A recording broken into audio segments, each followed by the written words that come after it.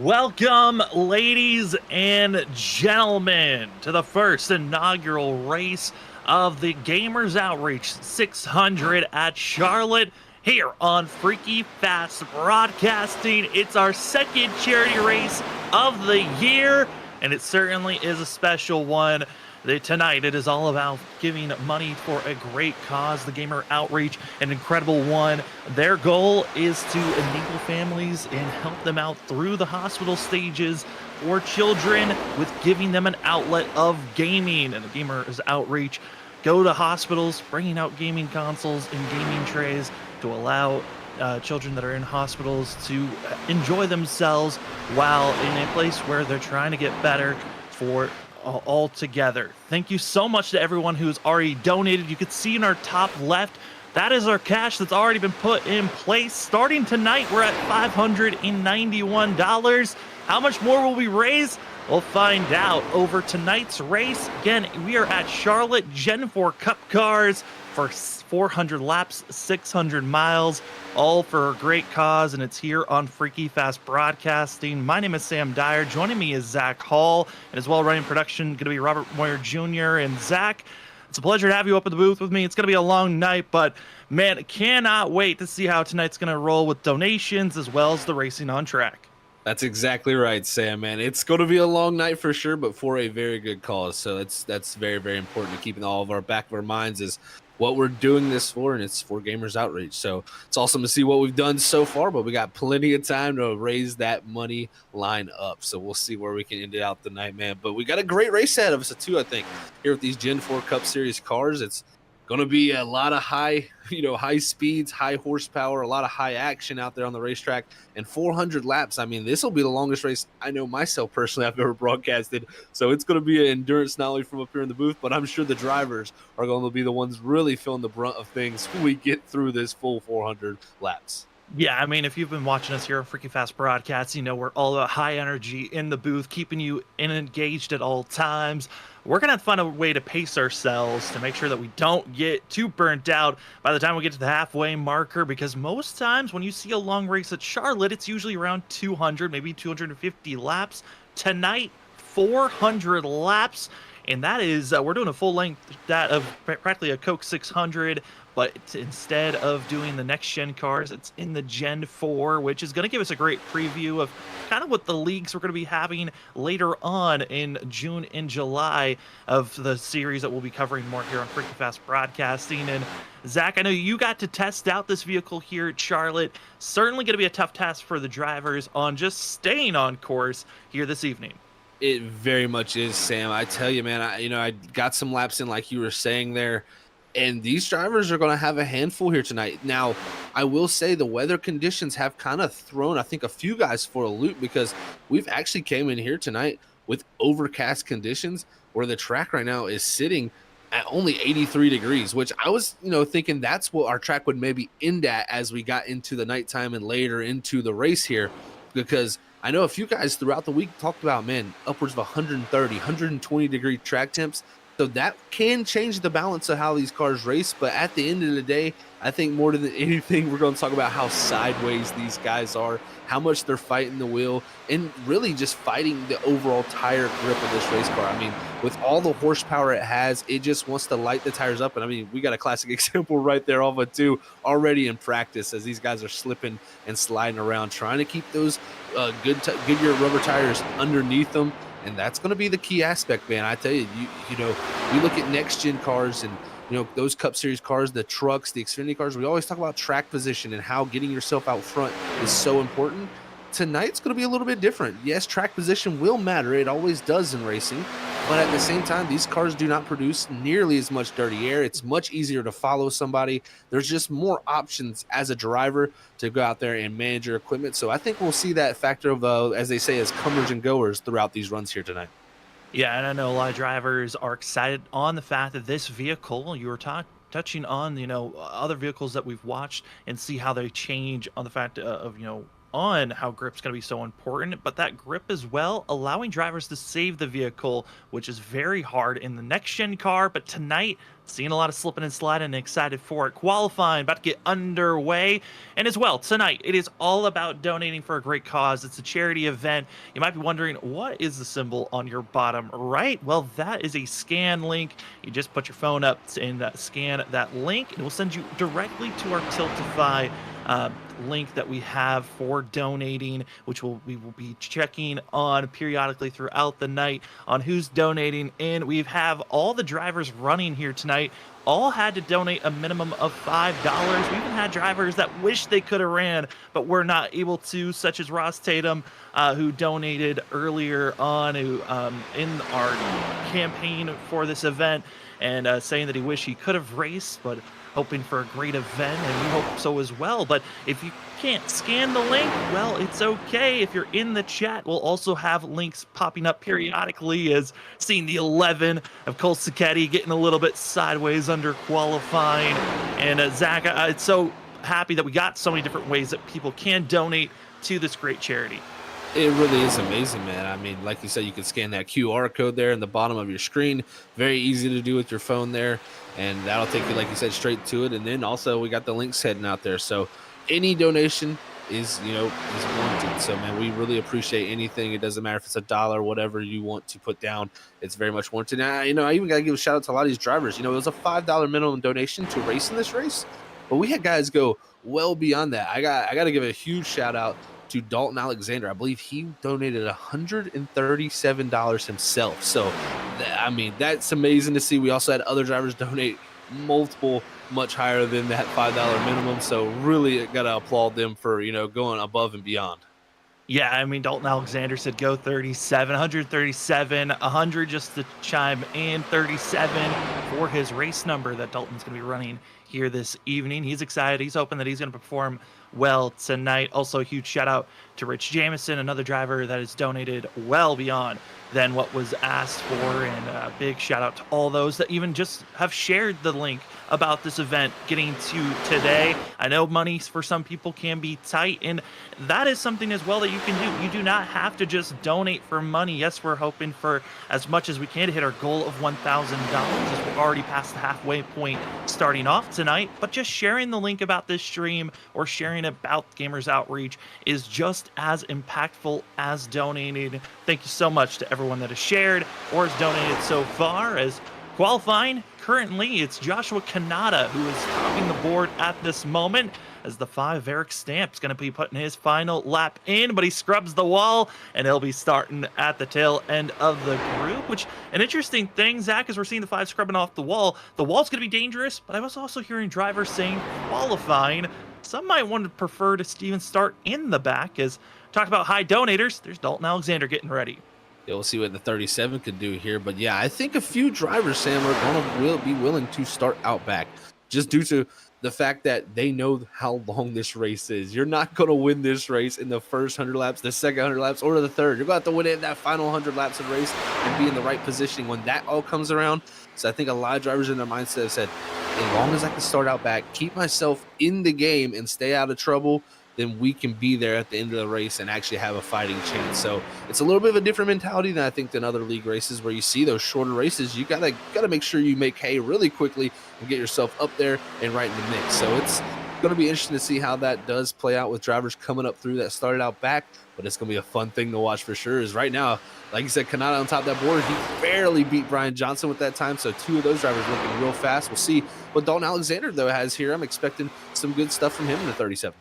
Dalton Alexander, as well as a few other drivers. Interesting to see those that are racing here tonight. Might have been watching us here on Freaking Fast Broadcasting. A lot of these names look familiar from all 5 of the different leagues that we've covered here on Freaking Fast Broadcasting through 2023. A few drivers are coming back after the Daytona 500 charity event that we had for the Juvenile Diabetes Foundation back in February. It's great to see that of Texas Speed coming out as a group once again to help out a great cause. And it's a pleasure to see all these drivers showing up. And Also, Zach, this is kind of a helpful preview for those drivers. They're going to be running in Stars and Stripes on Thursday nights since starting in July, as well as for the WSSR that have just moved over to Wednesday night, as they're both of those series moving to the Gen 4 car, as their seasons will be again popping up in July. So get a little bit of more practice as the 400 laps about to get underway. Qualifying is done.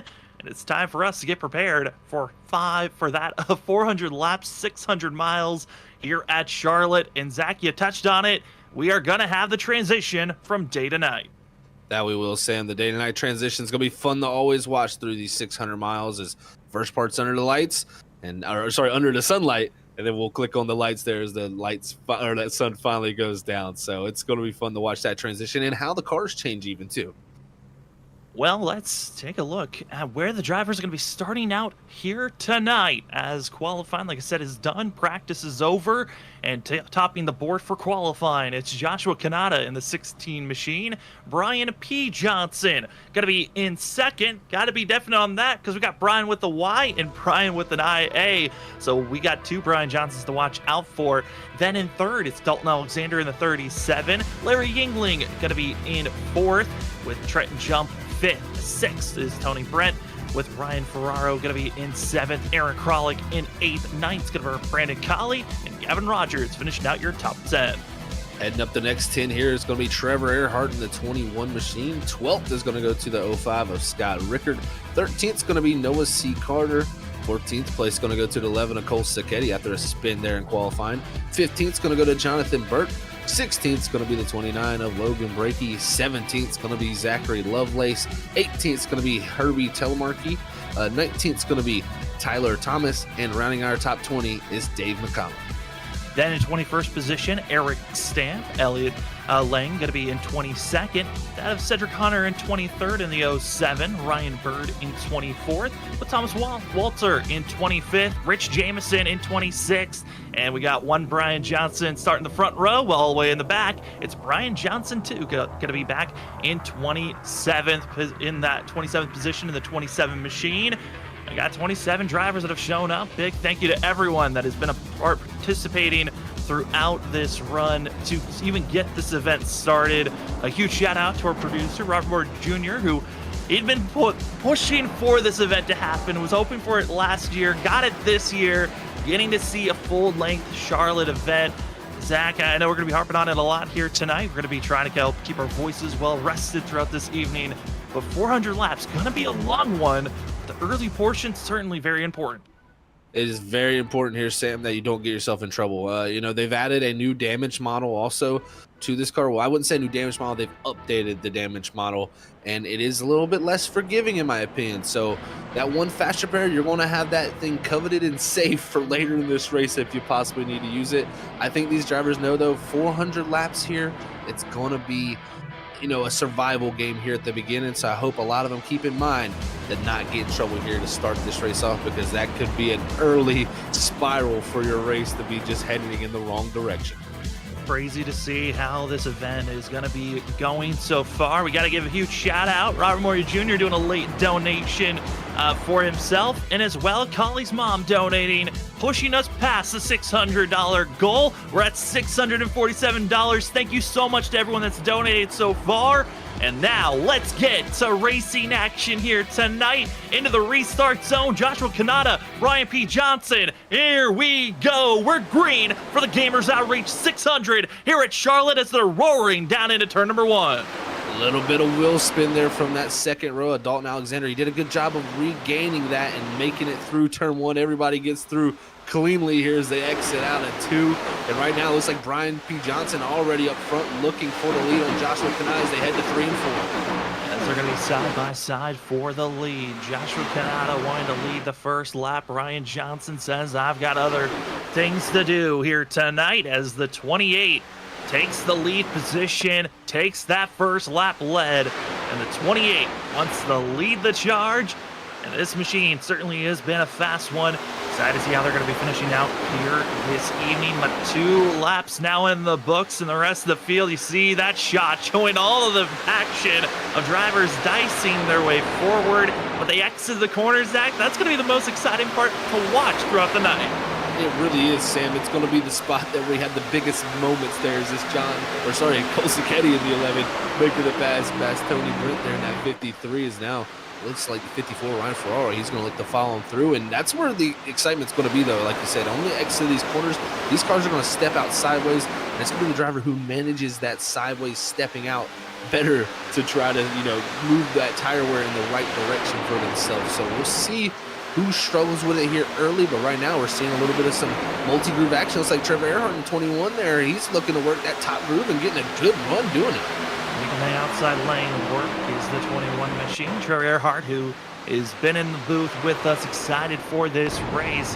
But then once we started talking about the 21, he wasn't sure what this race was going to bring. He was feeling like maybe he was a little bit under speed, but felt like the long run might be where he can find that little bit of extra oomph. Because he's not fast in the short run, maybe he can translate that into the long run pace, as we're right on board with the 53 of Tony Bennett. Bennett, part of the the Texas Speed team, and 53 trying to find his footing as his other teammate of Jonathan Burke closing in right behind him.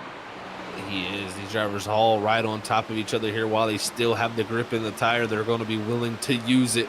It looks like Brent there able not to get the run off he needs in the corner, but now it's Telemark here in the 88. He looks like he's just gotten past Logan Brakey, and I think it'll be the interesting thing tonight is to see the drivers that lose positions early in the runs, how much are they able to gain back as the run goes on, as the tire wear really starts to, as they say, kick in. So we'll get to see, as they say, comers and goers, man, and I think that's going to be a fun part of all of these runs as they play out through majority of the night. But we did have a little bit of interesting strategy calls all around from a few drivers out there, Sam. I know from the very start of this race, it looked like Brandon Colley in the one, he elected to start from pit road. So that puts him about 14 seconds back off the lead in the one machine. So that's an interesting call there for him. And I think that's just to stay out of any trouble here early in this race. Yeah, this race, drivers do have one fast repair to work with. So if you get into any damage, you can come into pit road and we'll give you a completely new vehicle. And that way we'll keep most of these drivers still in the mix throughout the night. But honestly, when there's a fast repair given to drivers, sometimes they race a little bit too aggressive. But I think everyone in this field is recognizing this is a long race. You don't want to throw away any opportunity in the first 10 laps of a run. You want to get to those final 350, 400 laps. You want to get to the end before you make too many crazy moves, as some of the other drivers that you've seen here on Freaking Fast Broadcasting before, all the way back in 21st position. This is where we find the 07 of Cedric Hunter. Kind of surprising to see Cedric Hunter this far back in the field, but he is leading all the drivers that decided not to qualify, so he's all the way back, having to fight his way forward. He's definitely going to have some work cut out for him here tonight, but plenty of time. I think we're going to say that a million times here tonight. These drivers aren't going to have to worry too much about, hey, I need to get a move on it, because right now there is plenty of time out there just to go up there and make your way through this field and learn. Some of these guys probably didn't even elect to put in too much practice today, because you've got 400 laps here, 500 or 600 miles. That's a ton of racing to go down, and you don't want to go out there and wear yourself out in a practice session before. So I think some of these drivers, these first 200 laps of this race, they're going to be figuring out this racetrack, figuring out this car, and we may have new players when it comes down to that final half of the race, I believe. Crazy to see the numbers moving up in our donations. Huge shout out to Priscilla, $20 donation here to help out with the Gamers Outreach. Thank you so much. 10 laps in, and we are closing in closer and closer to our donation goal. Now, if we look back to our previous charity events, back in February, we had the Juvenile Diabetes Research Foundation. We hit over $1,200 donated. Thank you so much for that February cause that we were going after. Tonight, our ultimate goal is just to hit 1,000. And Zach, with the way it's going, it looks possible. Thank you to everyone who has already donated.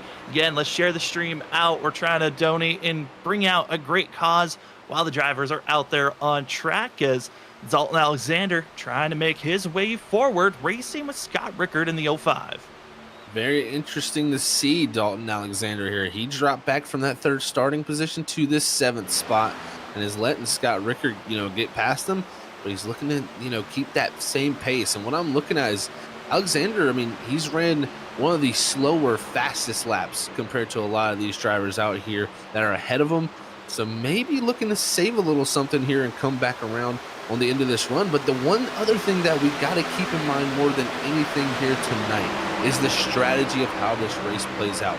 Doing the math coming in here, these drivers can go about 46 to 47 laps on a tank of fuel. So you're not going to be able to split this race up into 50 lap runs. You're going to have to figure out how you want to do it. But I think you're still going to see drivers stretch it out to that 46 and 47 laps because of the idea that, man, if I stay out that couple laps longer, we may catch a caution at some point in this race, and then that catches everybody out. So nobody really thinking of the end game right now. They're more thinking about how they need to get to all the way to the end of this fuel tank and stretch it out as far as they can, because the way the math works out, we're looking at a 9-stop race if it was to go from green flag to checkered flag.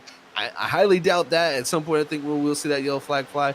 But I tell you, racing, anything can happen.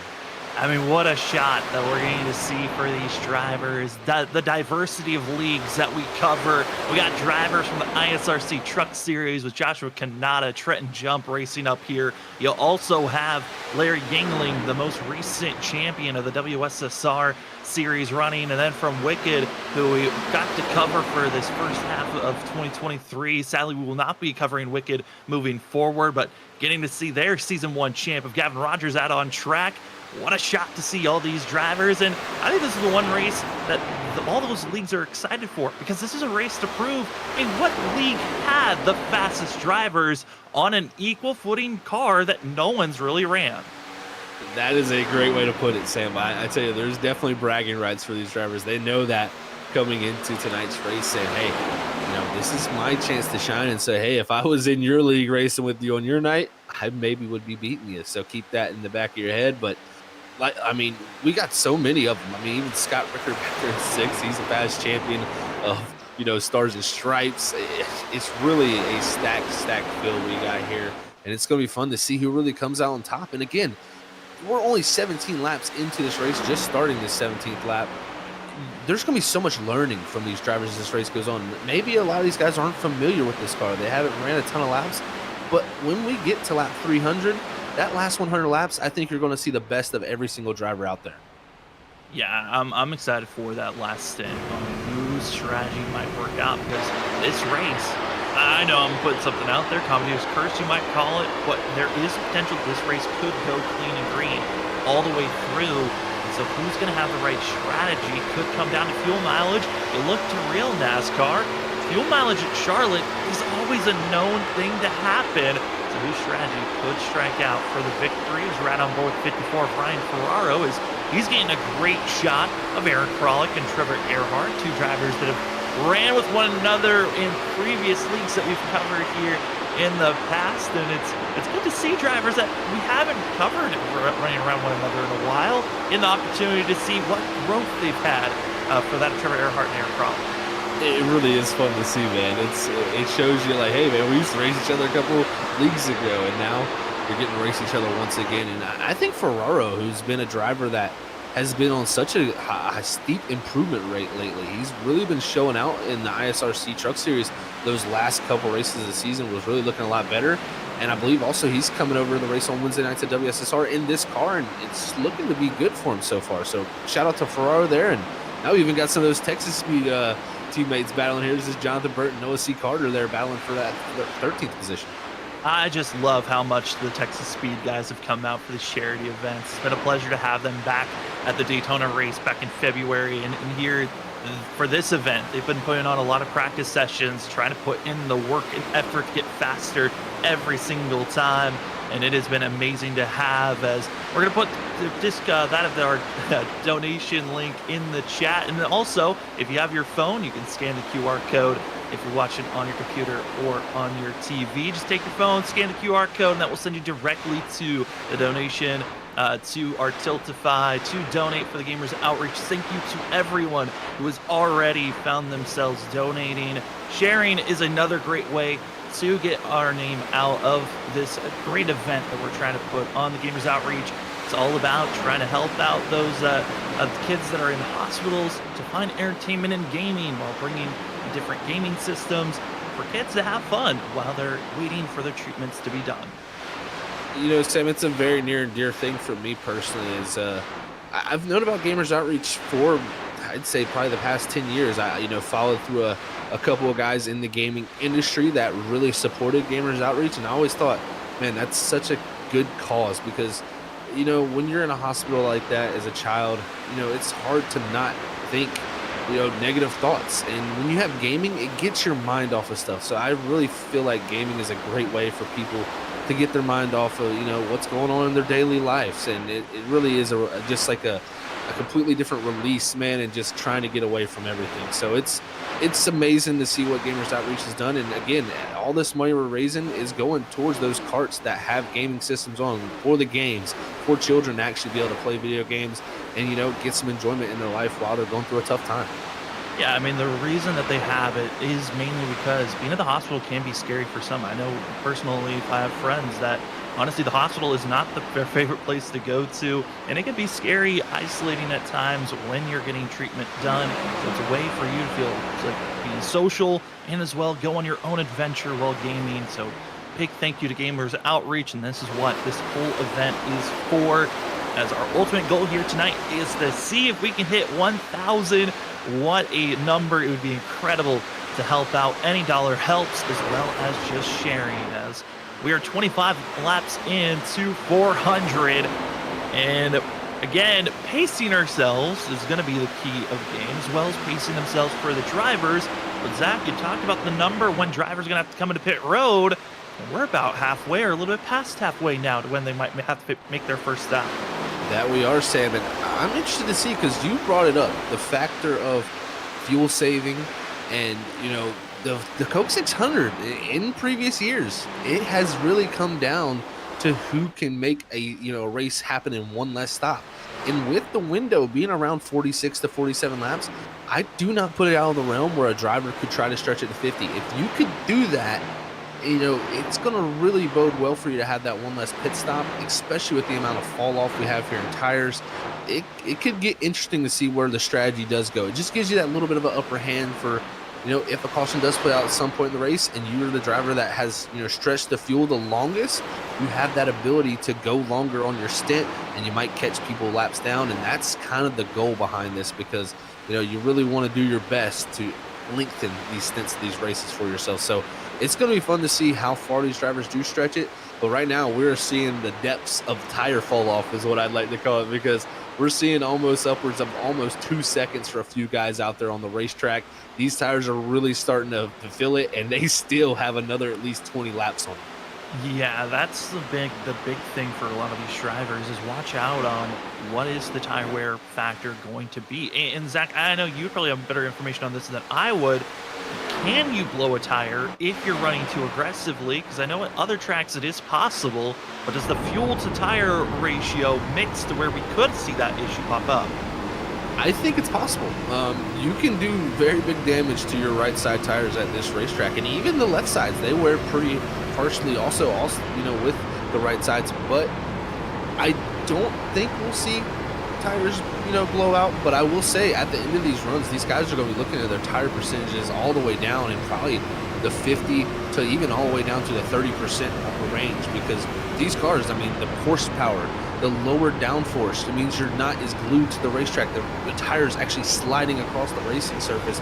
That's going to equate to that tire wear that we see and the fall off that we're seeing from these drivers out here. So it's going to be a factor that plays into all of this. It's going to be fun to see if that does happen, though, because certain drivers drive it different ways. It can really have a different effect on your tires.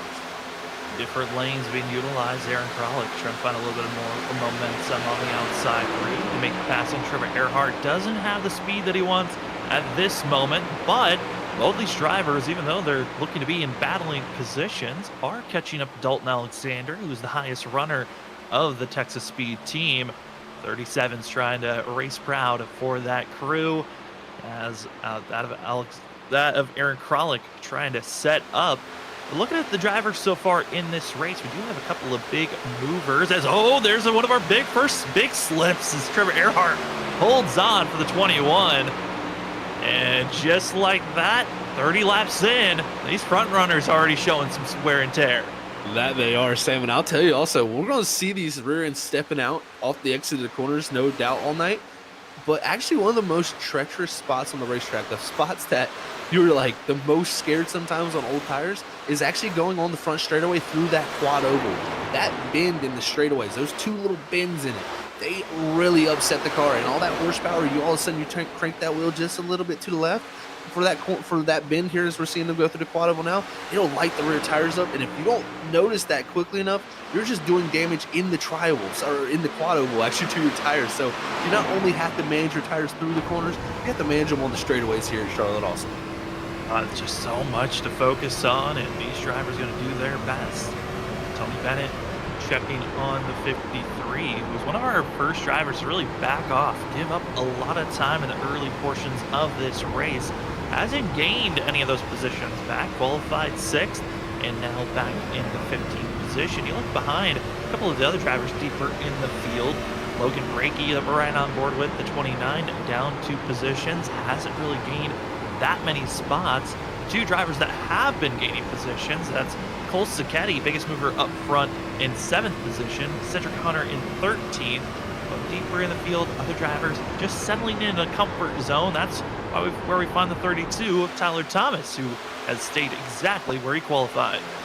Lots of movement going on right now. There's drivers really dropping here, and personally, probably one of the best battles we have on the track is around the 5th position. Trenton Jump just got around Gavin Rogers. Now Rogers is under threat from Cole Sacchetti, one of the biggest movers of the drivers up in front of this field. These three right here are kind of stacked up on top of each other, and it looks like Sacchetti trying to make that inside work while Rogers up the racetrack here trying to get a good run off the corner. But you can see fighting the rear end from both of them. The traction is being lost. These guys are really struggling here on lap 35 already of this run. They're just saying, get me 12 more laps and I'm getting into pit road. Gavin Rogers, Season 1 champion of Wicked Racing League, Season 2 champion of the ISRC Truck Series of Trenton Jump in the 46, and Cole Sacchetti, who is still searching for a championship either on Thursday nights, the Stars and Stripes Series, or Tuesday night for the Full Send Racing Series. You can see the 11 of Cole Sacchetti marching his way forward, and he's been one of the bigger movers so far here tonight. He's trying to catch up the best that he can, too. Scott Rickard in 3rd, but that was a very close interaction through the quad oval. It was very close, and again, that quad oval, so dangerous, so slippery, and you're getting to see some of the condition these guys are dealing with. It's 78 degrees out here for our ambient temperature and overcast. That 84-degree track temp, it's been about the same since we started this event, with about a 7-mile-an-hour south wind, so that wind can affect even how your car races. So we'll see how that plays throughout the night. But right now, Sacchetti's still trying to make that bottom work. But this is the thing about this car, man. You can race side by side. There's not really a side draft feature with this car in iRacing. So it doesn't really slow both of you down when you get side by side. You can really actually make speed when you're both there. And it looks like Sacchetti, after getting that done, we'll see if he can march a little bit farther forward, because they got Kanata not too far ahead of him, about 8/10 up the track. As well, trying to get by lap traffic. 27 of Brian Johnson going to be setting up, falling back deeper in the field. Josh Kanata in 4th place. Got the pole award in 16. He's been quick in the early goings, but how fast will he be on the long run? Well, he's just settling in his position. Driver that decided with the biggest different strategy from anyone else. That of Brandon Colley started on pit road for this race. Now up to 24th position. When he started rolling, he was only 14 seconds off of our leaders, now down to 18 seconds. And Zach, I would say that's not too bad of a fall off for a driver, even though he started in pit road. Exactly. That's not too bad, especially, I mean, we see Brian Johnson with about a 5-second lead back to 3rd. So if he would have been there with him, the 42 here having some troubles. Looks like he's pulling it low in the back straightaway. This is Elliott Lange there. As he's trying to gather that thing up, maybe going to come bring it to pit road and get some new tires on it here, and a little bit of an early stop for him. But back to what I was saying about Brandon Colley, the big thing for him is he's not lost too much time, and every now and then he actually matches our leader for the same pace they're running, because Brian Johnson's the only guy able to keep it in the 31-second bracket, and it's really showing. I mean, with the 2.6-second lead he's built up, Johnson is going to be a tough one to beat here tonight. But I think Brandon Colley just needs to get a caution at some point. That's going to be his focus, because he's knowing, man, maybe this strategy's not worked out the best, trying to keep myself safe by starting on pit road. It'll be Elliott Lang, also Telemac in the 88, and Jonathan Burt all coming into pit road.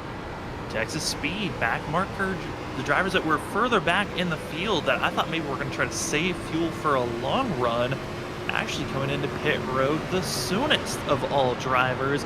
Interesting call by that of the 6, the 88, and the 42. They are now going to be one lap down or more.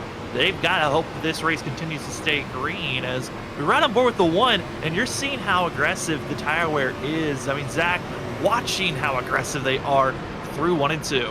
This is super aggressive, Sam. You're going to see here, he gets down to that blue line. You want to get as low as possible there, but not too low to get that left front on. But look, I mean, just counter steering immediately from center off. You know, we usually see these cars, I mean, race cars that we, cover, have a ton of left turn into them when they're in the corners, but he's not turning too far there. A little bit of a missing there, and you can even see there that sun starting to go down behind that or that front straightaway grandstand. That can play a little bit of a factor even sometimes too. But yeah, Brandon Colley here really working that wheel and trying to be the best, be as straight as possible when you come off these corners to make good speed. Trying to keep the speed up as seeing all these drivers settling in. A few other getting into pit row. The 5 of Eric Stamp also making a pit stop for the 5 machine. We'll see how when everyone else might decide to start to trickle into pit road, as lap 40 was the starting point. Will these drivers be able to make the lap 50 is going to be the key. Who was saving fuel, who wasn't? Who was learning from other series? I know Thursday night we had some drivers that were very skilled at saving fuel. Curious on what maybe some of these other drivers might have learned from all the different series that we cover here on Freaky Fast Broadcasting. As over the radio, hearing the 29 of Logan Brakey is going to be hitting pit road this go around.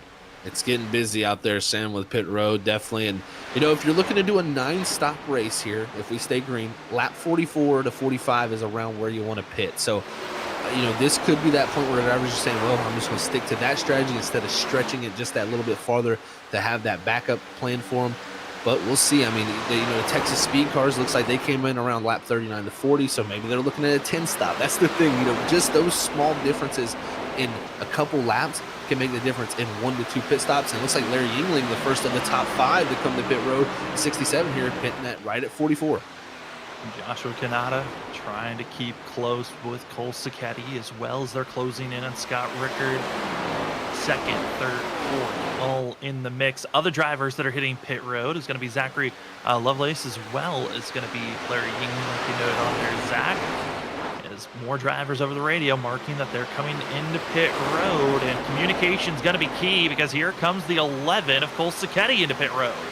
Sacchetti definitely getting down there, and it's tricky. I mean, this pit road is inviting, man. It really wants you to come in there really hot because the way it's banked, it's a little bit more banked of an entry for you. It gives you a little bit more grip. But these cars, not much practice for a lot of guys, I'd imagine, in these cars getting to pit road.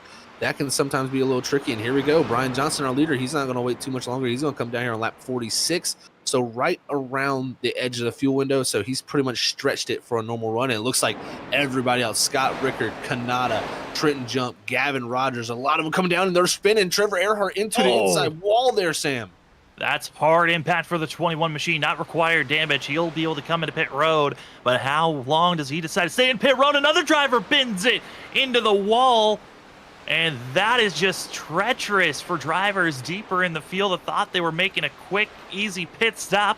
Instead, they're going to be taking a while to get rolling, as that's Rich Jameson, who's going to be with that major front end damage, and a tough pill to swallow, as Ryan Bird, Cedric Hunter are one of the few drivers that continue to stay out. Take that back. Hunter now hits pit road, as well as Ryan Bird, finishing out the drivers that needed to make this stop.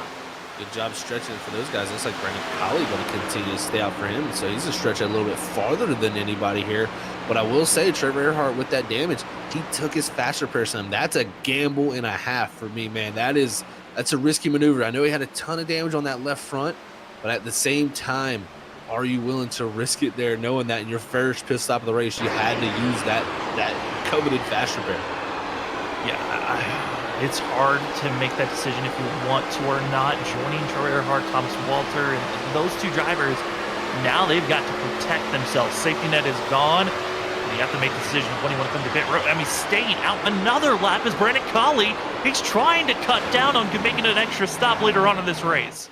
It very well may be the strategy that Brandon Colley is looking to do. And I mean, he's still making good pace. 32.186 last time by. Now there is a bunch of cars going by him, so that's going to make things tougher. We'll see. Does he look to elect to hit pit road this time? He's got the 54 Ferrari coming up, and no, Ferrari's going to run him over. He made the call. He was heading to the pit road, but Ryan Ferraro maybe didn't hear it, and the 1 gets caught up. The 54 takes the tow, and our first yellow of the day strikes on lap 50. Wow, Sam, that was almost readable if I ever seen one, because you know, he looked low, and I felt like that's, you know, he was probably going to come in that time by. And sometimes it's just miscommunication.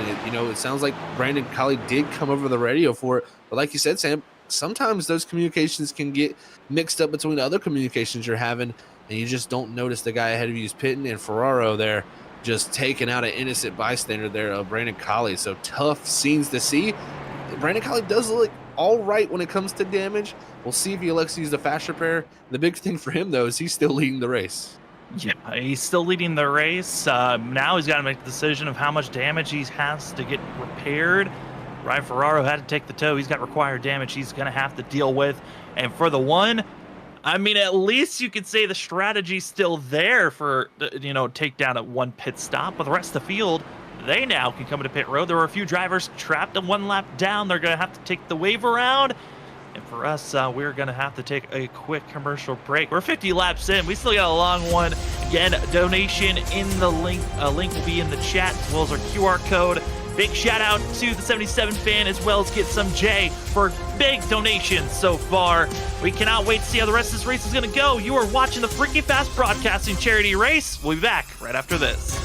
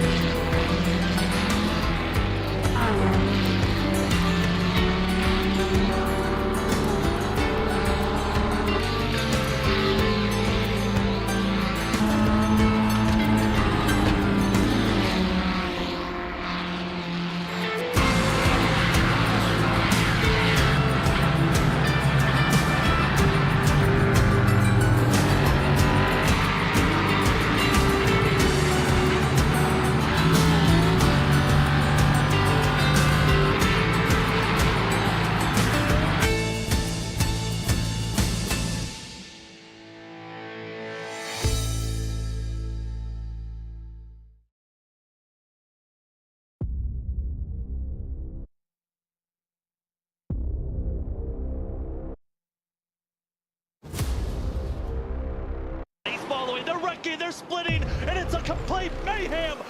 We have a wreck at the front. 19 goes down into the 7, takes out the 00. They're 5 wide behind for fifth.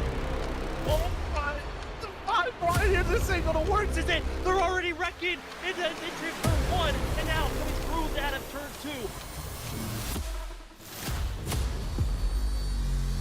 This is it, the Daytona. Oh no, they're wrecking contact. Sets gets into the wall, gonna be scattering on the outside. Drivers on the apron, drivers coming out of nowhere. Edison on the outside, trying to get the win, and it's William Edison stealing it at the line. Into the wall. The 18 trying to block. 77 to get into the 18. That leaves 3 of TJ Roberts. 17 to Gavin Rogers.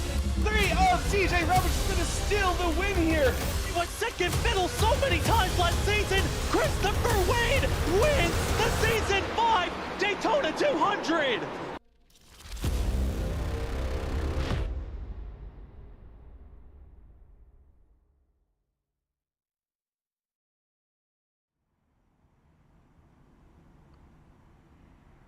Welcome back, ladies and gentlemen, to the Freaky Fast Broadcasting charity race here tonight. It's the Gamers Outreach 600. We've already had massive donations throughout the night already. Can't wait to see how many more we grab. Again, like, share, and promote this race so we can get more donations towards Gamers Outreach. We're back to Green Flag Racing, and Brian Johnson hit slacking as he falls now to side-by-side for second place. Larry Yingling takes the pressure forward. This is going to make things interesting here, Sam, with Yingling now getting out front. Brian Johnson not going to have that safe 3-second gap he almost built up from that first run. He's now going to have to work very hard to get back up there, but luckily for his sake, he was able to clear Scott Rickard. But we'll see, what did the drivers learn from that first stint of this race? And some of these drivers, pitted at different timings here. So some that have pitted earlier that still stayed out, they're going to be in an interesting predicament here with much older tires. Yeah, some drivers decided to come to pit road and get service done. That's Aaron Kralik, who topped off on fuel. That Brandon Colley back in 15th position. This is going to be his first restart in the pack for the one as he missed the initial start of the race and started on pit road. But these drivers up front, a fourth on back, are really putting on a squeeze on one another and almost accordion affecting their way into a wreck as Trenton Jump backs to the outside, Josh Kanata to the inside. A purple machine wanting to get in front of everyone here as he got the full award, but Kanata didn't have the great short run speed or long run speed. He's trying to just settle into a spot for the rest of this race, but he's got some heavy contenders as Cole Sacchetti has been one of the more aggressive drivers to move forward. He really has. Cole was making his moves, especially late in the run. So I think that's why you're seeing Cole here. Everybody a little stacked up from 5th on back with him in that 11. So you're seeing Kanata really try to fight hard to get past him. Even Trenton Jump, I mean, he went all the way to the top rope up there and wanted to put it against the wall and went around that 11 machine. So different strategies of saving all around from drivers out here. And also, again, some of these drivers are on 1 to 2 laps, some even fresher tires than that. Eric Stamp, the 5 there coming up through the Taco Bell machine, he's up to 7th now. He's going to have the freshest tires of this group.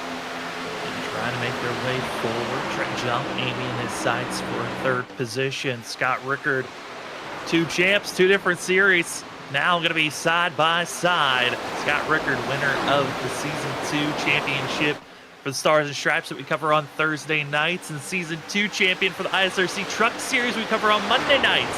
Blasting by is Trenton Jump in the 46 machine, and Grays, both of them got their championships in the trucks as we fall back to Cole Sacchetti. You talk about the Taco Bell machine, Eric Stamp on the move. He really is on the move here, Sam. This is impressive to see from this 5 car as he's going to make the move to the inside. Also, he's gotten past Rogers, now Sacchetti, now set his sights up on Kanata. We'll see how much tires are really an advantage. That's one thing that's a factor in this car.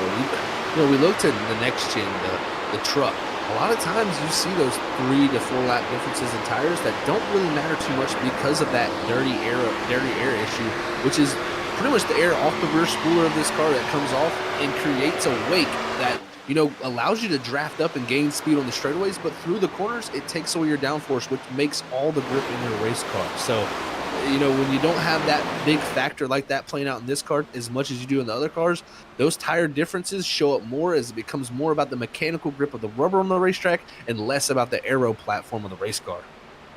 And also seeing a driver on the outside going backwards. It's Jonathan Burt, who decided to be one of the first drivers to come into pit road as well with himself, was that Hughley Telemac in the 88 decided to come to pit road. One of the very first drivers. They're on extremely old tires. They're on 20 plus old tires. Rest of the field around that of 16, some on 10 lap old tires. So this, that of the 6, 88, and others behind have to be concerned for the long run because they're going to have to think about pit road, maybe Zach, a little bit sooner than what they were originally thinking. They definitely will, Sam. So we'll see what the strategy looks like for them here. I mean, they're pitting around that lap 40 marker. We're almost 20 laps away from what their next marker would be at lap 80 if they want to continue the strategy they're on. But I think with that caution, you want to stretch it as far as you possibly can here now, knowing that what can play out. I mean, they did gain track position overall from this undercut strategy, but how long will that play out for him will be the question. Is now we're seeing Rich Jamison. Looks like he's getting passed by Ryan Bird there. Also the 83 and Noah C. Carter here trying to move forward. And Rich Jamison there, that front end there fixed up very nicely for him. I'm actually going to need to check myself here to see, did he actually use that fast repair? No, he didn't, but he did lose a lap though. So that's a huge factor for that 86 who's back in 24th, but saved that fast repair. And I tell you what, we're going to have possibly plenty of lucky dogs here tonight if we get a few yellows.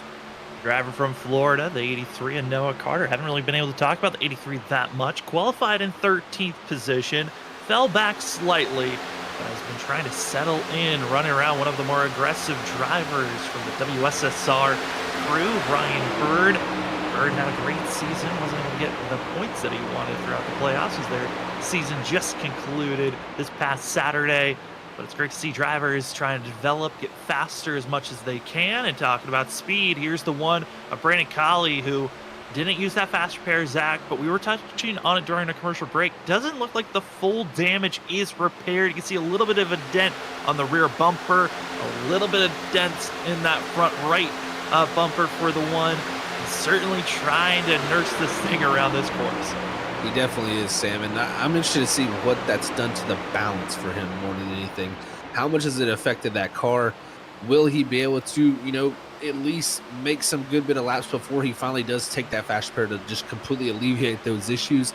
So I think you're going to see Brandon Colley possibly struggle through the mid portion of this race with that damage, but as soon as he gets it fixed up, the speed we saw from him, the long run speed, he can be a factor for a top 5 for sure. Top 5 is where a lot of these drivers are aiming for. 37. It's going to be seen that Dalton Alexander back in 17th position. Qualified 3rd. The pit road stops didn't work out in the favor of the 37 as he lost a lot of track position, but he certainly is watching drivers trying to dice their way past 37's teammate as Burt trying to see where the speed will hold, and it looks like Dalton going to use that fresher rubber, gets low off the exit. 37, a slight wiggle, but has the momentum to carry on for the pass. Great pass from Dalton there as he's trying to make that rebound like we were talking about.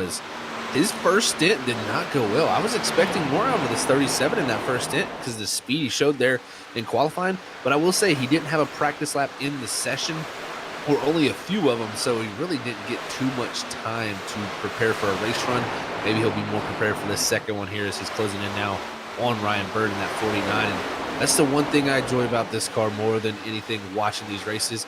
You see these guys close into somebody and all their momentum doesn't stop. They actually have the ability to go past them if they're faster. And I think that's why we've seen so much passing throughout the night and drivers really being able to make up deficits.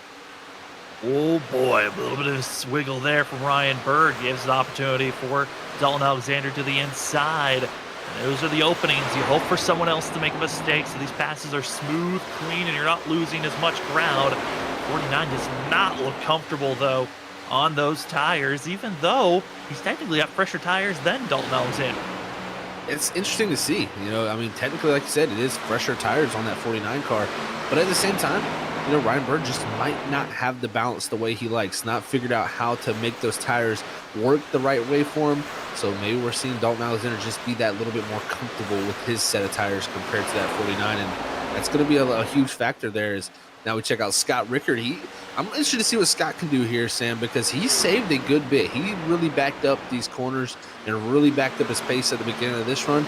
I'm interested to see if he can go up there, battle again with Trenton Jump and Larry Yingling, because Yingling has the oldest tires of this group up here. He pitted on that lap 44 marker. So Larry might hit a little bit of a wall here at some point. This 05 may be able to take over second or third. trying to keep that speed up as he's running again, just as fast as Brian Johnson that last time by.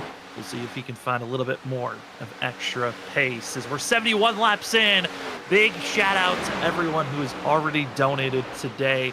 While the broadcast has been rolling again, we started off right when the broadcast went live with our donations being at 592. Now currently we're at 747, inching closer and closer to our ultimate goal of $1,000 donated directly to Gamers Outreach.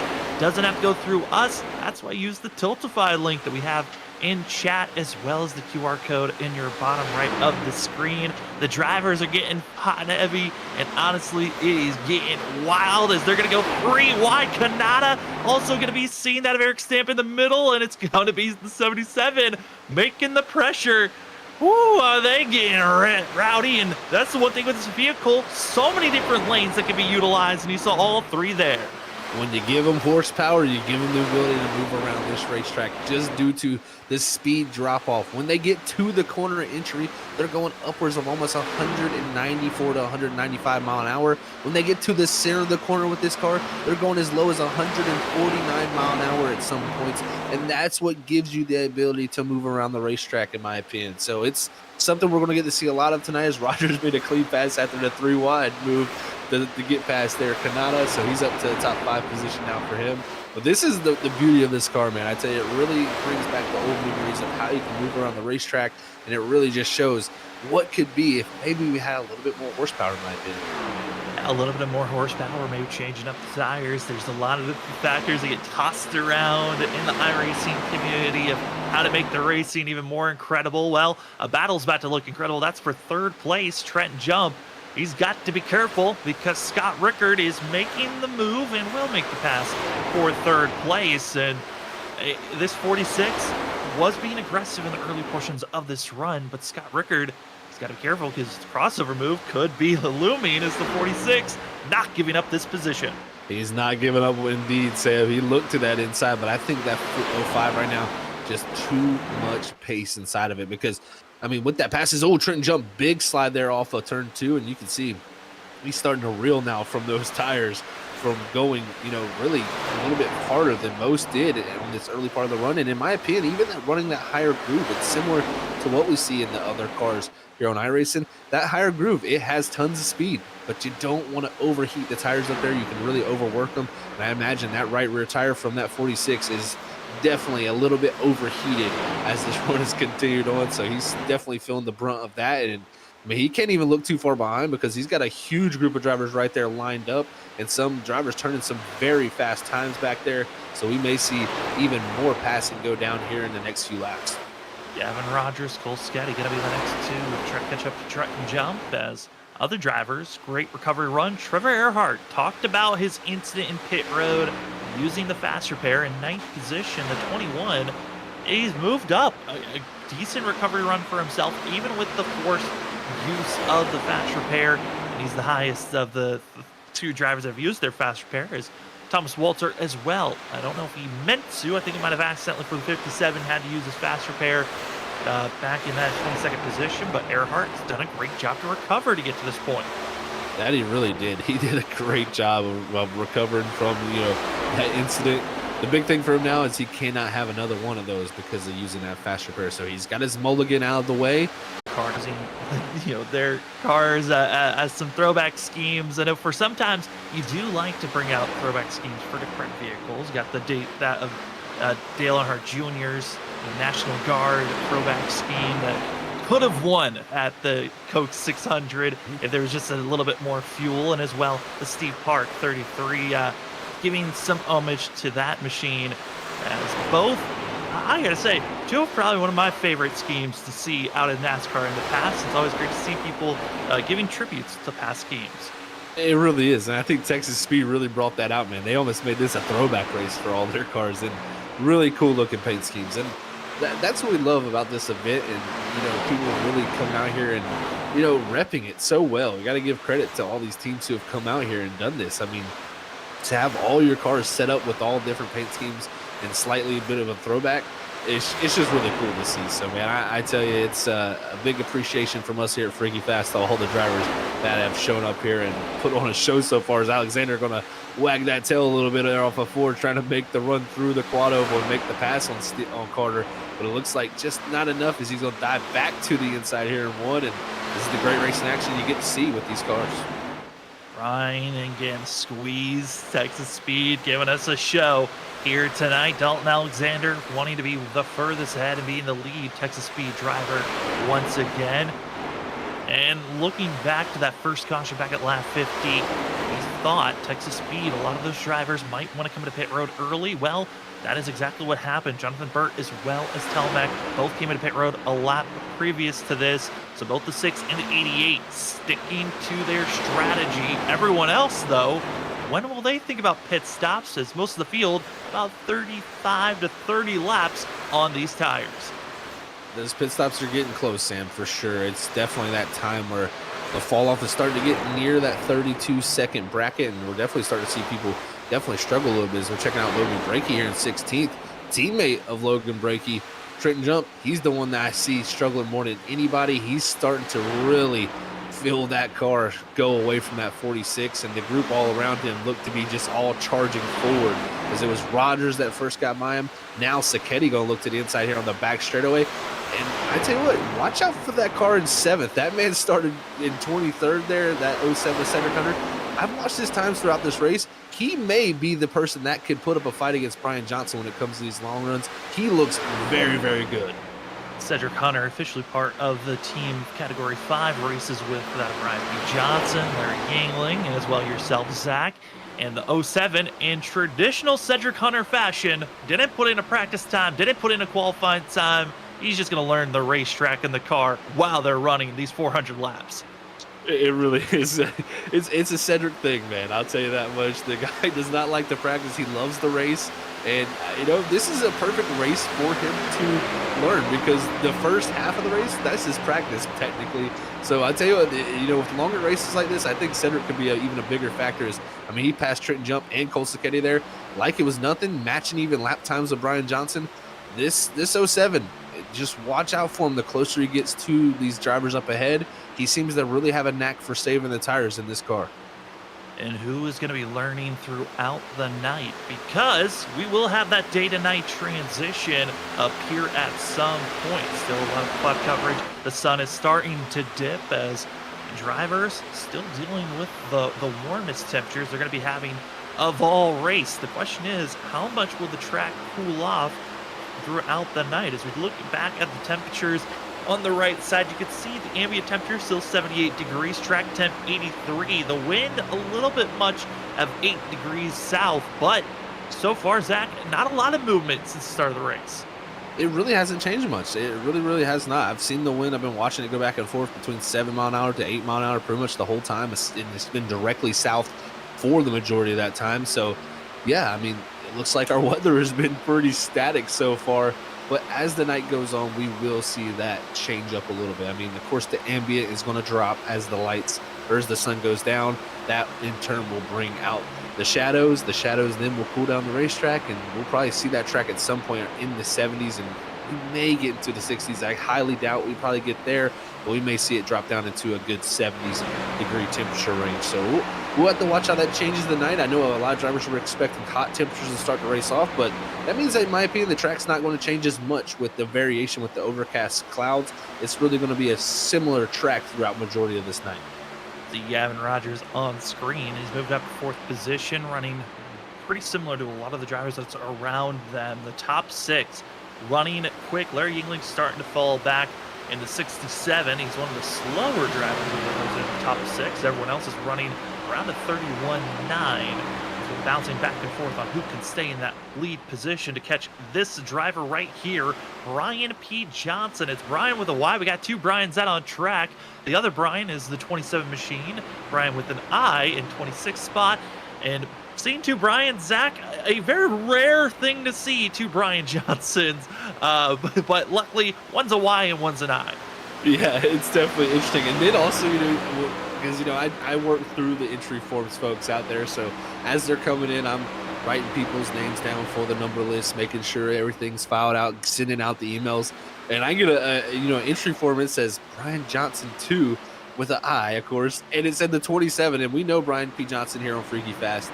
He's always been in the 28 car. So it was just kind of like some irony behind that they'd be one number off and one, a couple letters separating their names. So it's definitely interesting to see all the walks of life throughout iRacing, man, and it really makes it interesting for us up here in the booth. But this guy so far has been untouchable so far, but we'll see if anybody has something as the night starts to come closer and closer in. But Cole Sacchetti, gotta say, he's having a great run for himself even there, 2 and 6. He's kept himself really in that top 5 range since the mid portion of this last run.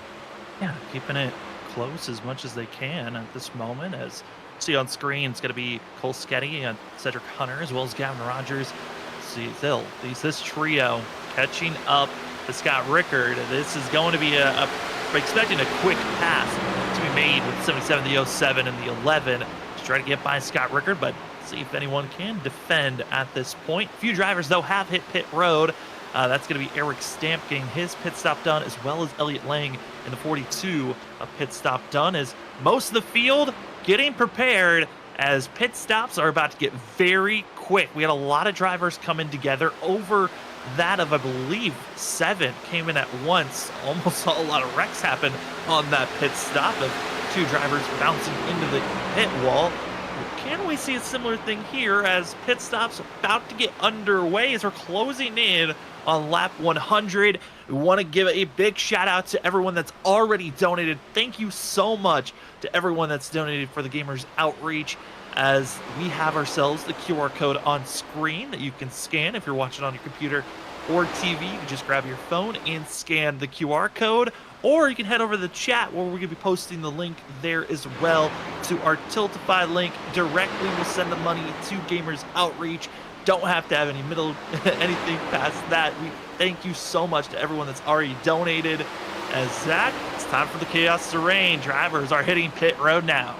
That it is. It's that time, man, and we're seeing it get very, very busy. Cole Sacchetti, the first of the drivers up in the top 10 I've seen pit. We did have Eric Stamp not too long ago. He pitted, and I was watching him come through in the 5. The closing distance that these drivers have and the closing rate on the new tires is really, really scary to see. So we'll see maybe a few more scares. Remember that first caution we got there with Brandon Colley involved in it. He got ran over coming to pit road. So we'll see if that's a factor here again, is the one there. Seeing multiple drivers pit around him, I'm sure that's maybe bringing up some bad memories for him.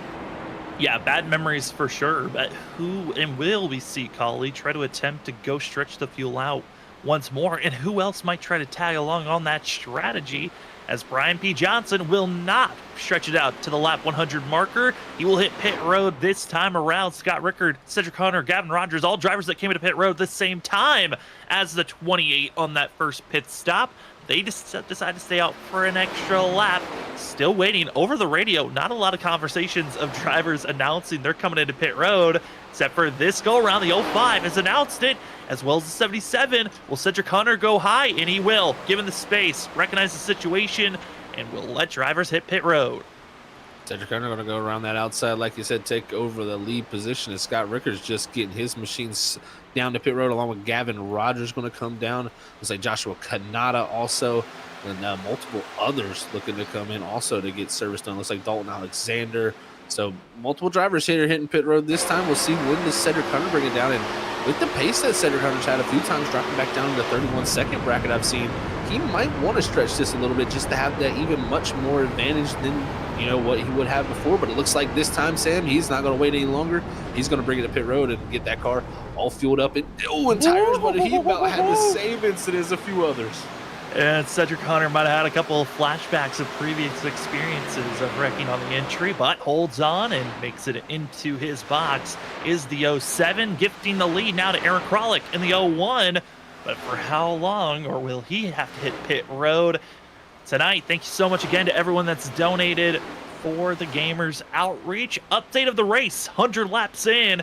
As we're almost at that 100 lap marker, we've got one driver that is still in pit road. That's Ryan Ferraro, who's trying to get manual repairs, as he was involved with our first official wreck of the night, collecting with the one of Brandon Colley.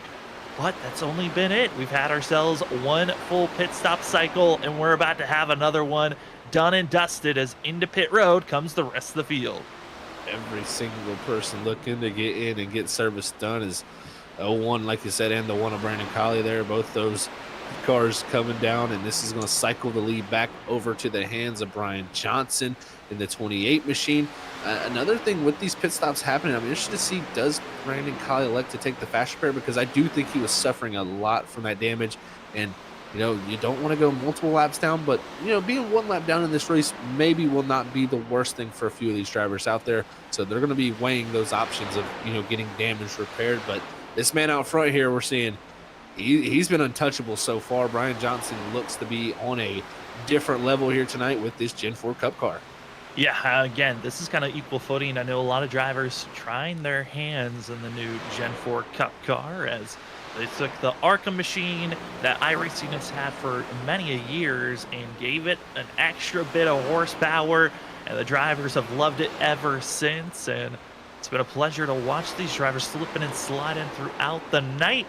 So I want to give, as we're at the 100 marker, a shout out to the 4 machine of that of David McConnell. I know McConnell's dad's in the chat, as that is Get Some Jay, who has donated $20 here tonight. Again, thank you so much to Get Well Jay, as well as Priscilla, Colley's mom, the 77 fan, everyone that has donated during this broadcast already. That's gotten us to this point over $700. Crazy to think that we hit that of 747 as we're inching closer and closer to that 1,000 marker.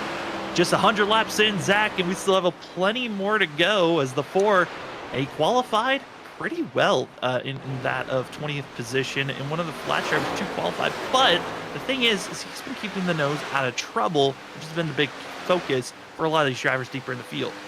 I think that's a huge, huge thing, man, because, right now, David's running in the 19th position. And if he keeps it clean, I'm telling you, that 19th running position will only go forward. It's just a known fact. These races a lot of times come down to attrition, and it's really the drivers who can stay clean and stay out of trouble in these first 300 laps that will set themselves up for that final 100-lap run to the end of the race. It's just such a vital thing to do, and I love what he's done so far to keep himself right in the mix. And the big thing for him also, about 23 seconds back from the leader, so still a good, I'd say, another 7 to 8 seconds before the leader comes by to lap him. But even going a lap down in this race, I don't think is going to be the worst thing for somebody, because there's just so much time to make those laps up. But the problem that would play out is if more and more drivers get a lap down, that's where it gets tougher to get that lucky dog position. Trying to stay out of going that lap down going to be the key. Could we see a yellow come out? Gonna have to watch out, as we talked about Trevor Earhart having to use a fast repair. Here's another driver that's already done that, the 57, and Thomas Walter back in 20th position, qualified 25th, did not put a qualifying time down. And for Thomas Walter, running back here, he's gained 5 positions from where he started. And again, another driver that's just trying to keep their nose out of trouble, got caught up in pit stop issues of getting into the wall, and now it's just survive, make it to the end of this race. You've made it for a lot of people already have hit their goal. Getting past lap 100 is just a goal in itself, and now you go to the next one, get to lap 200, 300, and maybe even 400.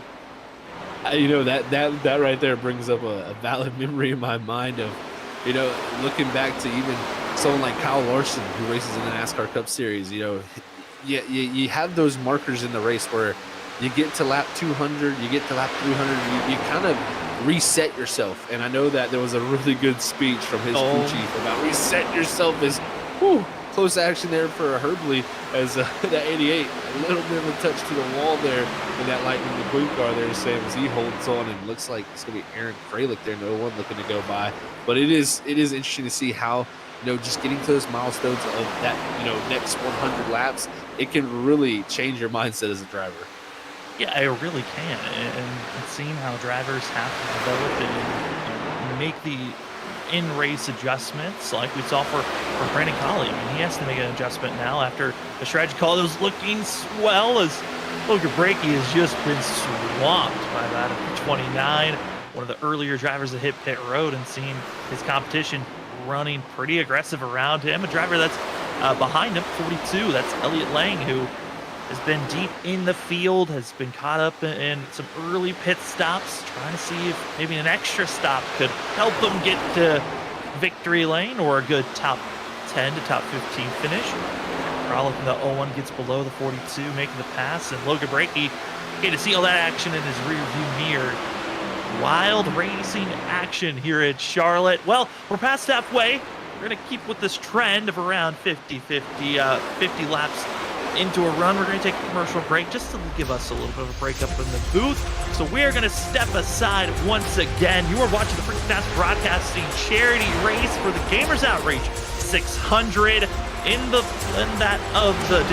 chat, you will be seeing a link for the donation. Thank you so much for watching. We'll see you right after this.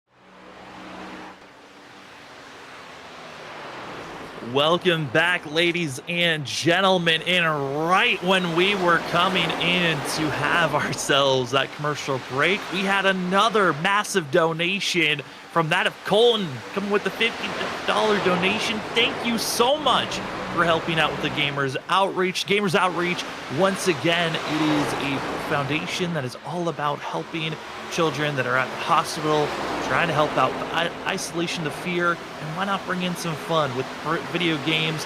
Basically, they roll in a cart, it's got a screen, video game system, and have your fun while you're waiting for your treatment to be done. And it's a big, an amazing pleasure for us here at Freaking Fast Broadcasting to put on these charity events. This is our second and last one of 2023. Our first one was back in February, where we put on the Daytona 500. We got to show off that of the Juvenile Diabetes First Foundation. But tonight, it's all about the Gamers Outreach. And once again, thank you to everyone that has donated so far here tonight, as we do have our first official DNF of the evening. Kind of a shocker. Zach, it's Scott Rickard in the 05 that's out of the race. It really was, Sam. That yeah, went back and looked at it too. Just pulled it in and pulled over and got in the car. So maybe something's come up. Maybe had to go somewhere.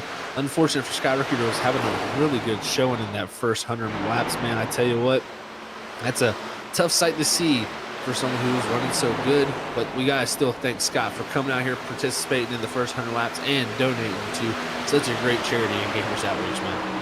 Yeah, again, big shout out to everyone that's already donated and has gotten us to this point.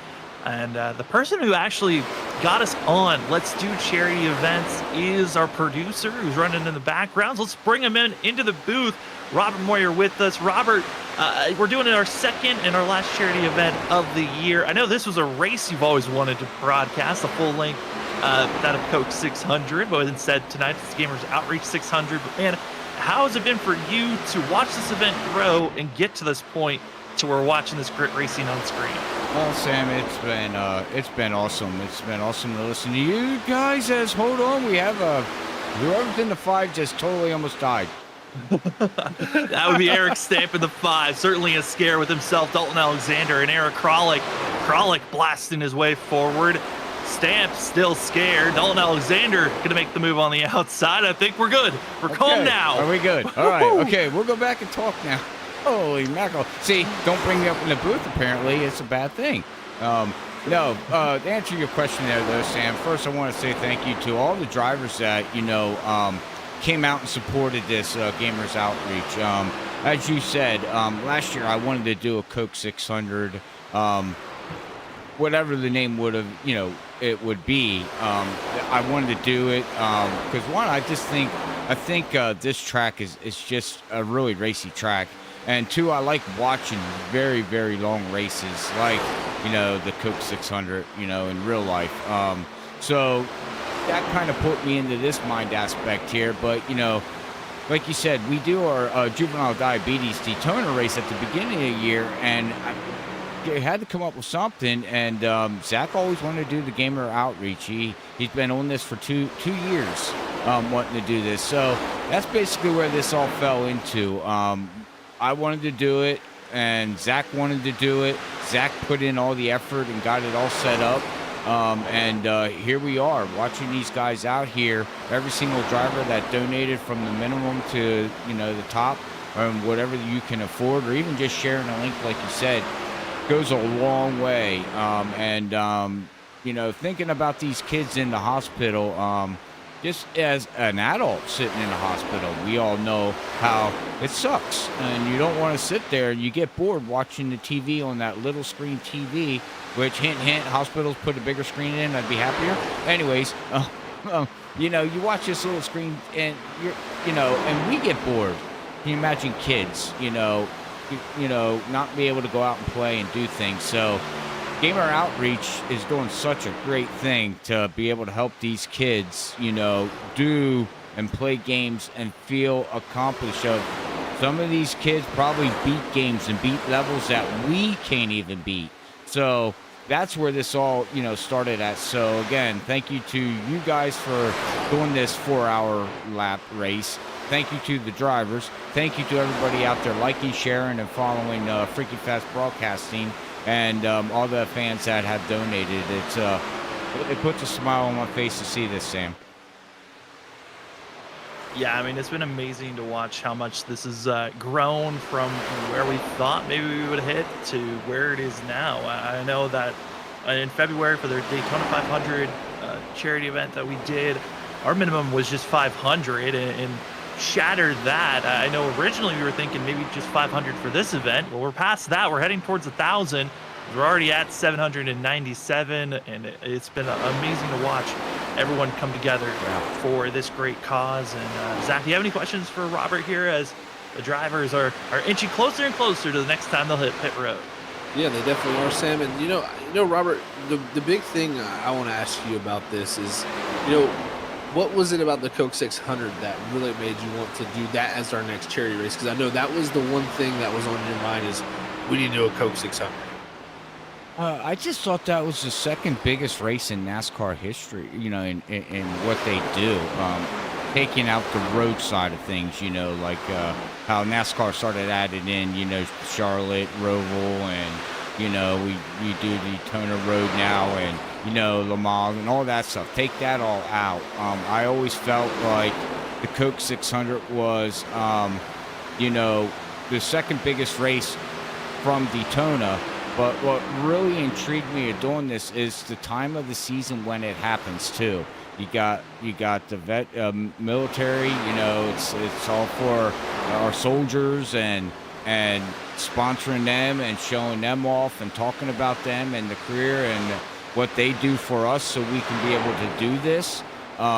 So that's where that led to, Zach. I just felt that it was the next best thing. Compared to the season opening of NASCAR itself. But then when iRacing turned around and brought this car in by accident, well, that just put the cookie on the top. Like, that was the first thing everybody said, let's run these new gen cars, because the way they drive and the way they handle, and it brings back the old days.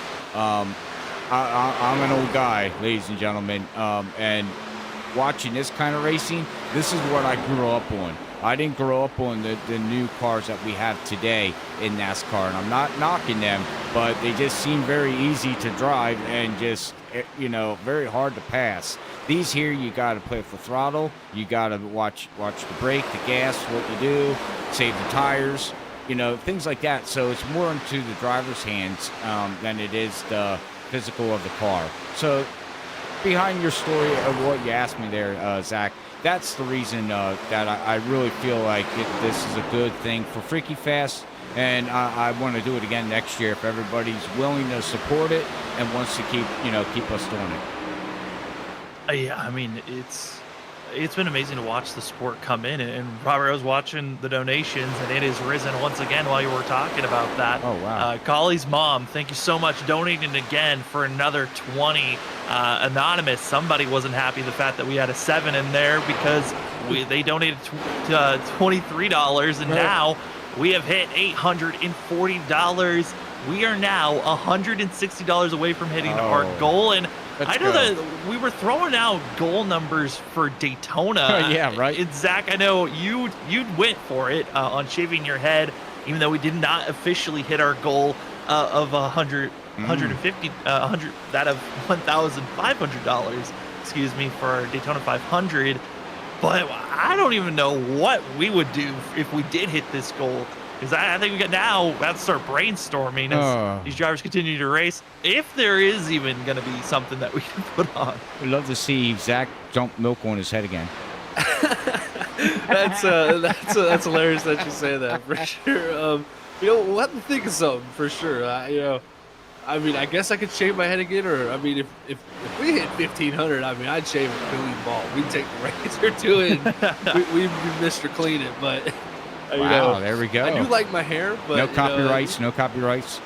It is good for a a good cause. I'm willing to do things. So I'm sure. Hey, if we hit $1,000, I'll shave half of my mustache and beard off and take a picture, a funny looking picture. So there you go. We might have to do that. So we're getting close, and I know the Freaky Fast family. We haven't even gotten halfway yet.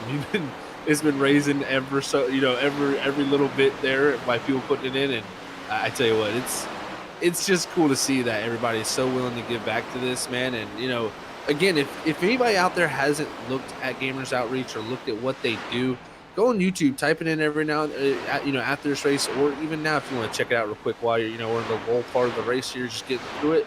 Go check out their go-karts. It's called the go-kart, and pretty much it's a Gamer Outreach cart is what it stands for, and it's a portable video game kiosk that's built specifically for hospitals. It's like it's got the sterile, everything to keep stuff clean. It's a really cool thing they got going on, man. Yeah, I have to echo that there, Zach. But before I hand it back over to you guys, and I'll come back in later into this race as we're on lap 135 of 400 here, I do got to give props to these drivers. These cars, I was kind of worried here, Sam and Zach, because I know how these cars, and I've been watching, on the official iRacing servers and watching some people, having a struggle with these cars. These guys so far, in general, I think put on a really good show here, 135 laps in, on old tires and new tires. how the balance of that car changes from new to old as you know, they wear them tires down the longer the fuel run goes. So bravos to these drivers. It's awesome to see. Makes my job a little harder back here in the background trying to figure out where I want to go with the camera, but hey, bravos to them.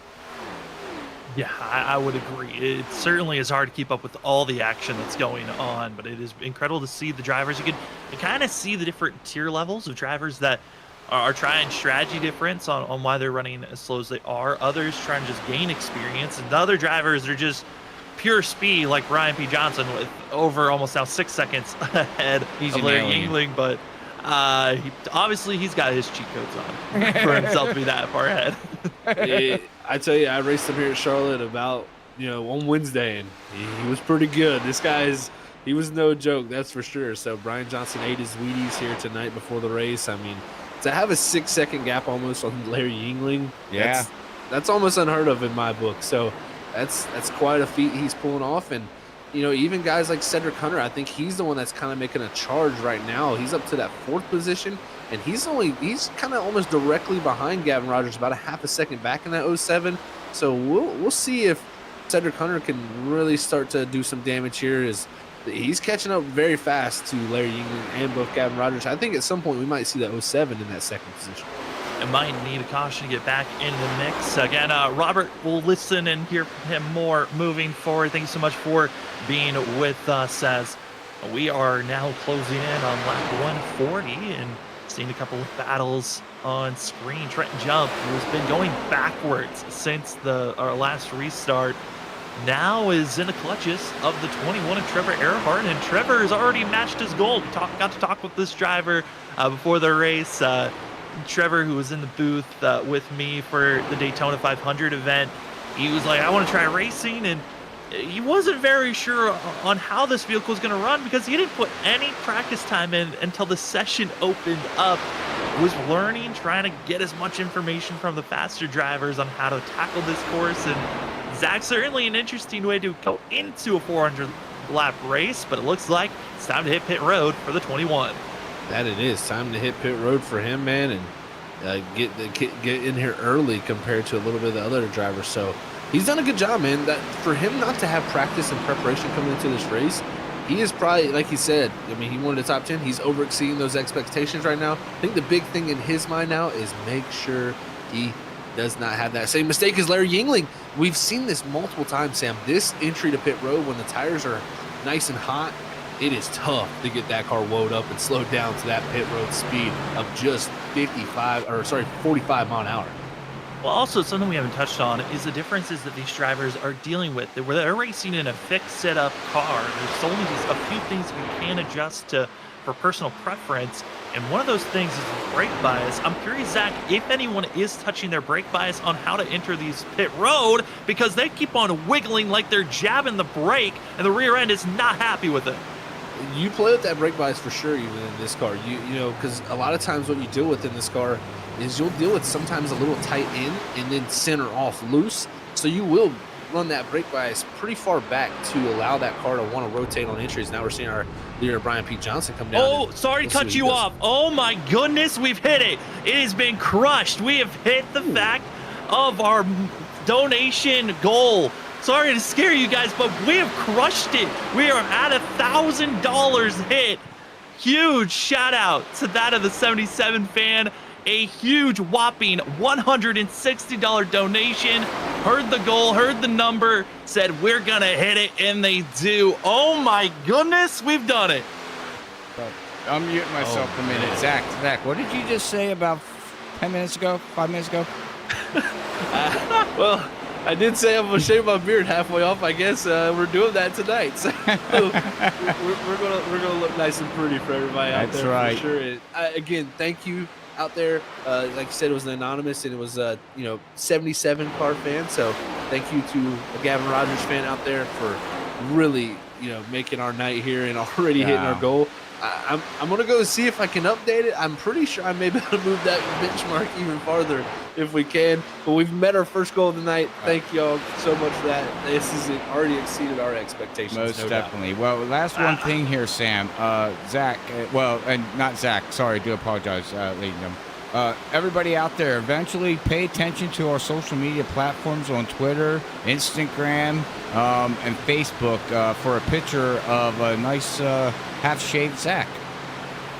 Oh, I cannot believe this. That was crazy. I was just like, all right, well, we're good. We won't hit that goal until maybe later on, and then bam, I look down and it's just goals have been reached. It was wild. Again, thank you again to that of the 77 number 77 fan who's Gavin Rogers fan out there, as they have donated based on when this broadcast started. They have donated over $220. Thank you so much for your generosity for us to hit our goal. Again, Zach's gonna try to see if we can push that out even more, as drivers are just getting done with their pit stops. Again, another green flag cycle as the one machine makes his stop. We're inching closer and closer to 150. What a crazy moment. Again, thank you so much.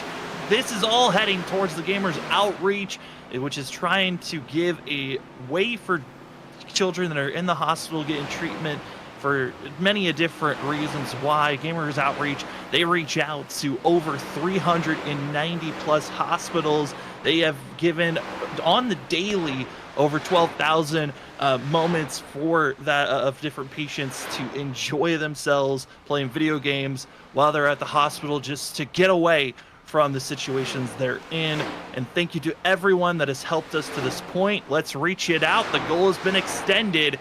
We are now at that of $1,250 is our goal. We are currently at $1,020.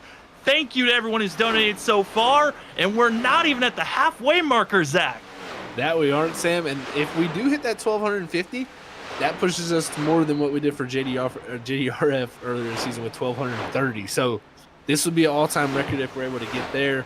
And I mean, that now puts us at $2,230 raised in 2023 for two charities. That is, I gotta say, very satisfying for all of us here at Freaky Fast to hear that news and see how much, the iRacing community and fans that tune into us are willing to give back. And that's what it's all about at the end of the day. This race is all about giving back to people who are in need. And I tell you what, it's a pleasure to be up here broadcasting this. And I love the excitement that Sam brought through right there. And hey, that's exactly the way you bring in when you meet your goal. I was just, man, I was still trying to think of, Robert just comes in, we're about to see Rex, maybe a caution comes up. Instead, Robert gets in the booth and we hit our goal. So don't worry, we're making a happy twist, Robert, as we are now at that of 150 laps in of 400.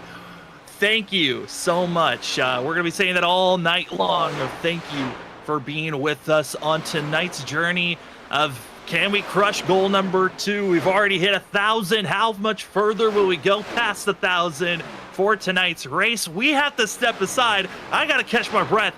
And we will also take a quick snack break, as we're going to take a quick commercial break here in a moment. You're watching the Freaky Fast broadcasted charity race, the Gamers Outreach 600. We've hit our goal, 150 laps in the book. We're inching closer and closer to halfway in the race. How far will will that of the donation go? Thank you again. We'll put the link once again in the chat. We'll be back right after this.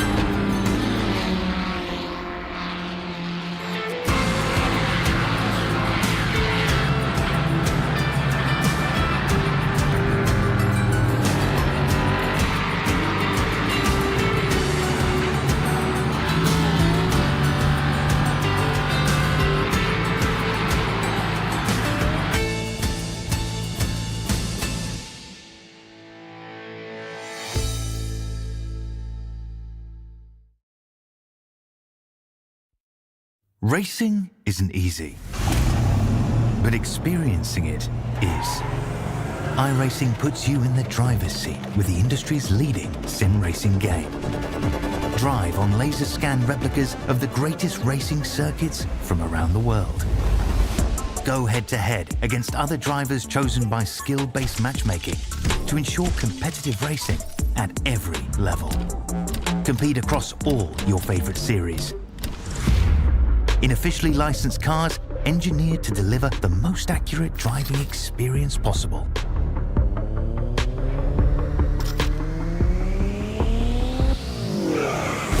Join a race or host your own with players from across the globe. Race against the computer or in a league with friends. Feel the thrill behind the wheel. Visit iRacing.com.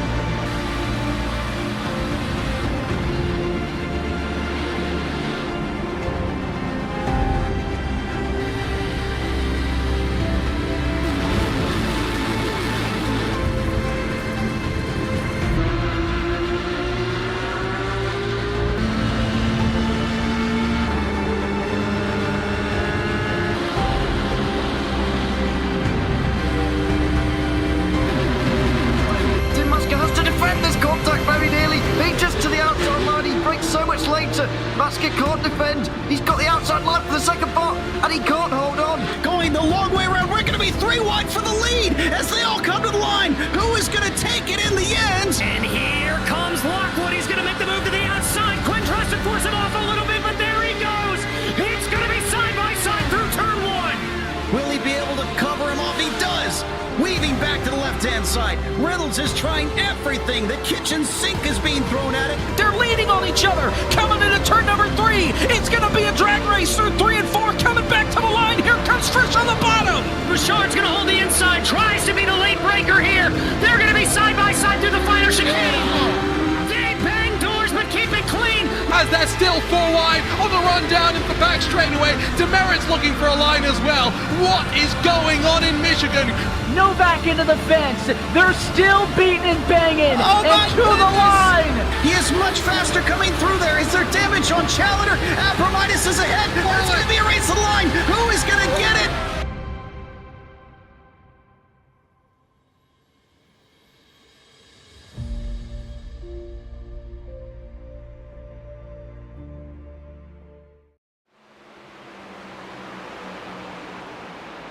Welcome back.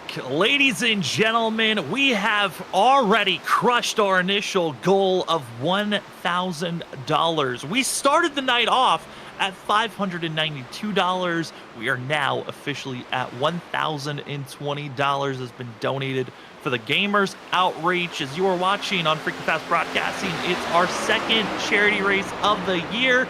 The Gamer Outreach 600 Gen 4 Cup cars for 400 laps, 600 miles here at Charlotte. And with the crushing of our 1,000 goal, Zach has already said that he's willing to shave his beard and mustache in half, and we will then post that on Freaky Fast Broadcasting. Well, now we have a new goal, and because Zach has already offered himself in our first goal, I will be putting myself on the line. We do have a caveat, though. There will be no shaving for myself because I'm already part of a different bet with my older brother that I cannot shave my beard off. But what we have decided on under this commercial break is if we would like, we can dunk something or pour something on me. I know before Robert threw it out for milk for Zach as a challenge that's happened before.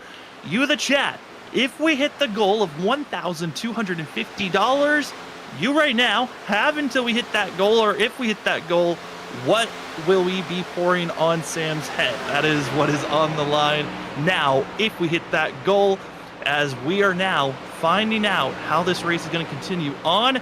Zach, it's been a wild race, and we are not even at halfway yet.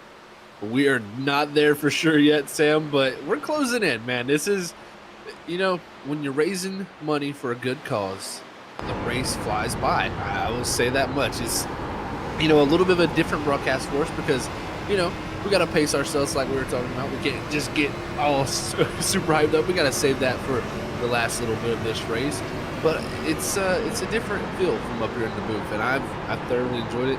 It's been great to see what we've already done, and $1,020 raised. Let's see if we can hit that $1,250. That would just make our nights, and our nights have already been made, so it would just make it that much better. So it's really been a pleasure so far, but yeah, we're nearing towards that halfway point, and these drivers not going to be able to pit, or they're going to have to pit a little bit before this halfway point, but it should be interesting timing here for these drivers to see how these strategies are still playing out.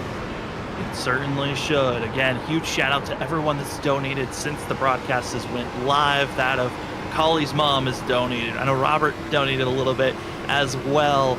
Also Priscilla, who donated $20 earlier in the race. Also to that of seeing Get Some Jay has donated. The biggest donation coming from the 77 fan. Colton's also donated $50. Anonymous donated $23. Just a huge thank you to everyone that has donated so far to get us to this point. It's been amazing. And now we're in the segment of the race where we were wondering if drivers were going to give us the all clear, and we did get a couple that gave us the all clear. Now they could pull them up while we're even racing at this current moment. And Zach, I believe you have a driver that's soon to be under pressure, but has given us the all clear to pull him in as we're racing green. It's going to be the 67 of Larry Yingling. Zach, take it away. Yeah, we're going to bring Larry Yingling up here to the booth and have a chat with him. What's going on during his races? He's going to have a lap crew here behind him, but we'll see what he's going on. Is Larry Yingling and Zach calling Sam Dyer up in the booth. You got a copy, buddy? Yes, sir. How is it going out there on the racetrack, man? It's been a good run for you up this point. I know you got somebody right up your tailpipes, but how's it feeling in that Port City Cards 67? Oh, it feels pretty good. Yeah, I love these cars compared to the next gens. It definitely feels a lot more controllable on throttle, and it's nice when you're sideways. You feel like you can save it, unlike the next gens. Yeah, I mean, Larry, it's been great to watch you guys out there on track. You've been around second place all night long. Brian seems to be in his own zip code, but how are you feeling on strategy-wise? Do you feel like the strategy you're on right now is going to work to cut down on a pit stop, or are you just sticking to your guns on the strategy that you had at the beginning of the race? I'm sure strategy will change later on, but I'm just hitting 40, 45 laps every run. Last run, first part of the run, I took it easy coming out of the pits, so I didn't gain any time on Brian. So I started just saving fuel, just to see what fuel numbers might look like if I save, and it didn't really save much, so I've just been trying to catch Brian, who I think's on a lap or two fresher tires, which with his pace definitely doesn't help my cause. But we're not even halfway yet, so I'm sure we'll get a caution one day. Well, I'm sure that caution might come out at some point here for sure, Larry. And the big factor here, man, is like this race is so long that you learn so much throughout the whole event. What have you kind of picked up through it, and do you feel like if we do get that caution at some point, you'll have a better chance to keep up with that 28? Well, I noticed Brian used more brake than me entering the corner, so I started trying to figure that out, move my brake bias around, see how that works. And I know about midway through the run, my right front feels worn out, so it's pretty tight entering sometimes. So just trying to figure that out, and maybe the track conditions can change with more rubber going on. Well, Larry, with how long this race is, this is already past what most league races would be on length. How are you trying to mentally stay focused throughout this race? And are there any other distractions that you're nervous about that could hit you throughout this run? Not really. Just as long as you don't look at the lap count, you just keep driving. Well, Larry, I tell you what, it's been fun to talk to you right now. And before they send you back down there and get yourself trying to focus back on catching up to that 28 machine, anybody want to shout out there, as you got a good looking car there tonight. Well, definitely a shout out to you, Zach Hall, and Steven Stampian for help with the paint, and my sponsor, Port City Cards, for coming on board for this race. Well, Larry, best of luck to you, buddy. We'll hopefully be talking to you later in this event, but you're looking good out there for now, and we'll catch on to you later in this event. Appreciate it.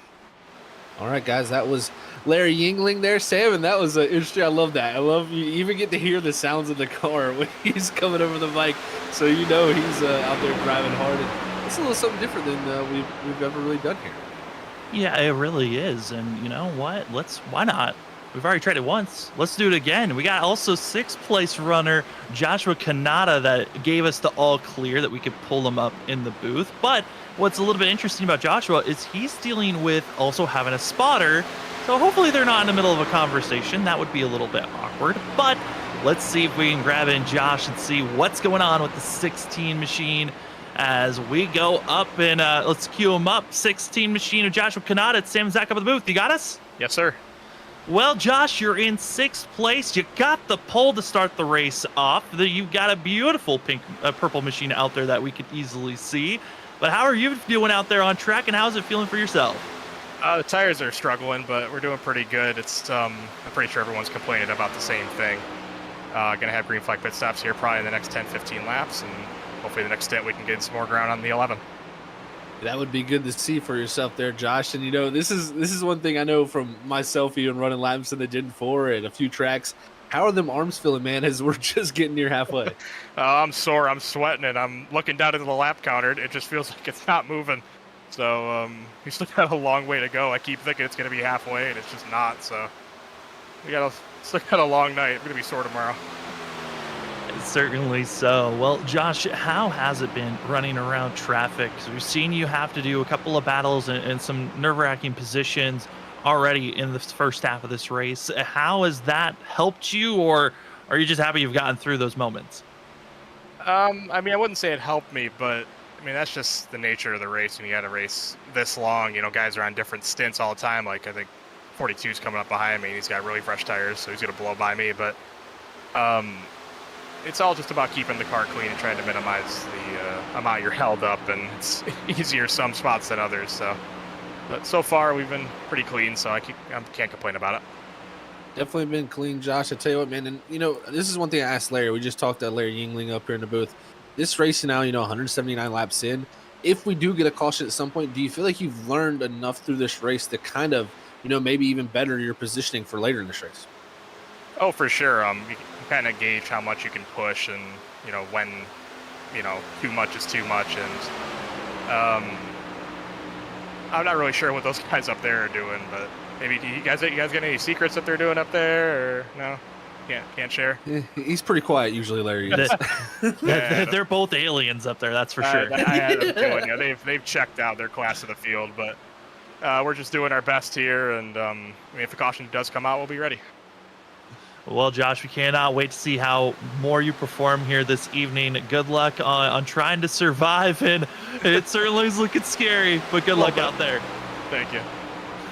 As that is going to be the 16 of Joshua Kanata, as you got to hear the whoa right there, Zach, and we're not the only ones that say whoa in those moments. No, we're definitely not. The drivers are saying that a lot. Our producer, I know, is saying it a lot. So it's all around whoa moments from a lot of people out there. And yeah, you know, I just gotta say, you know, I expected Brian Johnson to be good, the 28, but he is just showing something that I have not seen from this guy in a long time. This is a close friend of mine, folks. This is a close teammate of mine. I've known this guy since 2016.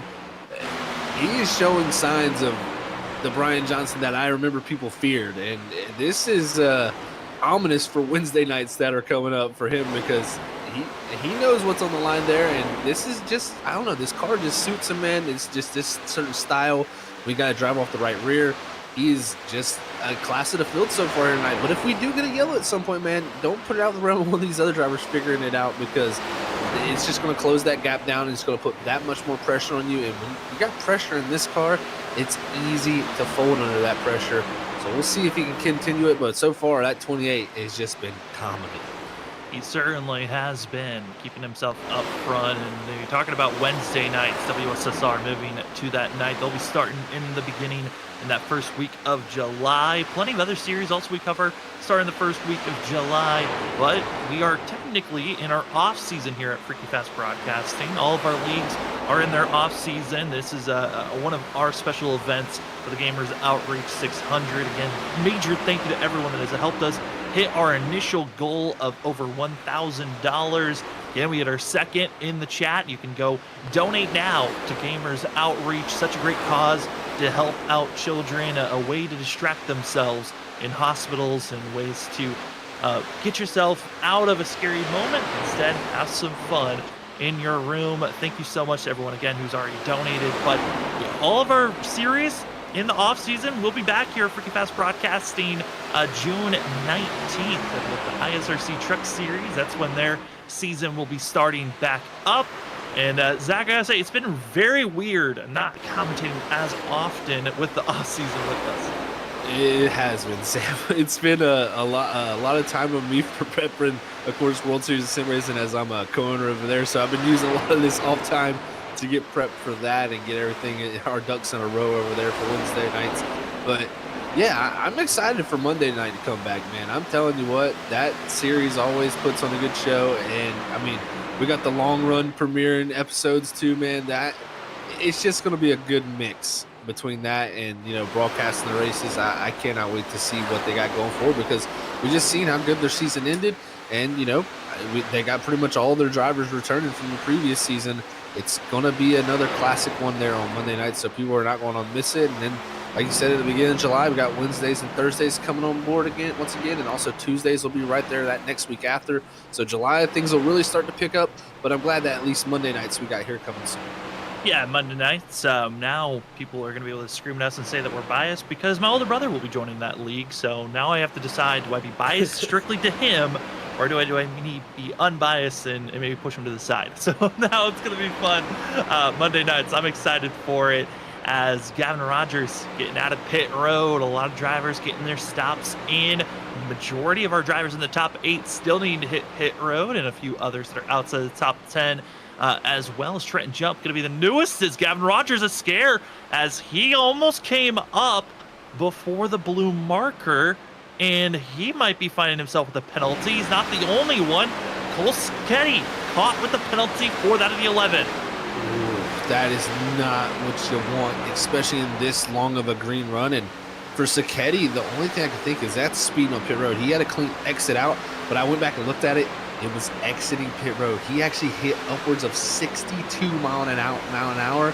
And this is an interesting little thing here. This is a little tip for anybody out there that doesn't know this, that races in iRacing. But when you come initially out of your box, you can go well over that pit speed and, you know, try to gain that little bit of time, but you got to quickly bring it back to that 55 limit there, or you will be quickly penalized. It looks like Sacchetti there pushed the limit just a little too much, and that 11 is going to have to do a drive-through penalty, and that's going to be a big blow to his race. He's, you know, especially with how much green flag racing we got going on right now, that is not what that team in the, you know, in that 11 team wanted to see. Not at all, as they'll come into pit road, service penalty, back out on track, and the yellow flag strikes, and oh, it all goes up in smoke in an instant for these drivers. Some were already in pit road, and I'm trying to find it. There it is, the 42 of Elliott Lang, gonna be stopped, stuck, and are gonna be seeing a yellow. Yeah, I think that might have been an equipment failure, Sam, because that car, when he came off of turn number 2, just immediately like locked up and turned left. And usually that means some type of disconnect happened for him. Or here's something. the replay. Yeah, we'll get to see here, man.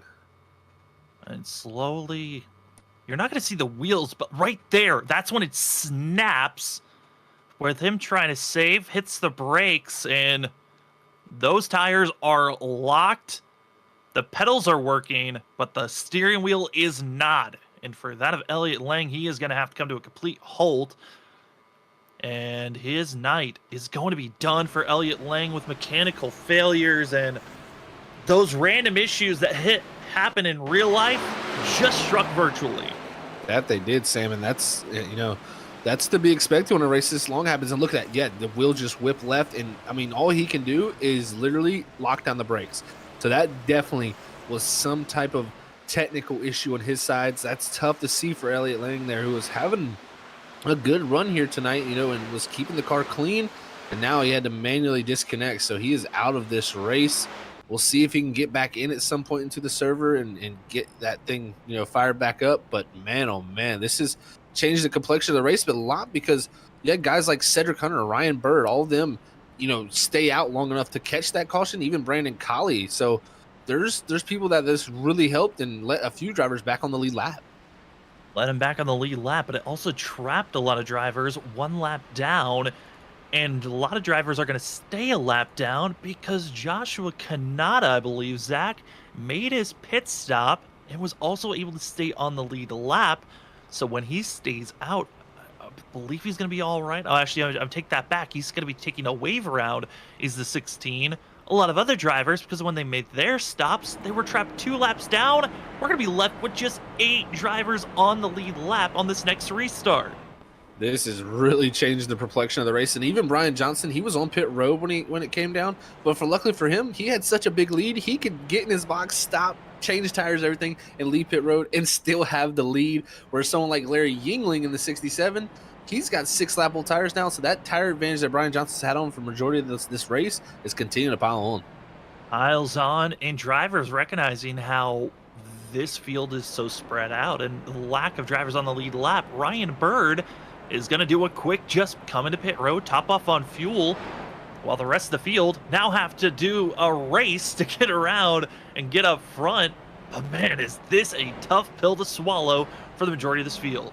It is very tough. When you have an incident like that happen in the middle of a pit sequence, it always mixes things up, and that's what it's done for us here. But the thing that this opens the door for is someone like Cedric Hunter. He with him staying out that long, Ryan Bird also, staying out that long, they're going to be on a completely fresh set of tires along with Brian Johnson, where Larry Yingling and Gavin Rogers, they're going to have a much tougher time on that older set of tires. So this is going to really shake up the running order. And Cedric Hunter, again, I feel like he's been one of the drivers that's had one of the best long run speeds other than Brian Johnson. So if he can get up the second, get past Larry Yingling, this 07 may be the driver, again, I brought up earlier, that could contend with that 28. And, this track is ever changing also, so we'll see if it goes to one way's favor or not. But right now, this is a huge turning point in our night. As drivers get service done and about to get the 1 to go marker for the field, they wait for the pace car lights to go off. Thank you so much to everyone, again, who has donated tonight.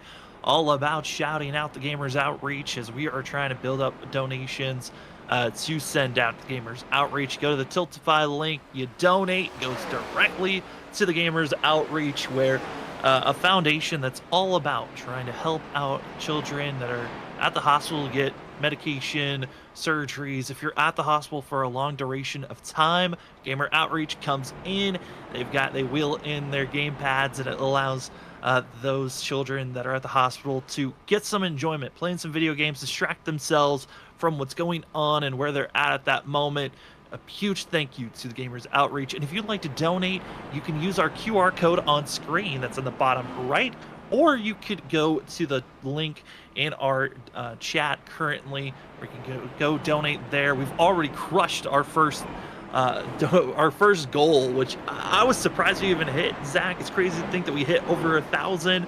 And now let's see if we can beat out what February brought out in our donations.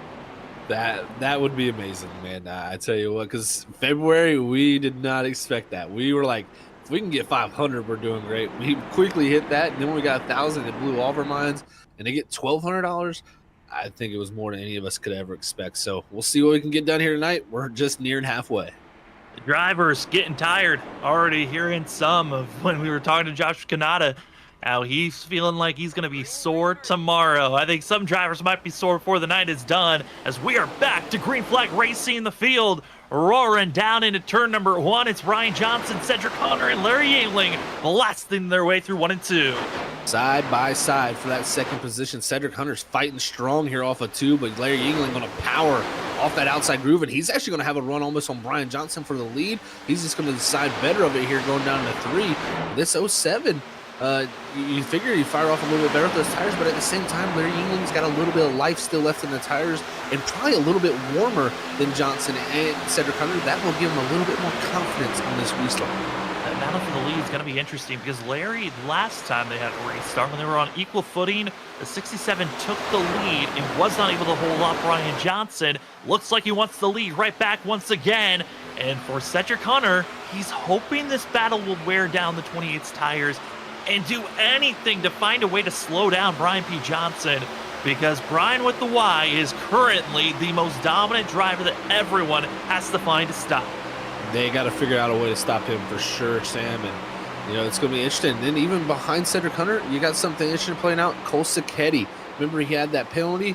Well, it got worse because of that penalty happened during a caution sequence. That 11's now 2 laps down, more than just the 1 lap down that he would have went with the penalty itself once it all cycled through. But with the timing of it, Cole Sacchetti got really kind of in a bad position with it, and he's trying to charge up and get his lap back the old-fashioned way up here. So we'll see if that 11 can, stay tuned if he can do that. But right here is even a nice battle there. It was kind of a mix-up between how these drivers are doing. Yeah, we got a lot of different strategies and situations going on because as well as a lot of these drivers and where they're at, you've got drivers that are 1 lap down, those that are 2, and they are mixed and mingled with the only 7 drivers on the lead lap.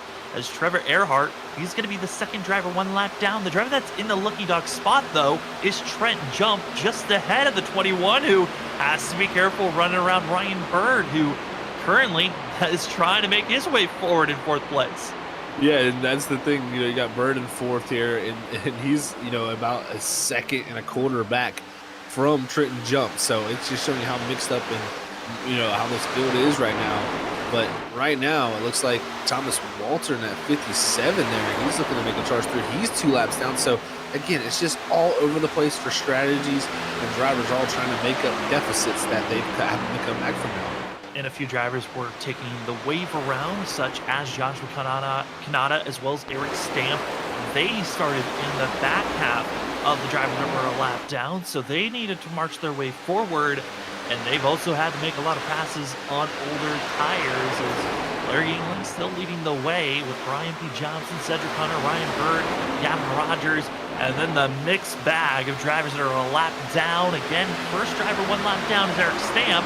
This is for the drivers that are 2nd a lap down with Trevor Earhart and Dalton Alexander. Let's see what they can do here, Sam. Dalton Alexander, he's had a night all over the place after starting 3rd. He's looking to climb his way back up here and try to fight for that lucky dog positioning, because Trenton Jumps drove away from that group there, but we've seen Jump at the same time struggle a little bit on the longer runs. These drivers here could be playing the long game for that lucky dog and saying, I just need to be in position when it comes around for that next caution. And it seems the way cautions are going, we may not get many of them. So it's really one of those situations where you got to weigh your options as a driver, and I feel like some of these guys are saying, I'm going to go for the longer run here and hopefully be in that position when that caution does finally come out. But you can see everybody got a different plan in their mind, because Larry Yingling, he charged out to the front, opened up a gap. Brian Johnson's kind of dropped back, same for Cedric Hunter. So saving going around while other drivers are looking to just go as fast as possible. And we'll see your weather popping up on the right side. Ambient temperature has gone down just slightly by 1 degree. It's now 77 degrees ambient temperature. Track temp's gone down a few degrees. Now we're down to 81. And the wind has stayed pretty stable on going up and down from 6 to 8 miles per hour.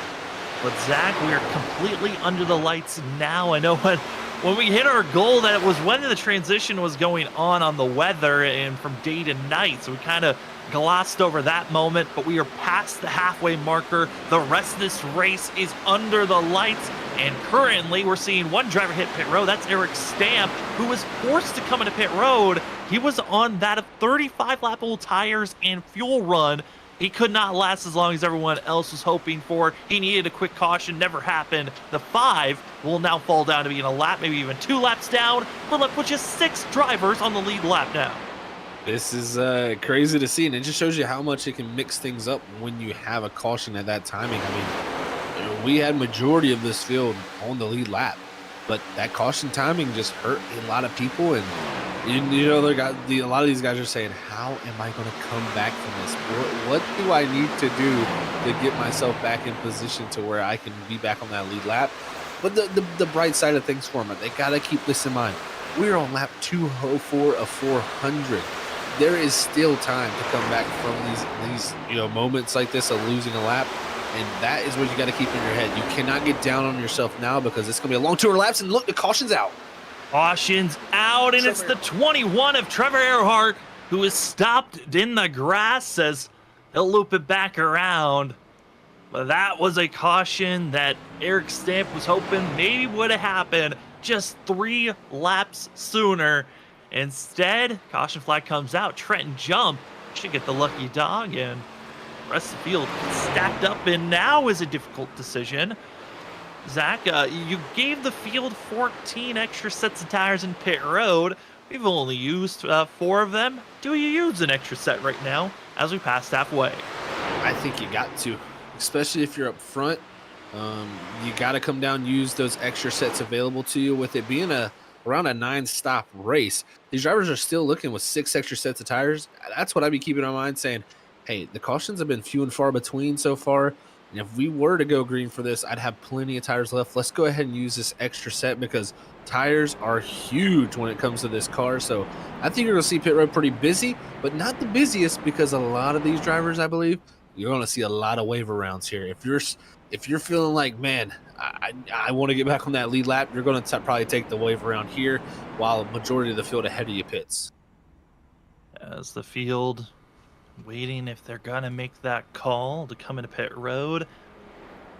And here they come down onto the inside. Pit road going to be busy for those that are on the lead lap, which is just that of 6 drivers. The rest of the field, they have to wait an extra lap before they can come in and get their service done. Again, lucky dog given to Trenton Jump.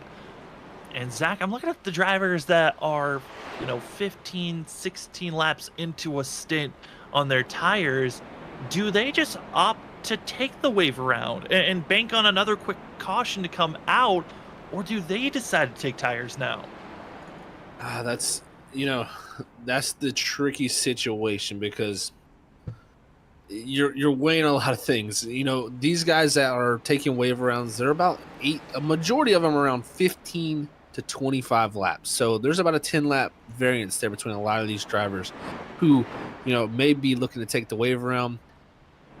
If you do take the wave around, you're going to have to pit in another 20-25 laps. So you're hoping that a caution at some point does come out.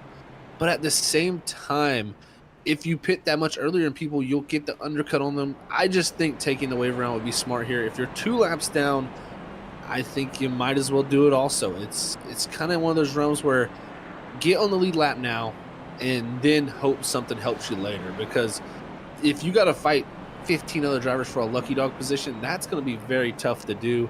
And you never know. I mean, it seems like the farther we're getting into this race, again, the thing about this car is it's very difficult to drive. You got to use both your hands, your feet, and your mind. So it's 3 things you're using a lot of, and you've already done 200 laps here.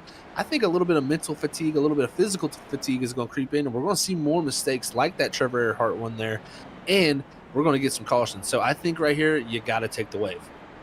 First half only had just a couple of cautions blipping up, and now at the halfway marker, could cautions start to breed cautions? Few drivers hitting pit road that were going to be on the lead lap. Luckily for Trenton Jump, because he has the lucky dog approach, he will be able to come into pit road, just get service done, and get back out there. Ryan Bird topping off on fuel. The rest of the drivers deciding to stay out and take the wave around, except for Noah Carter, Logan Brakey. They're going to be taking service, as well as Thomas Walter, which is going to keep those drivers at least 1 lap down. Thomas Walter going to stay 2 laps down. Deciding fresh rubber, way more important than the track position.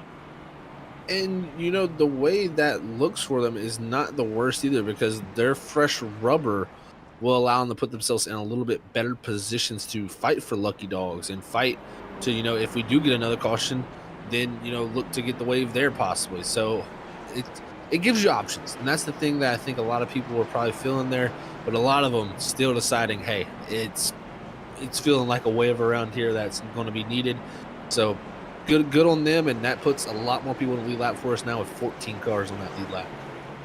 And with 14 cars on the lead lap, should be an interesting restart here for the drivers, for the gamers. Outreach 600 on Freaky Fast Broadcasting.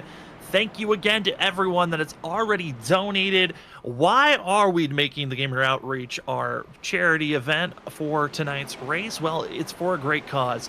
The importance of this for Gamers Outreach is that it's to help the children who deserve a chance for themselves to be inspired with joy, be able to just make their way through their services that they have, and it's a source to enrich and relieve any stress that they're dealing with while at the hospital.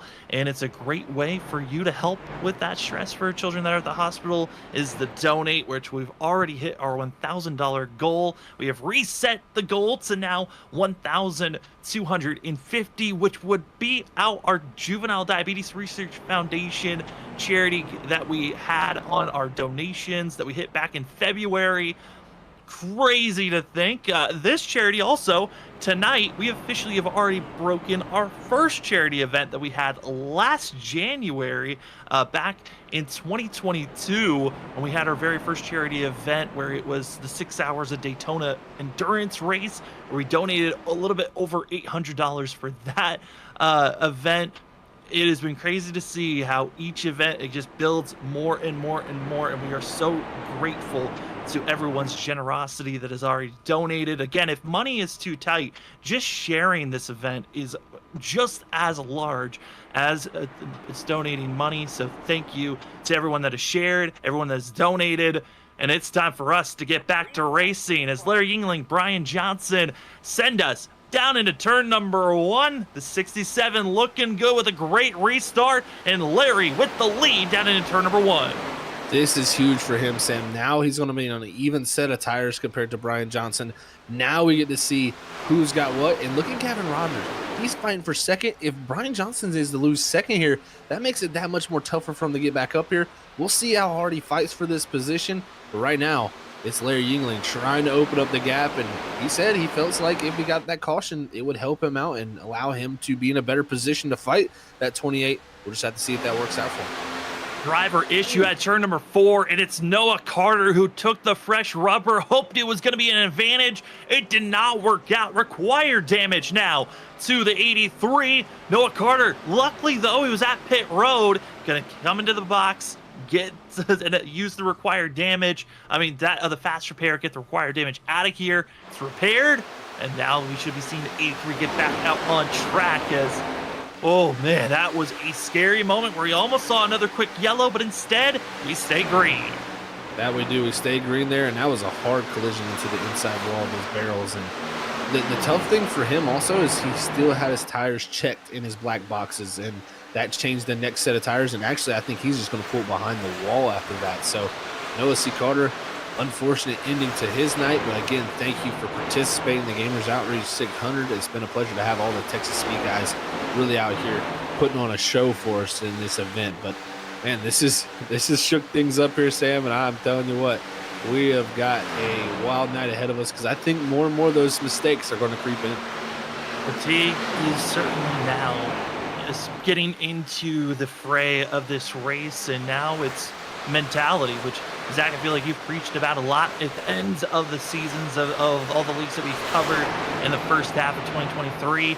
And certainly mentality and your mental strength is going to be just as strong as your physical fortitude to run out here tonight as Eric Stamp getting by and moving forward past Tyler Thomas in the 32. That is a Bobby Labonte throwback scheme. The 32 is running. Always great to see these different schemes that Texas Speed brings out, with the 88 right behind and the Lightning McQueen, Rusty's little scheme that he's running.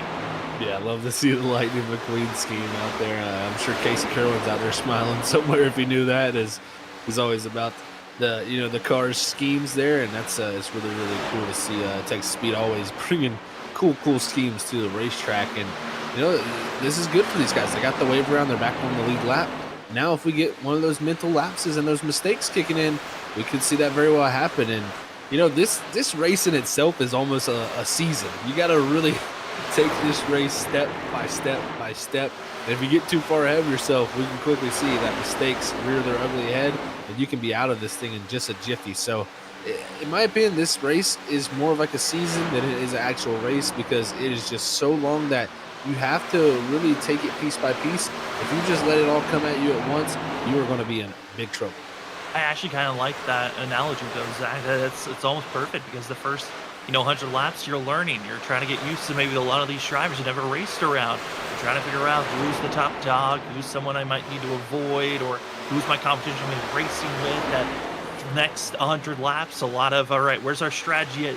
Where's our true speed? Can I learn something to get faster? And this second half is those drivers that are now fighting for the win.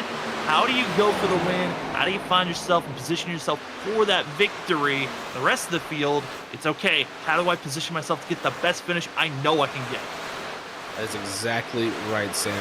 It's going to be wild to see how it all plays out, because I think you're going to have ebbs and flows between certain drivers out there, and it's going to really show up in the later portions of this race. And I mean, even just the flows of what we've had up front. Larry Yingling, I mean, he's driven out to about an 0.8 of a second lead over Gavin Rogers. You got guys like Cole Sacchetti here in this 15. He's trying to be the lucky dog position. Oh, gosh, huge almost contact between him and Ryan Byrne. That was very close between those guys heading down in the 3. Sacchetti, though, he's fighting strong because he knows he's got Logan Breakey not too far behind him. If he loses that spot, then he loses the lucky dog. So Sacchetti, one of our top 5 fastest cars probably all night. He wants to get back in the mix of this thing. Wants to get moving, but does not want to get trapped going backwards, as well as the 11 running as hard as he is. He's got to be careful, because other drivers that are on the lead lap are running just as aggressively as Trent Jump, trying to get by Ryan Burr. 2 drivers that are going to be racing around one another on Monday night for the ISRC Truck Series, as Ryan Bird's going to be moving back to running in the trucks coming up to this new season. Excited to see the 49 is going to be aggressive there with Trent Jump.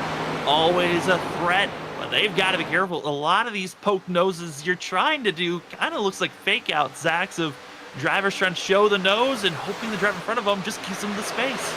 Well, and also another thing about this car is so different from the next-gen car. The next-gen car, you can sell it off into the corner and really make it stick very well. So those little dummy maneuvers, as we call them, where you fake out with the nose and make the driver think you're going to do it, don't really have a major effect, because the guy in front of you can really just drive it in and shut the door on you and close off that door mostly by putting the dirty air on you. This car, though, I feel like when you fake somebody with how much you have to slow down for the corner entry, you're actually thinking, man, are they going to dive up my inside? And that can make you overdrive your entry. So a lot of times that's why we call it the dummy maneuver, because you're just trying to trick that person ahead of you and make them think that you're going to dive it in there, but then they drive it off in there thinking you're going to do it. They slide up the racetrack, and it's a nice, free, easy pass. So it's a maneuver that a lot of drivers try to pull off, and I think in this car it's even more valuable. Certainly looks to be, as we are now 222 laps in. We are now officially running into the second half of this race for the Gamers Outreach 600. We're going to step aside drivers' expected pit stops in the next 20 laps for some, 40 to 30 for others. But for us here tonight, we're going to take another quick break. When we come back, more great action at Charlotte as you're watching the Freaky Fast Broadcasting charity race here at the Gamers Outreach 600. If you'd like to donate, you can in the chat. We will be right back after this.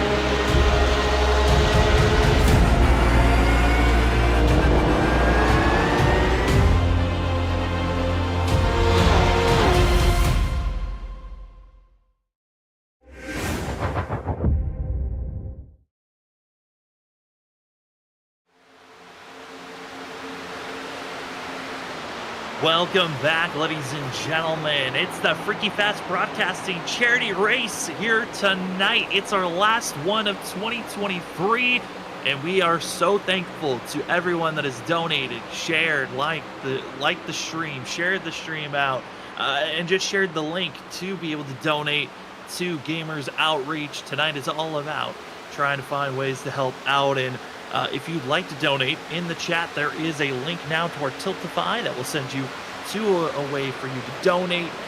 We've had plenty of massive donations that have been sent out. The drivers themselves, for them to even be out on track, they had to donate a minimum of $5. Some went well beyond that. But we want to say thank you to every single one of you that has either watched or that has shared and has been here to watch the Gamers Outreach. My name is Sam Dyer. With me is Zach Hall, Robert Moyer Jr., also running productions and chiming in periodically throughout the race. And tonight we are past the halfway marker, 229 laps in a 400. Still a lot of racing to go. But Zach, this has been great to see how this race has been going on. And right now, Larry Yingling leading the way, but maybe not for long. Brian P. Johnson has caught up to the rear bumper of the 67. We're about to see that swap that has happened almost every single restart, where Brian takes back the lead. We'll see what he's got. They're on even tires now, and that's going to play a little bit more of a factor where Brian Johnson's had a little bit of an advantage for majority of the race with him stretching those runs out longer, but I think he's just had an outright pace advantage also. But with this happening, it's bringing people like Gavin Rogers right into the mix also. He's about a half second back. You also got Cedric Hunter, who really backed up his first run, and I mean, he's about 10 to 2 faster than these guys each and every lap. So our top four looking very, very quick right now. I think it's just a matter of time. Will Brian Johnson be able to break Larry Ying and get him to make that mistake? Because there's another thing that plays in a factor. You get nice and close to that bumper, the driver up ahead of you, it usually tends to loosen up that car up ahead. So we'll see Brian Johnson try to get as close as possible in the center of these corners and exits to try to get that best run to make that 67 sweat a little bit and maybe make him slip up and make the pass easy. Well, that last lap, the pressure that Brian was putting on Larry was enabling Gavin Rogers, who's only just a little bit over half a second back, to close in on this gap between first, second, back to third. We're about to see a 3-horse race right on board with Brian Johnson, gain a sense on what it's like for the 28 machine going through the corners. And I gotta say, watching other drivers then hopping on board with Brian, he just looks so much smoother than everyone else. But when you see the hands, it's a completely different story. It really is, Sam. It looks very smooth from him. I mean, it's just small micro adjustments, and that's the big thing a lot of us bring up. I know at Cat 5 and Category 5 Esports, it's the micro changes, the left, right, just those slight corrections. And look, I mean, he's doing it very nice as they're passing the lap car here. And it just shows you that that's what you need to be right on the edge of the grip level every single lap and every single corner. Brian Johnson looking very, very smooth. And now we're going to see what Gavin Rogers looks like here as he's trying to make his way through turn 1 and 2. And look at a little bit more counter steer there from that 77. He's fighting that wheel a good little bit more, in my opinion. The counter steering and a lot of different factors on why you want to counter steer with these vehicles. You're trying to keep that minimum scrubbing on the tires, but Zach, I've been hearing a lot from you and other drivers that run this car, throttle control. What exactly is that meaning for these drivers? It is a huge thing. So throttle control, what we mean by that is you need to be as gentle with the throttle as possible. Even on the rollout process, as you roll out of that gas, it is something what we call weight transfer. When you lift off the throttle, all that weight that was shoved onto the rear tires as it was going down the racetrack now slammed down on the front, which in turn lifts the rear tires off the ground, making them come up out the racetrack, taking grip away from them. So you lose that little bit of grip and rear stability as you turn in. Then as you get back to the gas, you want to feather into the throttle. If you give too much throttle, as we were watching there with Gavin Rogers, you're just going to immediately kick out sideways and be fighting the car with oversteer and having to really counter steer off the corners of the, and that's going to hurt your run down the straightaway. With this much horsepower, it's all about putting the horsepower into the racetrack and pushing yourself forward and not spinning those tires, because anytime you're sliding or you're spinning the tires, you're not going forward. You're just not making the momentum that you should. So that really plays a factor in how you get off the corner. So throttle control is very, very critical in this car. And it's also critical in this car to make sure you get into the corner and step it out just a little bit sideways to put the air on the right side. It really allows that car to turn well. And while I'm saying this, we got a battle for the lead. Brian Johnson dove it to the inside, and he got to the inside of Larry Yingling. Yingling was able to get the run off of 2 and clear him, but this 28 is not done yet, Sam. He's trying to set up for the pass, and it looks like the better advantage on the exit of turn 4 for Johnson, but it's the exit at 2 for Larry Yingling. And Yingling coming off of his championship run in the WSSR when they were running the Next Gen Cup machine, where Larry was stepped away from iRacing for quite a while, came back, and now is looking of old. And the 67-28, both some of the most dominant drivers from the WSSR, and seeing them up front, no surprise. And then another driver's most dominant from his series is Gavin Rogers back in 3rd. So it's been a pleasure to see. There's a lot of quick drivers from all the different leagues. Who was going to take the crown of the best driver of the leagues that have been broadcast on the Freaky Fast Broadcasting? Or will it be Texas Speed, one of their drivers stealing the crown? As the leader of that group is Dalton Alexander, who is still in a spot where he needs to have a caution flag come out soon, because the 37 is about to hit pit road here very quickly. That he is. He's on lap 50 of this stint. We have had caution laps there to help that stretch out for him. So I imagine next lap or 2, we'll see this 37 hit pit road along with many others that took that wave around. And the thing for them now is they want it to play out green to the point where everybody else pits, because then they'll be in a good positioning. Actually, if we get a caution while the rest of the leaders out front who have already pitted, stay out, it's gonna just put them right back a lap down once again. So they're definitely wanting this to stay green, if anything.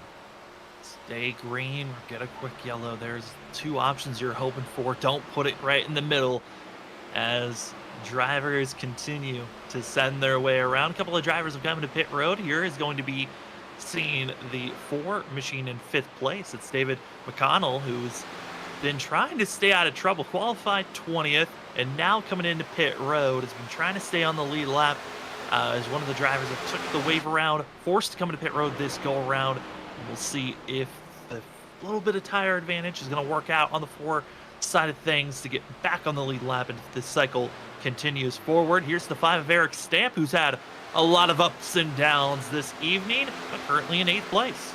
And the huge thing for Eric Stamp was when that caution did come out that he had took away around, he had 5 lap old tires. So he's actually almost on the same type of strategy as our leaders up here. He's got about 5 lap older, and that's going to allow him to pit much closer to our leaders. So that's a huge thing for Eric Stamp there. It could have been a much worse position for him, but he made the most of it, and that's what you got to do when you're out here in a long race just like this. As you've seen Alpha 2, he was fighting the rear end, and that's, I think, what all these drivers are doing right now.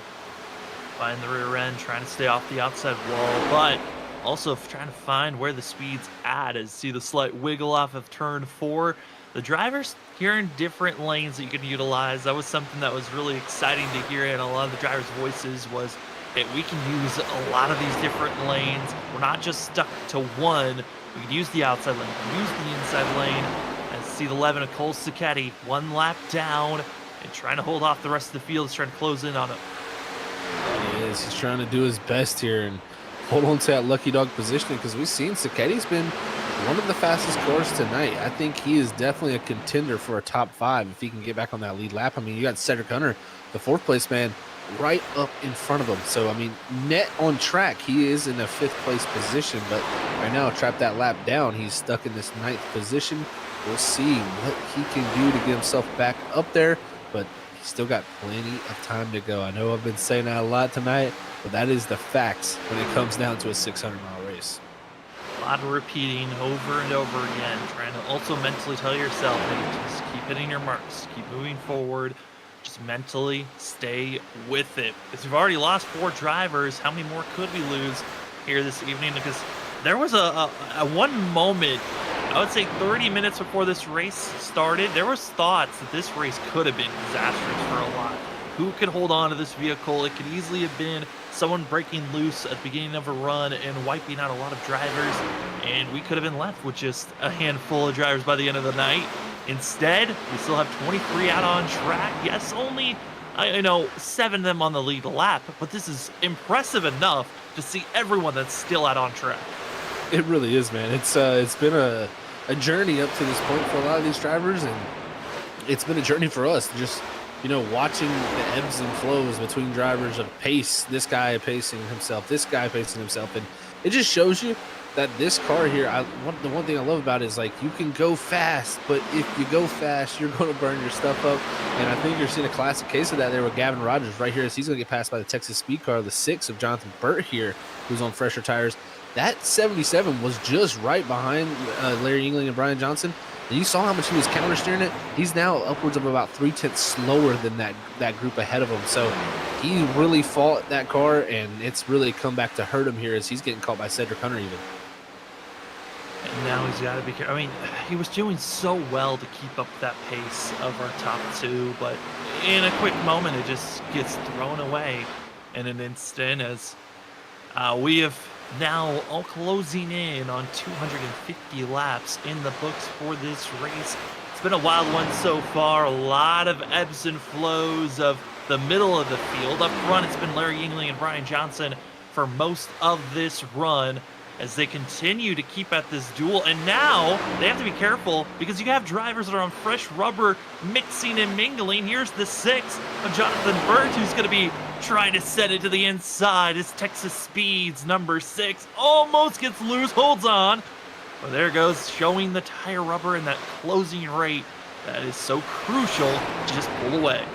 It's really crazy to see how much of a difference it is. And I mean, Larry Yingling and Brian Johnson, they are strung together at the hip right now. They are not really. Brian Johnson is not giving up on Larry, and I've seen that 67. He's been fighting the rear end a few times in front of that 28. It's just going to take one big slip up, and that's going to allow the opportunity for Brian Johnson to get back to the lead. But the big thing for them also, they're going to be hitting pit road here in the next lap or 2.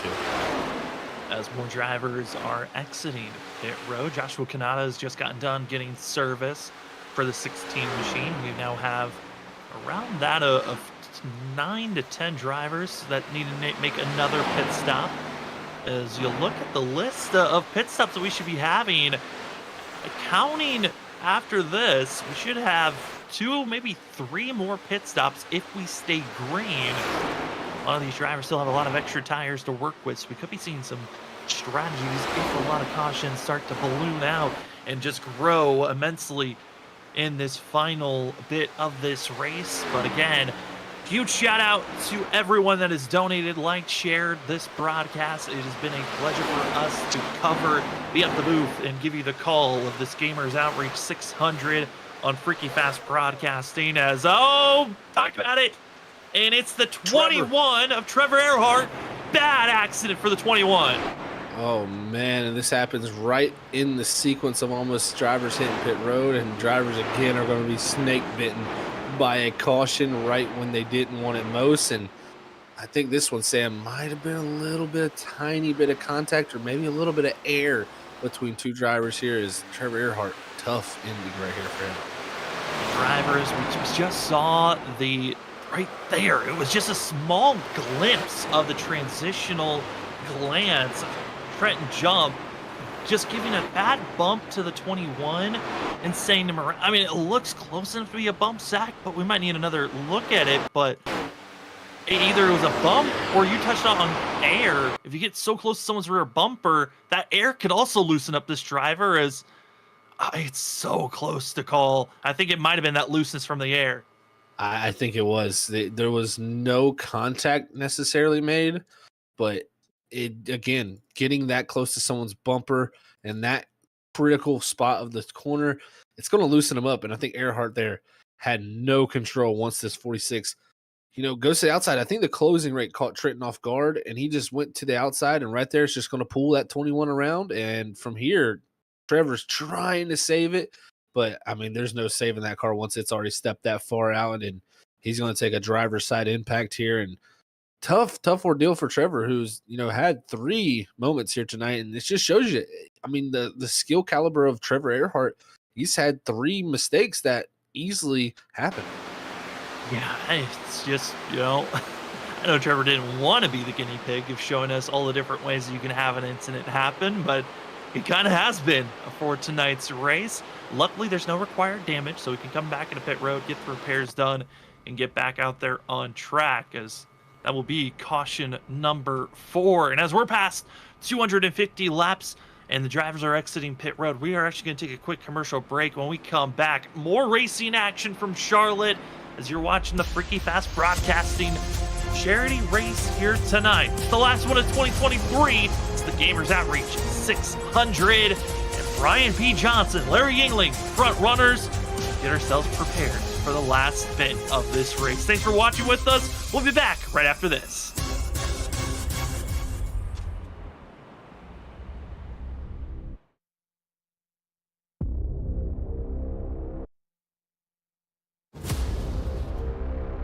He's following, they're wrecking, they're splitting, and it's a complete mayhem.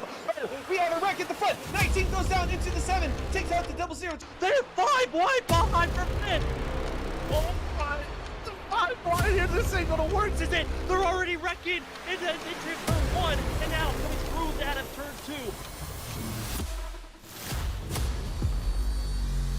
This is it, the Daytona. Oh no, they're wrecking contact. Sets gets into the wall, gonna be scattering on the outside. Drivers on the apron, drivers coming out of nowhere. Edison on the outside, trying to get the win, and it's William Edison stealing it at the line. Into the wall, the 18 trying to block. 77 to get into the 18. That leaves 3 of TJ Roberts, 17 to Gavin Rogers.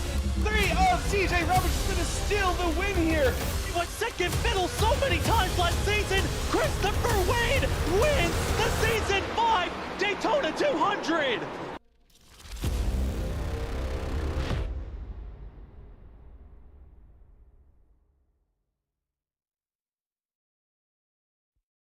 Racing isn't easy, but experiencing it is. iRacing puts you in the driver's seat with the industry's leading sim racing game. Drive on laser scan replicas of the greatest racing circuits from around the world. Go head to head against other drivers chosen by skill-based matchmaking to ensure competitive racing at every level.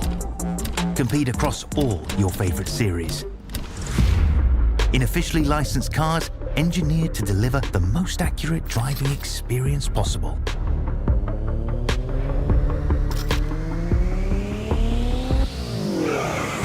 Join a race or host your own with players from across the globe. Race against the computer or in a league with friends. Feel the thrill behind the wheel. Visit iRacing.com.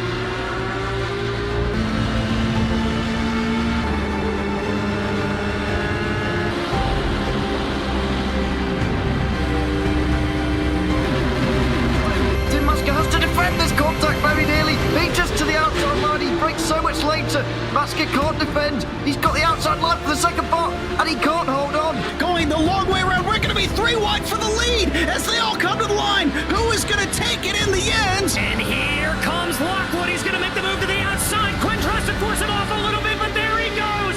It's going to be side by side through turn 1. Will he be able to cover him off? He does. Weaving back to the left-hand side. Reynolds is trying everything. The kitchen sink is being thrown at it. They're leaning on each other. Coming into turn number 3. It's going to be a drag race through 3 and 4. Coming back to the line. Here comes Frisch on the bottom. Richard's going to hold the inside. Tries to be the late breaker here. They're going to be side by side through the final chicane. They bang doors, but keep it clean. as they're still 4 wide on the run down into the back straightaway. Demerit's looking for a line as well. What is going on in Michigan? Novak into the fence. They're still beating and banging. Oh and to the line. He is much faster coming through there. Is there damage on Challenger? Apromitis is ahead. There's going to be a race to the line. Who is going to get it?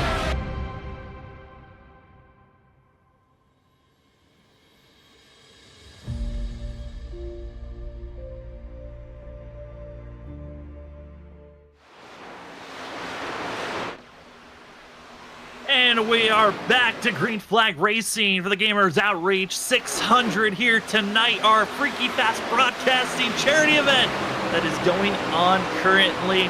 If you have not donated already or shared the broadcast, right now would be the best time to do it because we are closing in closer and closer to that final push of who could win here tonight. And as well, and we only hit our second goal of the evening. We've already hit our first, which was $1,000 to be given to Gamers Outreach. We are currently at $1,020. But if we hit $1,250, I get a penalty. Something's going to happen to me. Zach has already taken the glory of our first goal, where he's going to be shaving off half of his beard, and we will be posting that photo later on in the week on Freaky Fast Broadcasting socials.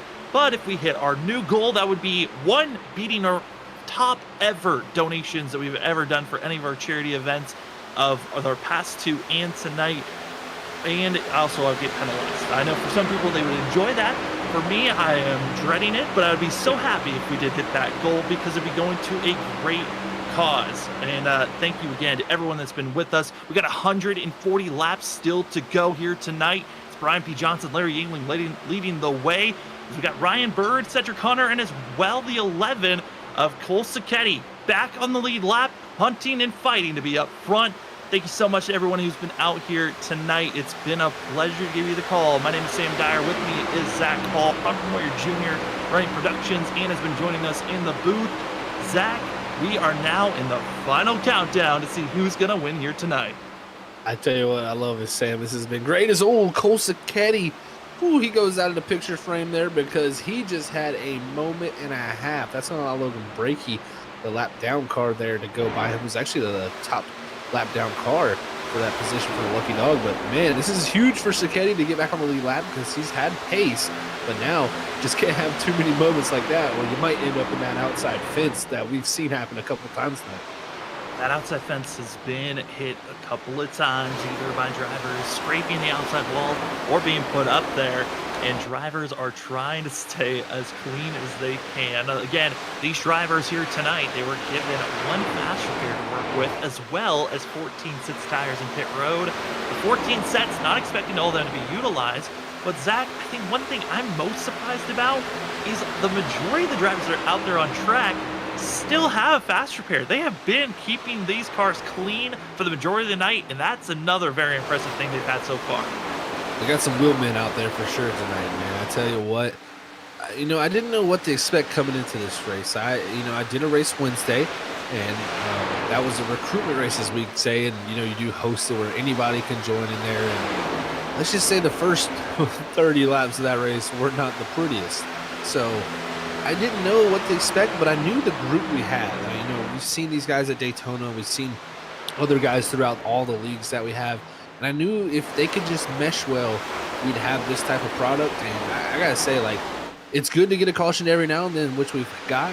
But the racing has been fantastic. These guys have been putting it on the line. And everybody's been out here really just putting on a show, man. I tell you what, it's definitely exceeded my expectations, not only with the donations we've got so far, but also just the racing product we've had.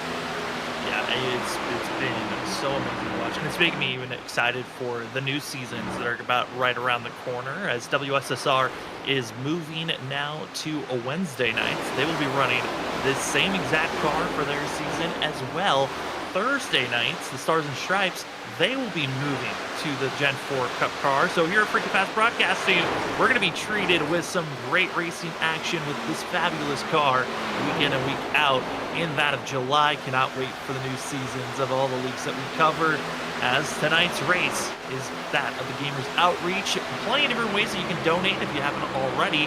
On screen, you might be wondering why we have a QR code there. Well, that QR code sends you directly to our Tiltify, where you can go and donate now. All these drivers themselves actually had to donate. It was a $5 minimum to be out on track and race. Some went well beyond that. Others just hit the $5 minimum, and we are so grateful for any little bit that has been sent out. We've had plenty of massive donations while the broadcast has been live, and as well with our QR code, you have that of our link in the chat, where you can just press that and we'll send you directly to our Tiltify again, where you can donate. Well, Zach, we've got a lot of drivers still out there on track.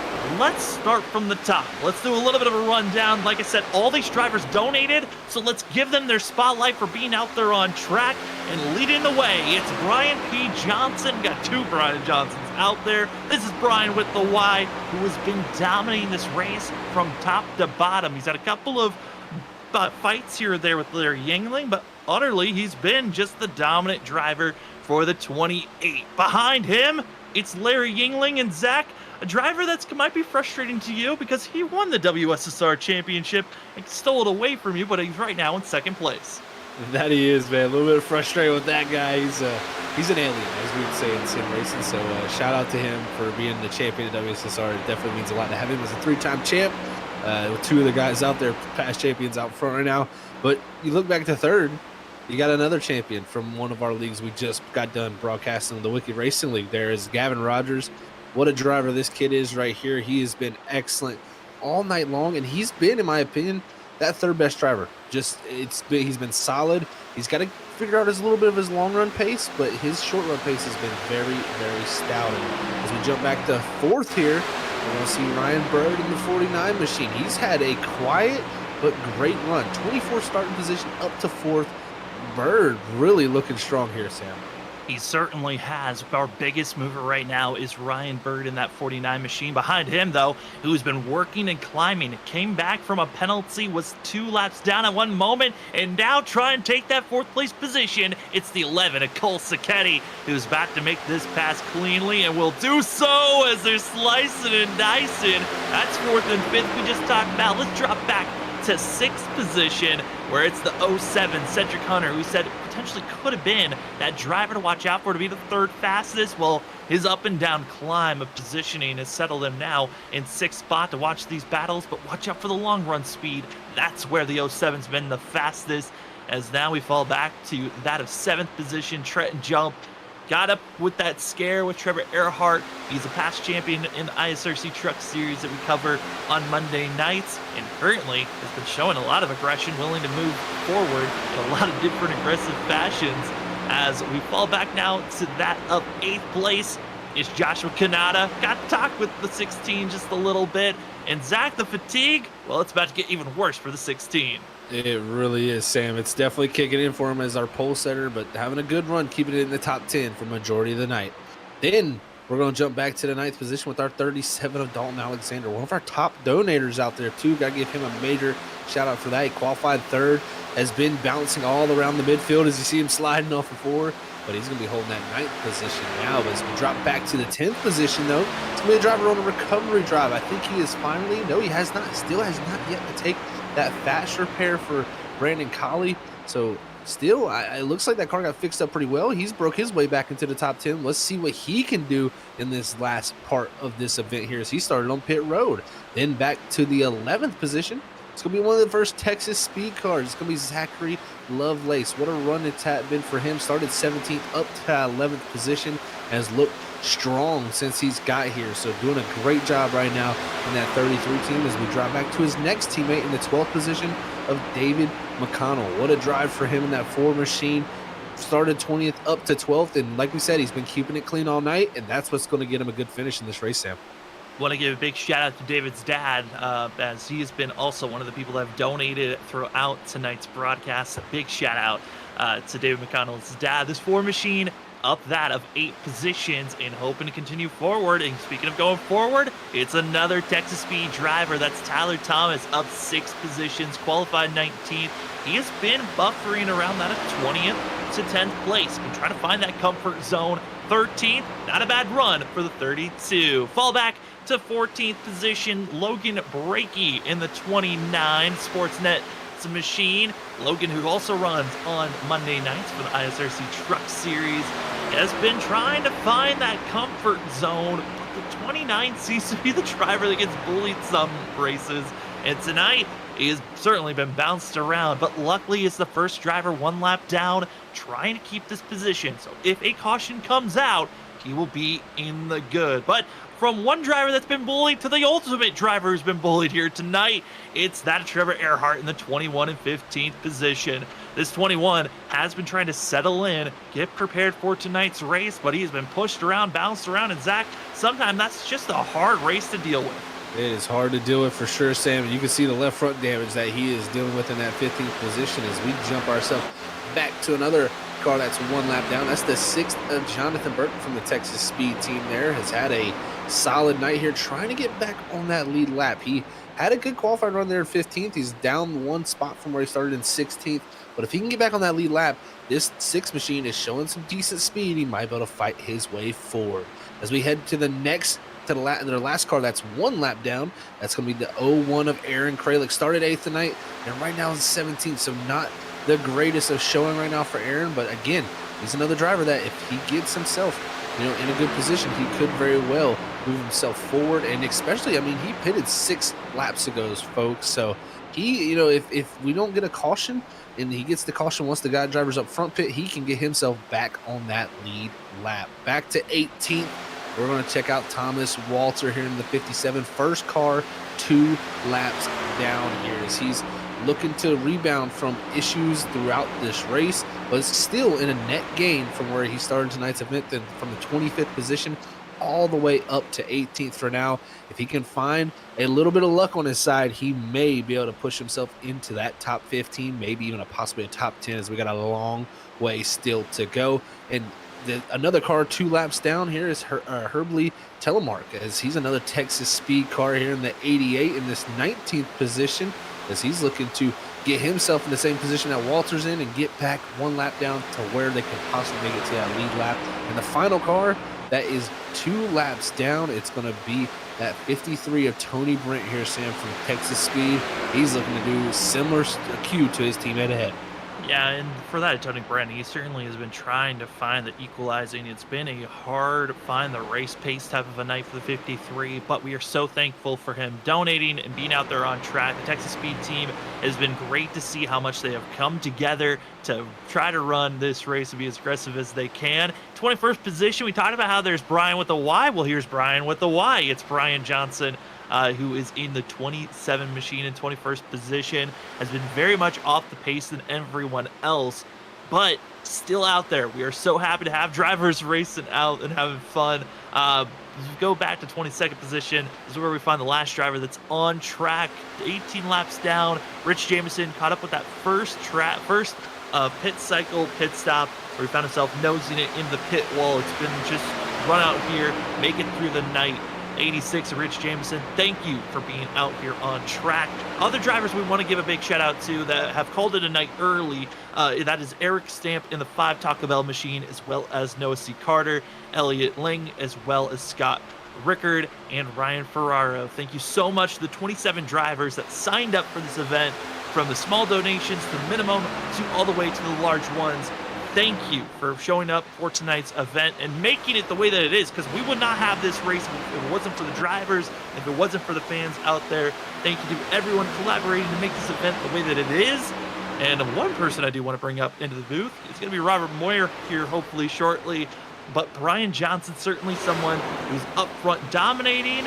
And I got to say, Robert, it has been a crazy event so far. Thank you for producing it to this point. And we're coming to the last 100 laps here very shortly. Here we go, coming down to the last 100 laps like you did, Sam. And you're quite welcome on producing it, but couldn't do it without you guys calling the race, Sam and Zach, and all the other admins and race control that are doing this to, for these guys to be able to go out there and showcase their talent out there. It's been one well of a race, if you ask me, Sam and Zach. I'm actually sitting back and enjoying it, just wondering, okay, what's going to happen when we come down to this, last couple of 100 laps here? How are these guys going to play it out? What are they going to do? What are their game strategy? We are under the lights now at Charlotte, as everybody can see here for a while now. So I do see a difference in the way the cars are handling. They're not slipping and sliding as much. Not that they're not, but not as bad as what we've seen physically there during the daylight time. So it's pretty amazing with the temperature coming down, the track cooling down a little bit, how these guys start getting the bearings underneath them and understanding what the car likes and what the car doesn't. Well, Robert, looking through this field, I know this is one thing that you always like to look at and see is paint schemes. Yeah. What paint scheme do you feel like out here is like caught your eye the most? Because I know there's a few that have caught my eye, but I'm sure there's got to be something out there that just clicked with you and said this is the one. Right here, the number 4. The big. Man, see, you put me on the spot. I had a brain fart. Who drove it? K. Thank you. I always like Ray Emhan's paint the number.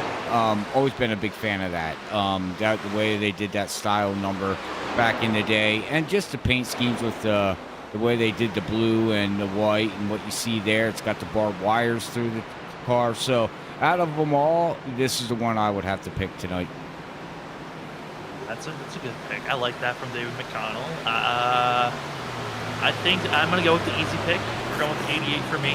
I'm going to go with Lightning McQueen. Lightning? Okay. That's a good one, Sam. I like that one. I'm going to have to be a little biased. Because not only did I make this scheme. I put it on the screen for you. Well, that would be my second because I did make that scheme too. But I guess the 2 schemes that I made are 1 and 2. I don't know what it is about Brian Johnson's scheme, but me and him were in the lab crafting this new trophy smack car for him for the upcoming WSSR season. And I don't know what it is about that orange, but it just pops on the racetrack, and I really, really like how it looks. And even with the orange rims, I know Brian is a little eccentric with his rims. Yeah, and he likes is. putting chrome rims. Yep. But I gotta say, it actually works. So I'm a little biased, but that's definitely the one that I'm pretty proud that we got done. Very good pick. Very good pick there. Yeah, I like the Trophy Smack, big sponsor of WSSR, coming up Wednesday here in summer season here at Freaky Fast Broadcasting, and you're going to be able to see Zach Hall out there, Brian Johnson, Cedric Hunter, Larry, and all these other guys, Roger. Man, I don't know. The list goes on and on and on and on and on. And that's including, like you were talking earlier, Sam, all the other leagues that we got starting up here. So we will be, be off for a couple weeks, getting our bearings, working on some new stuff, new content for the broadcast. Hopefully I can get it all done and set up for everybody and do some tweaks and changes to the platform of the way we stream things. So make sure you hit that subscribe button, like, and tune in the future episodes here at Freaky Fast Broadcasting.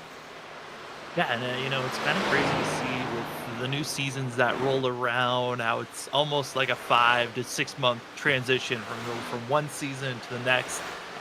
The commercial that I made for us here at Freaky Fast Broadcasting is no longer going to work anymore. I got to make a new one for us. Where's it at? Showing off the new schedule. It's in the works. We're waiting for things to be. We still got stuff in the background that we got to finalize to make sure we got our full schedule. But we will be having 5 different leagues carrying forward at some point. All of them will be popping up periodically, like Robert said, throughout the summer months. And that's when we will be having that new schedule out for everyone to know when we are live as Trenton jump. Nice save by the 46 there. He slid that thing all the way out of turn 3. Sorry, Zach, to interrupt you, but, man, he was sideways. Well, what I was going to say is he's lucky there's AstroTurf down there because the AstroTurf is a lot better than the grasswood played, and it definitely worked out for him there. So good job on him saving that machine. It just shows you with 294 laps into this race, these guys are still fighting these things. It is just a never-ending battle here for that race car. Well, real quick, I wanted to give a shout-out to all the fans out there tuning in. We have been live for 3 hours and 10 minutes, roughly. and all the people that stuck around or watching it on their TV, phone, computer, whatever it would be. Thank you very much for sticking around and watching with us. We are hopping between 28 to 30 people here at 295 laps, getting ready for about the last 100 laps of this race. So out there, for the fans out there watching, what do you think about the race? What's your favorite car? What do you like? Who you rooting for? Start getting that chat blowing up a little bit. It helps the YouTube and it helps everything else, and it gets this out there too. In the longer run down in the future too. Also, I just wanted to let everybody know this is going to go on you, Zach. I don't know when he's planning on closing down the Tiltify link, but that will stay open after the broadcast. So if you go back and you watch this and you want to donate in a later date, you're more than willing to help out and just keep tallying up that numbers. I'm sure we'll keep it open for at least a week or two, I would assume. But Zach can correct me on that. Yeah, we'll definitely keep it up for like another week or two. That way, people, winding down from the event, maybe want to, share something about it, and it could get more people to notice it. I mean, the more money we can raise, the better. Oh no, Trenton jumped headfirst into the wall. And gets fresh rubber, and it's 4-0 as the 46 noses it in. We stay green, though. There was no oncoming traffic at the time that he was sideways on track, so we keep it green. But for the 46, luckily no required damage, but Trent jumped. One pit stop, throw it away. Now he's got to deal with damage. Yeah, he's lucky it wasn't worse. It's definitely a little bit nosed in there for that 46 machine, but that could have been terrible. It could have knocked the whole nose off for him, but he'll feel the benefit of the fresh tires for now, but that slide definitely didn't hurt the tire where it caused for him for the rest of this race. Is even while we were sitting there talking, guys, I didn't even notice Gavin Rogers. He got past Larry Yingling and it's opened a gap on him as Brian Johnson has done his thing this tonight, and he's just drove away. Yeah, it's 31 mark, 31.9, and just stays there. I don't think he ever falls off. Well, that's true. And you know what? The other thing, too, guys, is to bring up Brian Johnson. I don't know what other drivers are, but he's in VR. 400 laps in VR. That's got to be brutal by itself. Him and Cedric Hunter both. So, yeah, that's – I'm sure even Kanata, I believe, also. So, there's probably multiple more that we're speaking of. And, yeah, you got to think about that, folks. I mean, you're wearing a screen on your face for 4.5 hours pretty much, and probably even more than that if they ran a few laps before. So yeah, that's tiring not only on your face but your eyes, I'd imagine, more than anything. Those guys are going to be happy when this checkered flag comes out. Most definitely. But my last question, and then I will hand it back over as we got 100 laps to go. Sam and Zach, what do you think about tonight's race and the product that these guys are putting on out there? I'll take it first. I'm excited for Stars and Stripes and WSSR. This is just making me more excited for when those seasons pop around, because Charlotte, in some ways, in other vehicles, you never know what you're going to get. Sometimes it's just a follow the leader type of a race, and we're seeing side-by-side racing.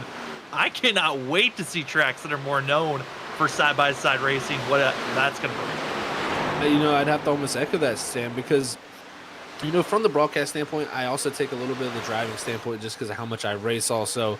And as a driver, it's an amazing thing to have the ability that you can do in this car compared to other cars. But from the broadcast side of things, I'm excited for Thursday nights that I'm going to be in the booth in that, because it's really the factor of you can do things. Like we've seen so many times on our broadcast before and the other cars out there, that someone can have so much more speed, and as soon as they get within a half a second to even a second, all of a sudden that speed they had is just disappeared, and it's Aero Wars. You're just literally playing take away that guy's line. You try to run a different line, and all it does is hurt the tires. And, it's just a breath of fresh air with this car, personally, that you can see comers and goers, man. I think that is something that you need in racing, is the fact that someone can burn the tires up and go out there and drive away, and then have people who conserve it come back around. Because a lot of times you don't see it. I mean, you see it a little bit. It definitely helps, but you need to keep track position. Whereas this car, you can give up 5-10 positions, save some tire, and you can come back around. So it's it's one of those things, man, where I think it's going to be a breath of fresh air for the broadcast, and it's just also going to be exciting racing where you never really know who's going to have the speed for certain nights. And like you said too, Sam, this track, not the most racy track on iRacing. It definitely is not that. It really is a very much a one groove racetrack. With this car tonight, we've seen other grooves work for passing for sure, and it's gave you the ability to move around if that person in front of you is taking your line away. When we get to some of them other tracks, I know for a fact, places like Auto Club, places like Atlanta 08, you are going to see every inch of the track used as the caution comes out. Well, it certainly was used to bring out the yellow. And trying to find out who brought it out. And no, I think it might be our victim of the night, the 21 of Trevor Earhart, bringing out another yellow, and I think this time might have been actual help to the 21 to get him around. Yep, it was definitely some contact on this one. Trevor has been a punching bag here tonight for a few in the field, but you're going to see this 88 here, Herbie, just driving a little too deep, and I don't know if there was a tire difference or what there was, about a 10-lap tire difference. The closing rate might have caught the 88 off guard, but you see, that's one thing about these cars we're going to learn with Thursday nights and Wednesday nights. When you hit somebody in the bumper, there is not much you can do to save it. It lifts the rear tires off the ground, and when the rear tires are not in contact with the racetrack, you are backing it into the wall. And Trevor has just got to be saying, man, that top 10 goal now is turned into can I finish goal. Yeah, it's looking tougher and tougher that Trevor's going to be able to finish out this race. But luckily, no required damage. He'll just come into pit road, get some service done. And same for the rest of the field, as that was actually in the middle of pit cycles. A lot of drivers had gotten their pit stops done, a lot of our front runners, that is. So now we're expecting a lot of drivers coming to pit road, get service done, and we will be back to racing here shortly. Less than 100 laps to go. So let's take another commercial break for as we're here at this stopping time. Draw drivers excited for how this race is going to finish. I'm excited as well. It's your last couple of attempts. If you want to be on the broadcast, shout it out that you donated as you are watching the Freaky Fast Broadcasting charity race, the Gamers Outreach 600. Link will be in the description as well as in chat. We'll see you after this.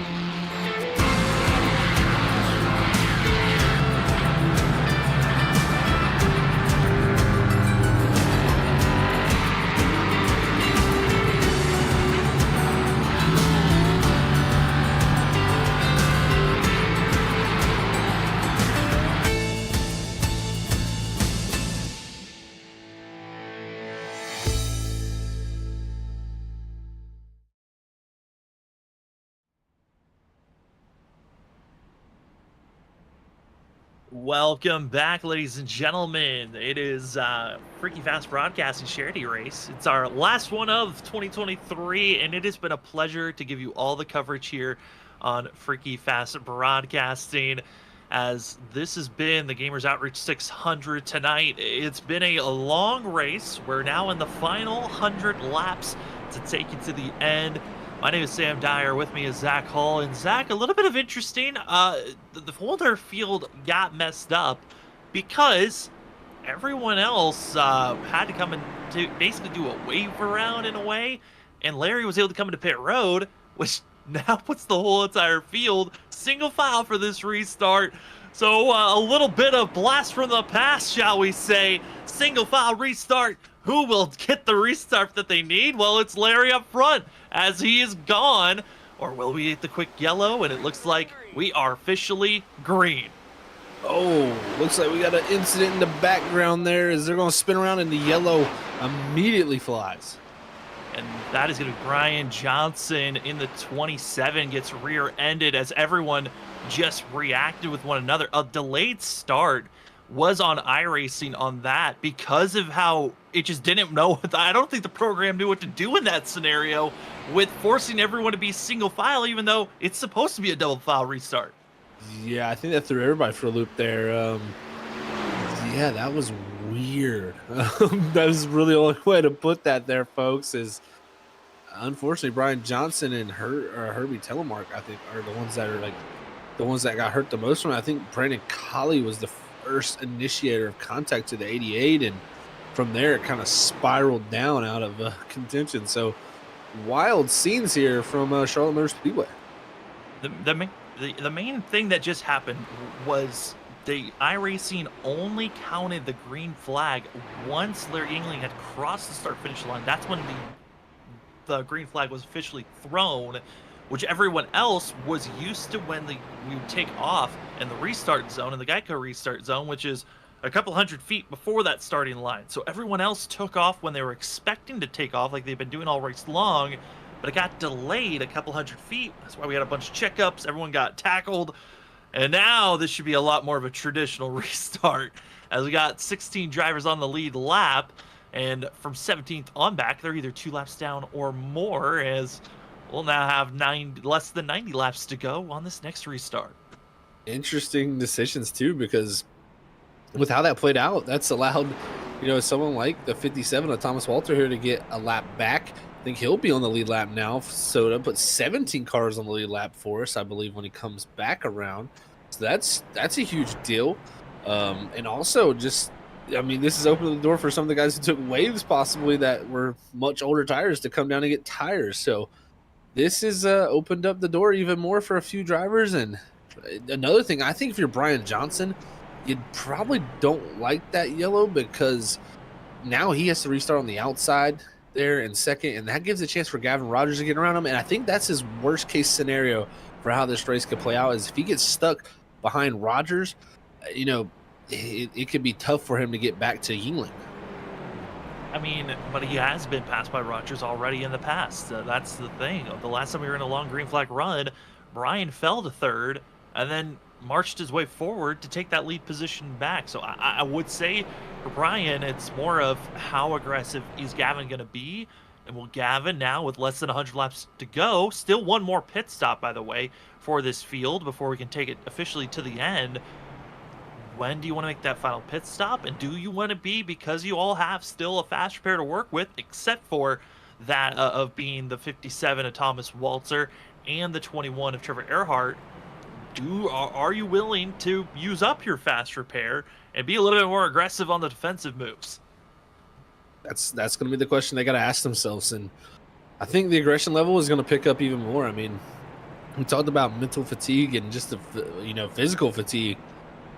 That could just slip into a little bit of patience being lost by certain drivers, and it might take it up that extra notch that they need to do, and that could sometimes come out to be a bad thing. And we could see that very well play out. Look at someone like Dalton Alexander up here 6th now in the 37. He's had if we had the chart that showed where he's been during this race, it would look very, very up and down. So this 37, I think, you know what? He's made his way back up here. Maybe he's figured this car out. Maybe now he'll be right in the mix to get aggressive up here. Who will be making that big move that's necessary as we officially have lost Trevor Earhart. Looks like he has called it a night, which he has been brutalized. It's coming to this point. He's been arrow spun. He's been tapped around. He made the mistake in the pitch coming into pit road the first time, and officially has called it a night now. And Trevor, kudos to you for racing out there. I know it wasn't the night that he wanted, but he didn't hit his goal. He at least finished the first 100 laps. That was something that he talked when I was talking with him before this race started, that he wanted to do, and it has been hit. So now we're down to the final push for these drivers. Larry Yingling's leading the way with Brian P. Johnson, Gavin Rogers in third. Going to be also seeing Cedric Hunter in fourth, Ryan Bird fifth. If you're just joining us now, as you can see, we've had 6 cautions throughout 312 laps. It's been impressive to see how we can stay green to this point. But the most impressive thing of the night is not even what the drivers have done on track and on screen. The biggest surprise of the night, and the thing I'm most proud of, is you, the viewers, and as well to the drivers on the donations. We crushed our donation goal that we had set at the start of the night. We started this night off when we hit live on the broadcast with $592 that we had donated at that point. We didn't think we were ever going to pass $500, and we passed that before the broadcast even started. Once the broadcast started, we hit $1,020. Thank you so much to everyone that has donated, liked, shared the broadcast, shared the Tiltify link. Thank you so much for helping out a great cause of the Gamer Outreach, which is all about helping out kids to give them a way to experience and kind of get away when they're in the hospital rooms, when they've been in the hospital for a long duration of time and they need just to get away. Gamers Outreach comes in with their what they call a goat cart. It's a game monitor with the games that they can play to get away and be distracted. And you've helped out on with that of the Gamers Outreach, and we will always and from forever thank you to those that have donated. As the drivers are back to green flag racing, it's Larry Yingling taking the quick launch. Then it's Gavin Rogers to the inside. Brian Johnson trying to hold on for second place, but it looks to be a losing battle here, Zach. That it really does. We'll see if he can slot in the third here, because Rogers charging off of 2. He's got ahead of his steam. And we got to remember, Rogers passed Yingling on the last long run. So right now, if you're Gavin Rogers, you think about it, you may be a little bit quicker than the 67 as the runs go on. And he could put himself in position to lead this race at some point. So we'll see if it can happen. I don't know how many laps Brian Johnson has led, but his dominance has definitely been shown all throughout the night. We'll see if he can fight back there, but the top 2 in front of him, they might get the duking it out first. Who is going to make the pass first initially? Right on board the 77 of Gavin Rogers, looking through right behind the driver's seat. You see that of the 24, but has to run high. The reason why, Brian Johnson takes the low end, as there's the 28, gets a little wiggly loose, gives the opening for Gavin Rogers to hold the position. Going to be clear heading down into turn number 1, top 3 pulling away, and already your leader 1 second ahead of 4th place of Cedric Hunter. They are opening the gap here, Sam. There's no waiting. Look at this, loose off the 77, off of 2. That opens up the door for Brian Johnson. That's what he wants to see. He wants to be able to be right here to challenge that 67 at some point. We'll have to see how that works out, but that was a great pass by him as this group right here battling it up. You got Ryan Bird right ahead of Dalton Alexander. Here comes Alexander with a run off of 4. This might be his opportunity to get to the side-by-side with this 49. Dalton Alexander, the highest runner of the Texas Speed team. Texas Speed came in with 7 to 8, maybe even 9 drivers. It felt like it kept on growing. So many of those drivers, but it's Dalton Alexander leading the charge of that group, hoping to take the crown, as we've got drivers from all our different league races, but it's the 88 who has the biggest issue as a scare out of turn 2. Big slide for him, and look at the right front there, man. That is heavy contact that he made there. He's going to bring it to pit road and try to get that car worked on, and looks like it is a meatball flag, which means required repairs on that 88 team. He's going to have to come down here and get that car worked on. Looking at it, he does still have fast repair, so most likely that fast repair is going to be placed on. And Herbley at least does have that fast repair, like I said, and now we'll be able to come into pit road, get that service done, and get back out on track. but will most likely go a lap down and does go another lap down for the 88, making it 3 laps down. Back to Dalton Alexander, Logan Brakey, Cole Sacchetti. I think the 11, probably the biggest threat of these 4 to watch out for. Sacchetti has not been giving up. At one moment was 2 laps down, and now inside of the top 10 and back to move up to 7. He has been fighting all night, Sam, by any means necessary. He's been going forward, and to be on the lead lap here after being 2 laps down, that is just a lot of courage and a lot of, probably confidence going his way, knowing that he's back in a shot now to move himself forward. And he's been quick enough to, I think, definitely challenge for that top 5. Is look at this gaggle of cars. You got Aaron Crayley, Joshua Kanata, the 4, David McConnell, and also the 33 Zachary Lovelaces. It looks like now you're going to have that lap car Trenton Jump in the 46 going by also in the 12th position. Really pushing back that of Zachary Lovelace. Lace going to fall back to 13th position. But that's not even a nice place to be because it's still just a train of drivers trying to hold on the best they can. Joshua Kanata almost into the AstroTurf to set up this pass. He's right on the blue line and barely touches the apron. He's trying to hold that position, but it holds off the 4, and Trent Jump with the aggressive move to the inside.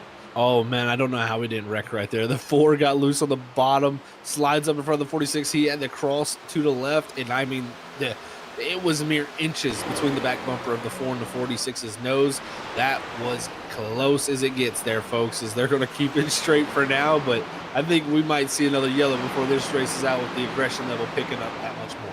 Might be wondering, why are they so aggressive right now? Why is Joshua Kanata just flying to every position he can? The reasoning why, he is on 5 lap fresher tires than Aaron Kralik. Kralik's on some of the oldest tires of this group. Trent Jump on the same set as Joshua Kanata, able to show off that extra little bit of speed and grip that enabled them to make these moves and passes as the field dives into turn number 1. It's the 16, the 01, 46. This is 9th on back, trying to figure out where they can slot themselves before this final pit stop. Yeah, before this final pit stop. And the question in my mind, though, Sam, is coming up is how far will they be able to go? We've had a few yellows. That will help them here, but they need to get to at least 47 to go. And with the where they're at on the stints right now, it is going to be tough. Someone like Cole Sacchetti is for sure in for a 1 stop, in my opinion. But someone like Larry Yingling, Brian Johnson, with a 77 to Gavin Rogers, this could be close to being a 2 stop for them if they're not careful. 347 laps is still going to be something that they are going to be trying to get by 46 machine. Trenton Jump, it's on through. This is going to be tight on fuel, which, I mean, it's Charlotte.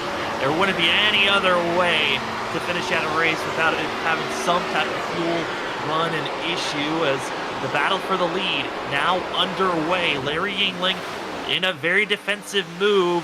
We've seen this shown out before, but to the inside, Brian Johnson trying to make the pass. Gavin Rogers much closer than the last time we saw these two battling for the lead. You're exactly right, Sam. He could take advantage of this. These two racing hard like this could hurt the rear tires. And Rogers could say, hey, I'm the one in the good position here, because Larry Yingling is not giving up. He is fighting hard on the quarter panel of that 28 machine. As you can see down the back straightaway, look at the run, the outside line produced. And now the 28, he's going to have to dive it off into 3. And Yingling just fighting for everything, tooth and nail here, trying to hold on to position over the 28, while the 77 is behind him, licking his chops. Gavin Rogers now has the ability to use any lane he wants, but now he's got to make the decision of which lane will prevail of the 2 in front of him. Can't make it 3 wide without really risking getting caught up in a mess, but certainly willing to get aggressive is that of the 77. And Gavin Rogers hoping to win here tonight, and I got to say, for that of the 77 fan that was donating earlier in the broadcast, helped us go over the 1,000 marker, I would imagine we'll be making them very happy as well. That they are. We'll see right here, Brian Johnson a good half a car ahead here, entering 1 and 2. Can he clear? That is the key. He's got to clear this 67, and again, the 67 fights back on the outside groove. if I'm Gavin Rogers, I'm loving this. These two right here are definitely using tire doing this battle right here. It's even bringing Cedric Hunter right into the mix, about 2/10 faster than all three of these guys. You can see from Cedric Hunter, he's got a good little view of his. He closes in. This race is on. It's on, and it's all about the two top dogs of the night. Brian B. Johnson here at Larry Yingling. A lot of learning has been going on throughout these 328 laps, figuring out where's the defensive lane, how long can I defend, when will my tires give out, as we get to see the look here of what these drivers are dealing with. I mean, for these drivers, they're 26 laps into a run, and for Cedric Hunter, he's getting a great view of our top three, just dicing it back and forth. But also for the 07, he's far enough back where if a wreck happens in front of him, at least he can react to it. That is for sure, Sam. And right now, Yingling was almost completely off the 28's bumper, but he somehow drove it into the corner to wreck. Oh, they wrecked! They wrecked each other. The top two bounced into one another. Just too much of side drifting off of, and they got to be careful. Oh no, the 4 demolishes in the 28. Brian Johnson was not able to slow down in time, and that's more carnage as Johnson, he'll have to use a fast repair. Oh man, this just changed everything, because now we're 70 laps to go here. This is going to be in the middle of a stint here, and we're going to get to see this replay. Look at this, coming off of 2. Johnson sliding up the racetrack. Yingling a little bit sideways coming off of 2. Also, it's going to clip that right rear quarter panel of the 28 and just turn him across the nose. And that I don't even think you can lay blame on really anybody there. That was just hard racing from him. I'm sure if you're Johnson, you're probably not the most happy about it, because just, Yingling really just fighting hard on the outside like that. But at the same time, it's just kind of a racing deal. And I mean, from this, they're going to have to both use fast repairs. We're right on board with David McConnell, who comes in just sending it in hopes that he can bob and weave, and just there wasn't enough space with how fast the 4 was flying into that accident to make it through. And that's a hard wreck, hard pill to swallow for the 4 of the 28, because now Brian Johnson, as well as Larry Yingling, they're going to have to start even deeper in the field. And for Johnson Hill, he's forced to use a fast repair.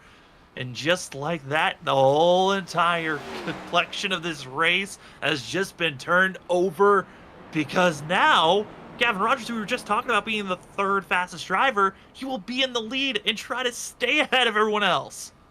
Oh man. This has changed everything, guys. I personally, this opens the door for someone like Gavin Rogers to be in such a good spot. This is gonna be fun to watch.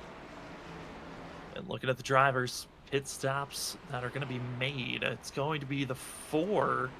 It's going to use a fast repair. It was talking about that about 100 laps ago, felt like, of not a lot of people have used their fast repair. Well, that number has now climbed. 100 people that have used theirs. Brian Johnson forced to use a fast repair. Larry Yingling has now used a fast repair. The 4 of McConnell has now used his fast repair, adding with Thomas Walter and also the 88, another driver who has used a fast repair. And scary situation. And you know what? Let's talk to a driver who has got a great shot of the madness. Let's bring in that of the 07 of Cedric Hunter, who's going to be starting 2nd here on this upcoming restart, and get his thoughts on that incident. Cedric, it's Sam and Zach up at the booth. You got us? Sure, how's it going? Well, it's going pretty well for ourselves. We just got the most dramatic flair that you could ask for at the end of that last incident. Man, what did you see from that wreck, and how was it trying to avoid it? I saw 2 guys just racing it for the lead. Brian's been the fastest guy, and Larry's trying to hold him off, and they just got together. So trying to avoid it was, I guess, rather easy. I just went low, and they are smart enough to just hold their brakes and keep the car where it's supposed to be. So it's crazy though to think that I would have never thought that they would have gone collected into each other. I mean, they need to start doing that on Wednesday nights at WSSR. But other than that, my race is going really good. My short run pace isn't that great. My long run pace is decent. I feel like the guys around me are probably getting better. Like Gavin's gotten a lot better since the start of the race, and Larry's been a little bit better on the longer runs than he was kind of in the mid race. So we have work to do. Obviously, we have almost 70 laps to do something, but I fully expect Brian and Larry to get back up here. So I think it'll be a really good finish.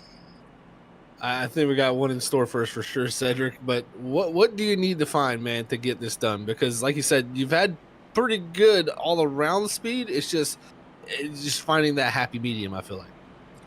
Yeah, I'm not sure, because like I was complaining earlier because I was like, man, I feel like if these cars could go kind of like the Jet 6 where they could go 55 to 60 laps in a run, I'd be in a really good position, probably the second fastest guy or in second for most of this race. Unfortunately, I feel like every time I do start to reel them back in, like there's a couple times I got to Larry within a second, and I was able to reel him in. I just ran out of laps. So I don't know. I think I need to be better on the short run. I kind of pushed it a little bit more before the wreck happened, and I was keeping up a little bit, and obviously them racing side by side helped. Hopefully, I don't know. Hopefully we can find something. I'm just not quite sure what it is just yet. Well, Cedric, certainly has been a wild race so far. I'm watching what drivers have been learning throughout the night, but we will send you back to your team, and good luck on this restart. Thank you, man. Hopefully we can talk to you in victory lane after this race. Hopefully. Well, that is going to be the 07 of Cedric Hunter, going to be on the outside lane on this restart. And Zach, we've seen the driver that's on the outside on these restarts struggle.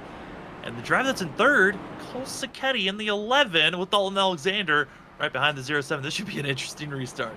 Oh, man, it's been a whole new face to the front of the field here now. So we get to see how this is going to shake out, Sam. I'm telling you what, these last handful, just under 70 laps is going to be so wild. Everybody here, get ready for a wild and bumpy ride. Well, you as the viewers and donators have already shattered our expectations with going over $1,000 in the donation for the Gamers Outreach. And now the drivers are shattering our brains as well, as we got new drivers leading the way. Gavin Rogers, Cedric Hunter, these two dueled it out in the Wicked Racing League this last season. Well, here we go. Will they duel it once again as they head down into turn number 1?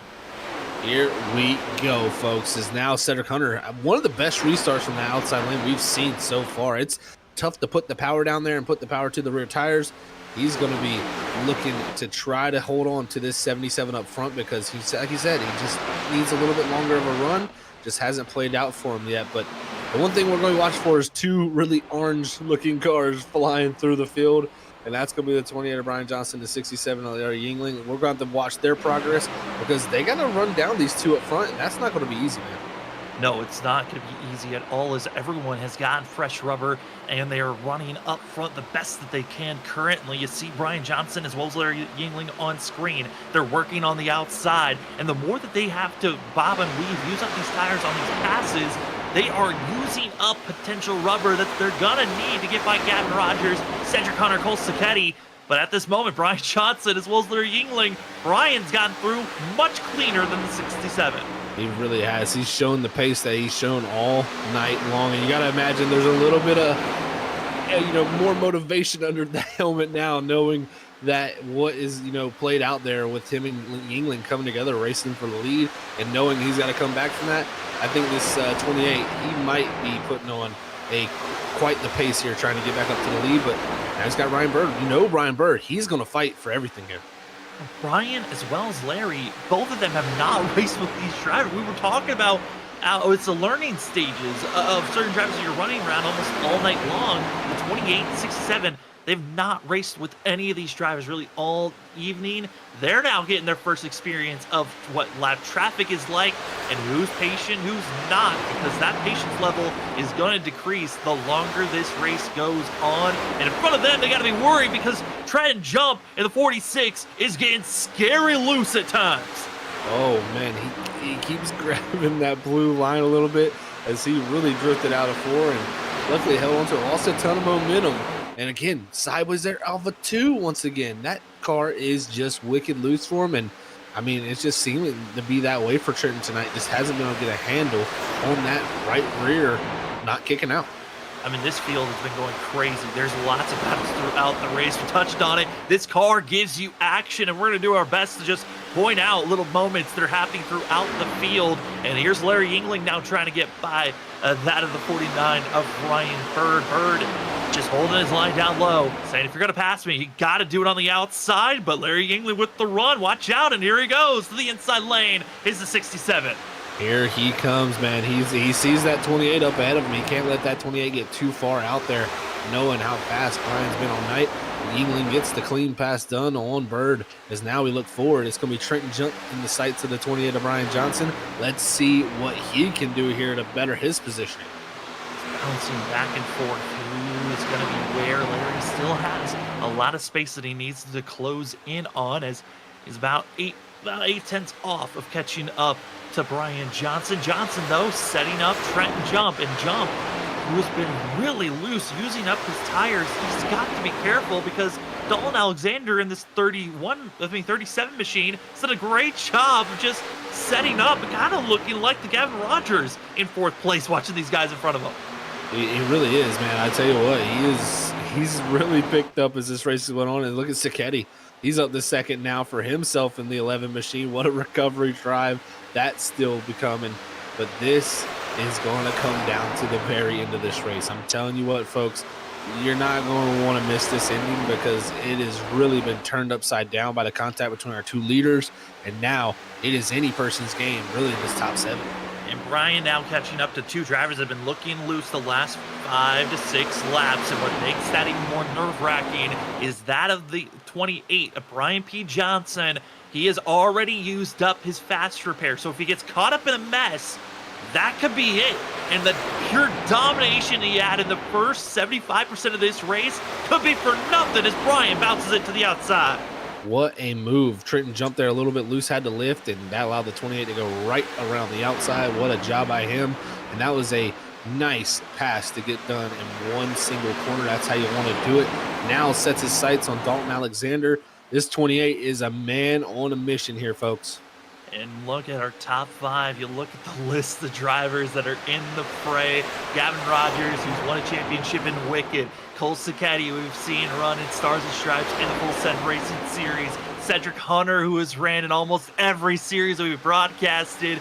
That of Dalton Alexander coming in as the Texas Speed Team. That's differing from all of our league drivers. And Brian P. Johnson, of champion of the WSSR. Top 5. Very distinctive on their careers and their paths to get to this destination, but they want to win the very first inaugural charity race of the Gamers Outreach 600. Who's going to get it done as the laps continue to tick away? It looks like the 37 might be falling back to the clutches of Brian right here.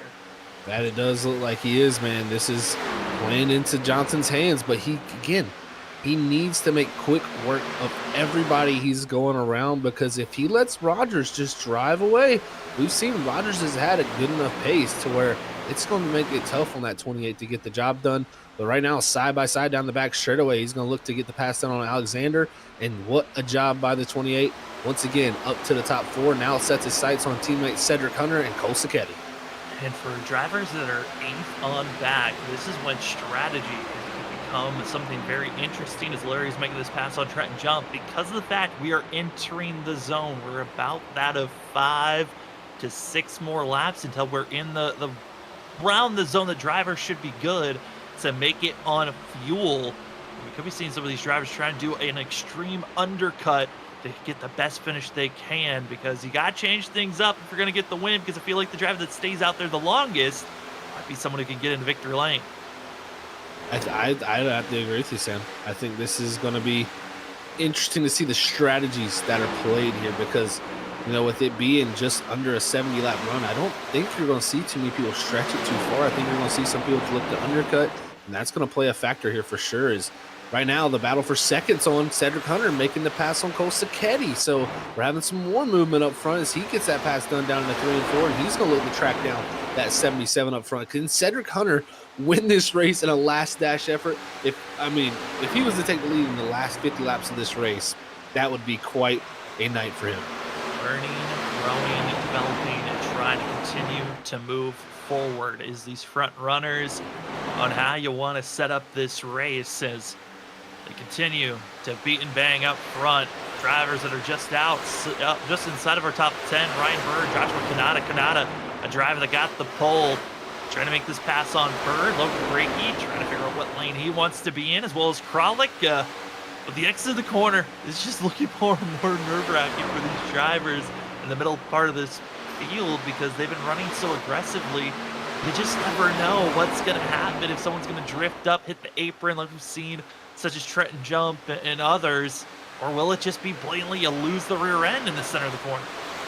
It can happen anyway with these cars, man. It really can. It surprises you very fast. And luckily, something like Larry England brought up earlier talking to him in the race, these cars, though, do give you the ability to save them. They will step out and you can kind of counter steer and work off that right rear. And what a lot of times that happens is when the rear end kicks out, actually the side of the right side of the car will actually be almost like a wing itself, and it kind of pulls it back in and straightens it out. So it allows you to really, use that to your advantage, and it's a lot different than that next gen, where if you get that thing sideways, you're probably wrecking. Most likely you'll find yourself wrecking, and we are now entering the final 50 laps of this race. It is the Freaky Fast Broadcasting Charity Race, Gamer Outreach 600, and drivers are getting rowdy on where they're gonna be. And for us up at the booth, we are gonna take our final commercial break of the night. Don't step away. Remember to share, because this could be this is it, really. Get it out there. Get the name Gamer Outreach 600. Like, share, and we will be right back after this.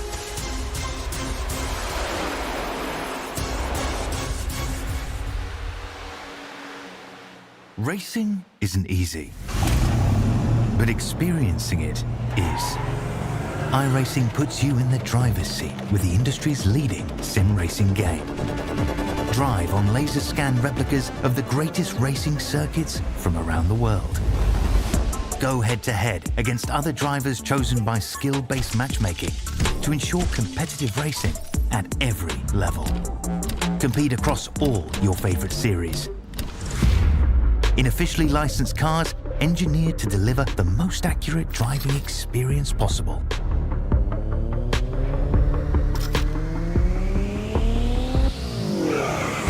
Join a race or host your own with players from across the globe.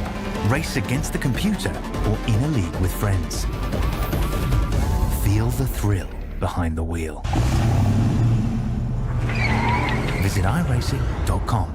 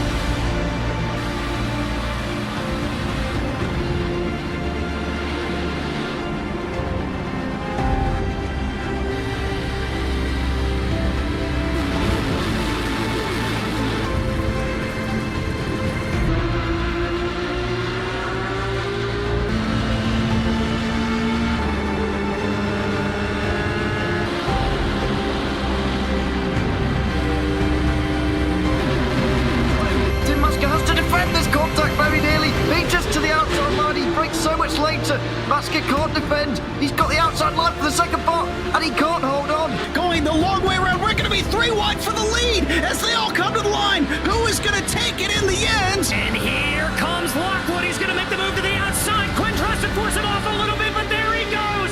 It's going to be side by side through turn 1. Will he be able to cover him off? He does. Weaving back to the left-hand side. Reynolds is trying everything. The kitchen sink is being thrown at it. They're leaning on each other. Coming into turn number 3. It's going to be a drag race through 3 and 4. Coming back to the line. Here comes Frisch on the bottom. Richard's going to hold the inside. Tries to be the late breaker here. They're going to be side by side through the final chicane. They bang doors, but keep it clean. As they're still 4 wide on the run down into the back straightaway. Demerit's looking for a line as well. What is going on in Michigan?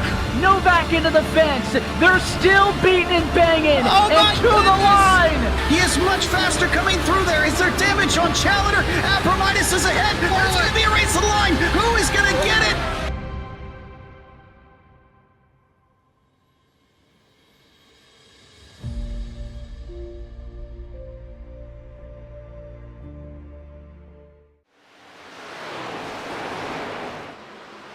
Hey, you gotta love side by side. You got to see the pass for the lead. The pass for second was underway, and drivers are making their final pit stop of the night. With coming up to just 40 laps to go, Cedric Hunter is leading this race. Brian Johnson, he's been on a charge up to second. Gavin Rogers is now falling to third. Larry Yingling is followed just behind the 28 by a couple of drivers. He's in fourth.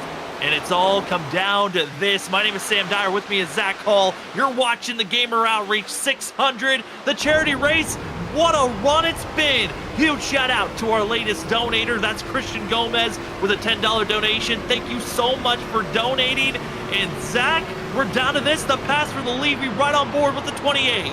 Oh, man, Sam, it's time to go. This 28 is, I'm telling you, he's not going to be denied. If something doesn't stop him, he won't be denied. This 28 is just so fast, so good on drive off the corner that it's just been impeccable, man. I mean, Cedric Hunter's going to fight here, but will Johnson be able to clear him off of 4 here? I think he's just got too good of drive off right now for that 07 to hold him back. And look, just through the center and off, that car looks hooked up. Slight wiggle off the exit of 4, but it just wasn't enough to slow him down. He's just too fast. It's the 28. As he's clear at this moment, he could slide up and will do so. Brian P. Johnson. It's Brian with the Y because we got 2 Johnsons out there on track.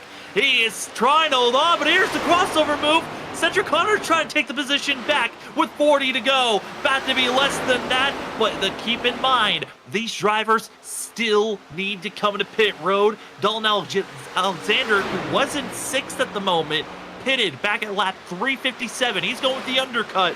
These front runners still need to pit one more time. Oh, man, this is great racing we're getting, man, right here. This is for the lead, for a 600-mile race. I mean, you couldn't ask for better. Our top 5 are all within a second and a half of each other, and this is going to come down to the final pit stop. And the car up ahead of him, the 88's in the wall, but he's coming to pit road. Luckily, going to get off the track there in time, and that's not going to cause any issues for these guys. But when will they pit? The question is, because we've had 2 drivers already hit pit road during this sequence, we'll have to see what the decisions are made here from the 28 camp. But if I'm him, I'm focused on trying to build a gap right now and open it up to that 77, that 07, and that 67, because those 7s are trying to catch that 28. I mean, all top 5 drivers in this shot, all within a second and a half from first place back to Cole Sacchetti in 5th.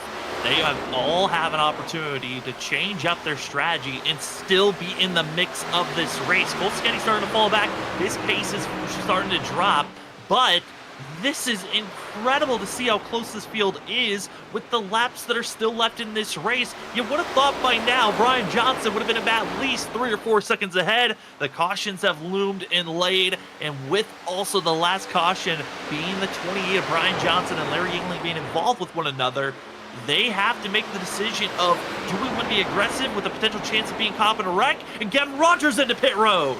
Here he comes. I like this call. This is a risky maneuver, but this will get him out to the front of the field most likely when it all cycles through. If I'm Brian Johnson, though, I wait just a tiny bit. All night he's been snake bit by some of these cautions coming out right after he pit. I think you got to stretch it a little farther. You know the pace you have. You ran him down from so far back. The driver you got to worry about, though, Larry Yingling. He's been quicker than Yingling during this run as they both work their way through the field. But I think Yingling's the only one that can challenge that 28 if he's able to get ahead of him. We've seen it so far. He's tough to pass. It's tough to make this decision, though, because you're trying to figure out when you want to come into pit road. All these drivers that are making the undercut, we've seen that yellow strike in almost every pit cycle we've had. It's so tough to be that first driver to make that call. But Dalton Alexander going to be the first driver to really watch out for. Will he be ahead of that of Gavin Rogers? He is, but only 3 seconds ahead of the 77. And he's going to need a lot more drivers to hit their pit road. And the radio calls have gotten busy. And into pit road, it's Larry Yingling and Cole Sacchetti. No surprise. Larry Yingling, he's made this a classic call here at WSSR on Saturdays. He has been an undercut master and really been able to get out to the lead and then really manage his equipment from there. We'll see what he can do with this. He was about a second and 1.2 seconds back from that leader, Brian Johnson. If you're Johnson, I think you may be coming down this next time by, and it looks like he'll continue along with Cedric Hunter, so they're electing to go a little farther here, Sam. This will be an interesting moment in the race here and maybe a decider. I think for Cedric, he's just hoping that he can be that first driver to have fresher tires than Brian. I mean, you've got to do something different from the leader instead of just following them. Logan Breaking now into pit road. And the report on out that of Dalton Alexander still 3 seconds ahead of Gavin Rogers as these laps continue to tick away. I mean, at some point, Zach, it's going to be, you're going to be too far back to even catch up to the drivers that have already done the undercut. That's very, very true, Sam. And look, here we go. Now Cedric Hunter, I like this call if you're him because he was starting to lose a little bit of a gap to Brian Johnson. Had a little bit of a moment the time before. Comes in this time by and is going to hit pit road. Brian Johnson, though, I think this is your timing. You have to do it now because the guys you're competing with for the win, they've all come to pit road, so they'll all be in the same positioning if a caution was to come out. I think this right here is the timing for him. As we're seeing, is this the moment? We're going to see Brian pull it into pit road. And no, he doesn't have to. Caution flag is out. Wow, that is the decision that he made for that reason to stay out. And look, it didn't snake bite him this time. He's now in the prime position along with Kanata, Tyler Thompson. This is amazing for the 28 team and a tough break for others. It's the 88 self-spinning off of turn number 2. And it changes the fact of Larry Yingling thinking he was in a prime position to now, how do you react? Brian, you know he's going into pit road. Joshua Kanata as well as that of Tyler Thomas. Does the rest of the field just follow in suit? And Cedric Hunter, what timing this is. He's going to be one lap down. And he's going to have to take a wave around and trap behind a couple of drivers. Yeah, I mean, personally, they're all going to have to take the wave here. They're going to have less fresh tires. I mean, if you're Cedric Hunter, it's not the worst because he's going to be on fresher tires than Alexander and Rogers. But Alexander, he's going to get the lucky dog, so he'll be able to most likely pit here anyways. He might have to go to the tail end of the line if he does pit, but we'll see the decision-making there because he's got 13-lap-old tires. But if you're Brian Johnson, I mean, this has made already a dominant night look a little bit easier. Certainly has. It's going to be Joshua Kanata, Brian Johnson, Tyler Thomas. It's going to be the 3 drivers that were on the lead lap at the time of that yellow. You got Brian Johnson, who's been dominating and really the driver everyone's searching to beat. Joshua Kanata, who got the pole. Those are the 2 drivers that got the front row to start this race off. Going to be your front row for this next restart. Tyler Thomas, who qualified all the way back in 19th. He's up in 3rd. Dalton Alexander expected to come into pit road after getting the wave around, and they'll get fresh rubber. And then Gavin Rogers and everyone else has to take a wave around to get back on the lead lap to have a total of 17 drivers on the hunt. Whew, 30 laps to go, ladies and gentlemen, and thank you for being with us. It's been a long race. We've had plenty of cautions. The contacts have been massive. This is one of the longest oval broadcasts that we've done, and I don't know if Robert has that history or not, but this feels like probably one of the longest ones Freaky Fast Broadcasting's ever done. And Zach, it's been a pleasure to have you up at the booth with me in this journey, and as well to all the viewers that have been here since we started, to everyone that's donated, thank you for being here. And this could be the last restart, or it could be the start of a lot of wrecks. It very well could, Sam. I tell you what, this is going to be wild to see with all these wave rounds and, you know, Brian Johnson out front. I know he loves that positioning to be in. Joshua Kanata, this has allowed our pole setter to have another shot at this thing. Tyler Thomas, I mean, what a job by him there to be in position. But I think he's going to have 16 laps on those tires, so that's going to be a tough spot to be sitting in. Dalton Alexander, he just hit pit road after getting his lucky dog. He'll have a shot at this thing. This is going to get wild because we're going to have different sets of tires all around throughout the field for waiver rounds. And really, I mean, it sits in a position where we could very easily have something play out here to bring out another yellow because of all the different stuff going on. crazy, wild, and we are still not done yet. Again, shout out to everyone that's donated. We started tonight off with $192, and we somehow have climbed to $1,030 has been donated to the Gamers Outreach. Thank you. Tonight, yes, the racing has been incredible, but tonight is ultimately about the Gamers Outreach. If you've never heard about it before, it is a program that brings in video games to children that are in hospitals. It is the reason why they do it is because hospitals, most people don't like going to them. And if you're at the hospital for a long time, you've been admitted for any of different reasons, you can be there for a while, and it could be isolating, it can be scary, and you might want to find joy. And Gamers Outreach is about bringing that adventure joy that video games can give to people, to get that escape away from the situation you're in. And they have been all around. There's over 390 plus Gamer Outreach that reaches out to the hospitals that Gamer Outreach is a part of, and it has been incredible to watch how it has grown. It was a program that started all the way back in originally was supposed to be just a tournament that some friends put on in 2006, which then turned into a foundation that they wanted to make in 2008 to where it is now in 2023, where again they're reaching out to so many hospitals. And if you'd like to help in donating to help this amazing program, you can do so with our QR code in the bottom right corner, or you can do so in our chat, where we'll be posting a link to our Tiltify where you can donate as much as you want. All the drivers that are out there on track, they donated at least $5. That was the minimum that you needed to put in if you were going to race here tonight. And some drivers donated well beyond that. Some did 10, some did 20.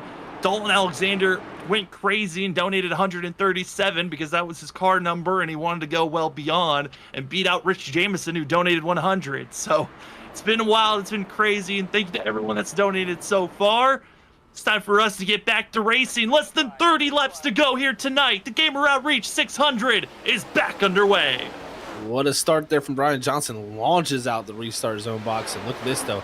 The mix-up between drivers all throughout the field here. Gavin Rogers going past one of the drivers there in the 53 machine of Tony Brent, and now Rogers is going to have Cedric Hunter all over his tail heading down the back straightaway, and that's going to be, in my opinion, maybe possibly even a fight for a top 3, top 2 finish between these two.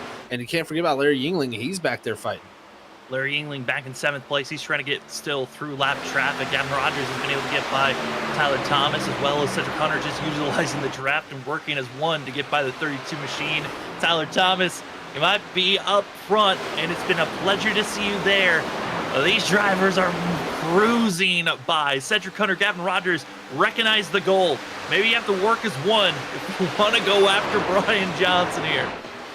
I'd have to agree, Sam. I think they can't race each other too hard if they want to run down that 28, which is a tough proposition to put up tonight. I don't think many people have ran down the 28. I think it's been more of a situation of, you know, him giving into positions and coming back at him later. So that's a formidable sight to see out in front windshield, seeing the 28 out front there.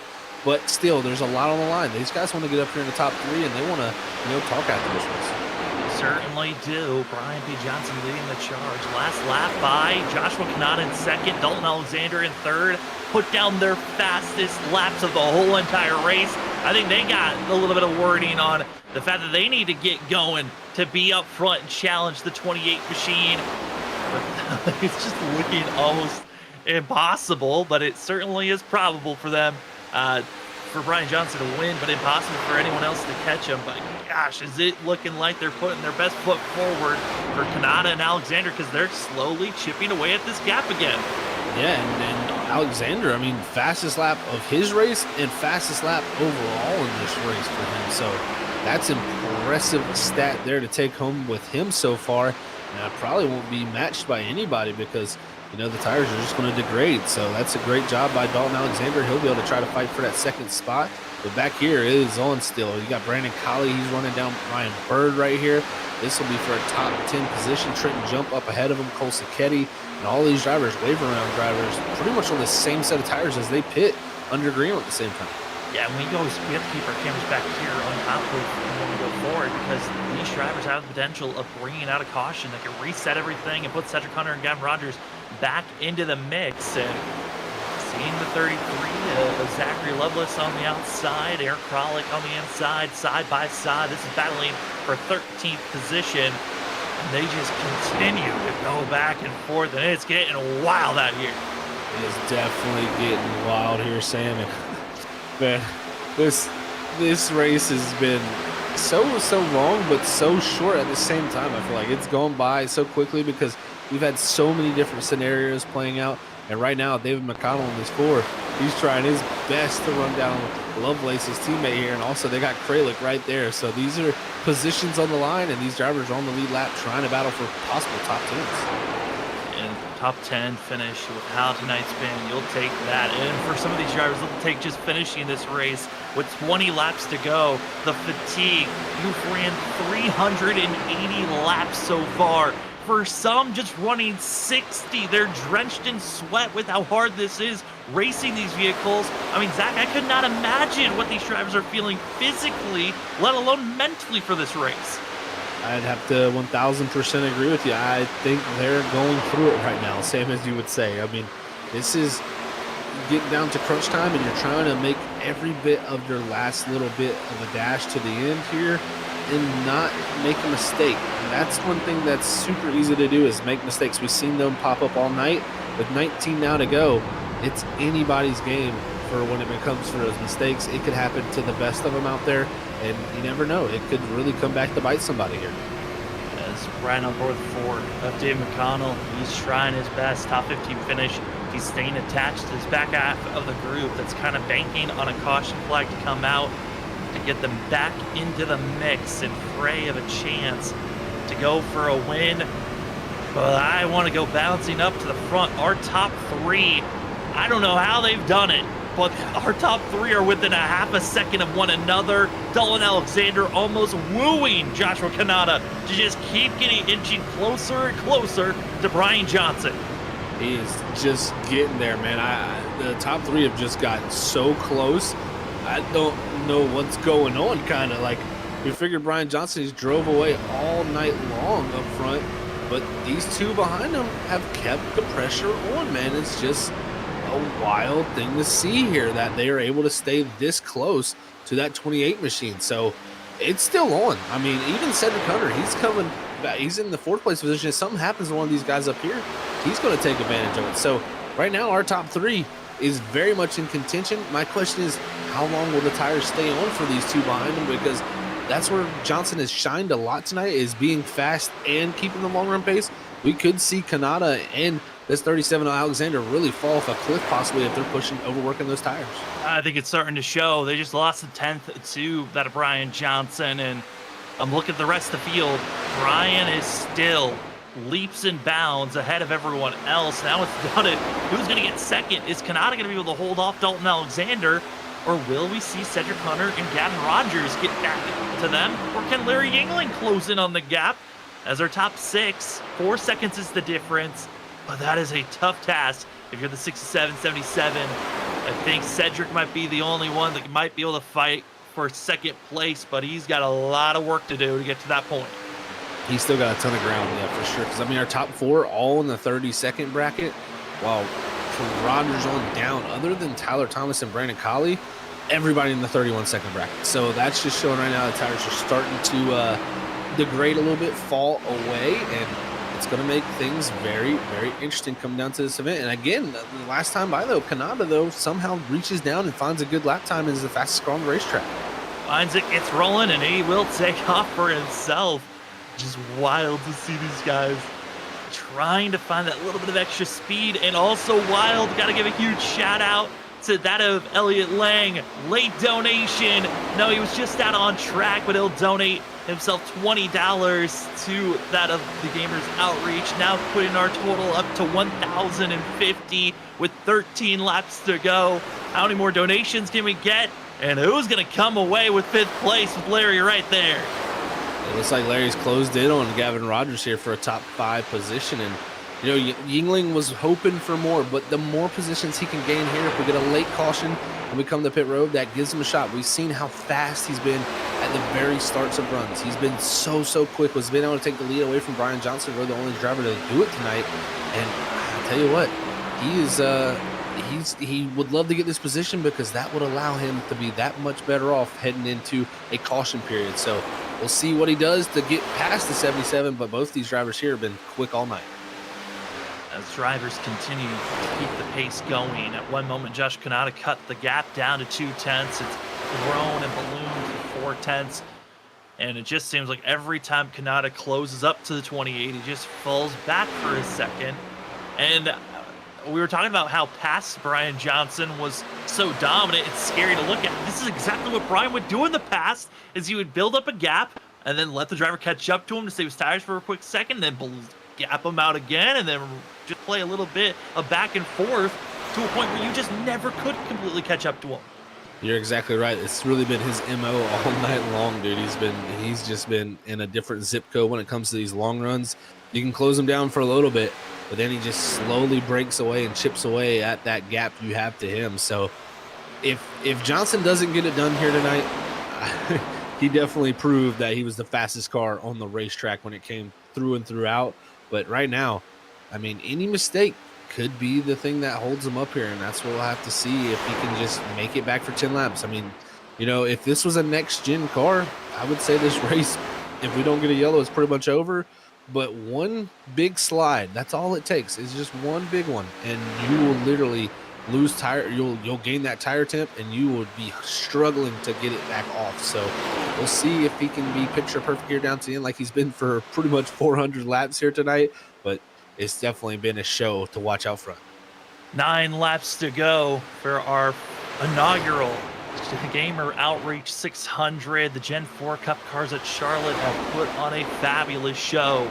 392 laps are now officially in the book, as it is now 8 laps to go here tonight. Thank you so much for joining with us with our second and final charity race of 2023. Have to give a massive shout out to all the drivers again. It was a $5 minimum just to be out there on track. Some did way more than that. Some did 20, some did 10, some did 100 or more. And we also have to give a big shout out to those that were not able to race or just wanted to donate in good heart. Ross Tatum was someone who wanted to be out there on track but still donated.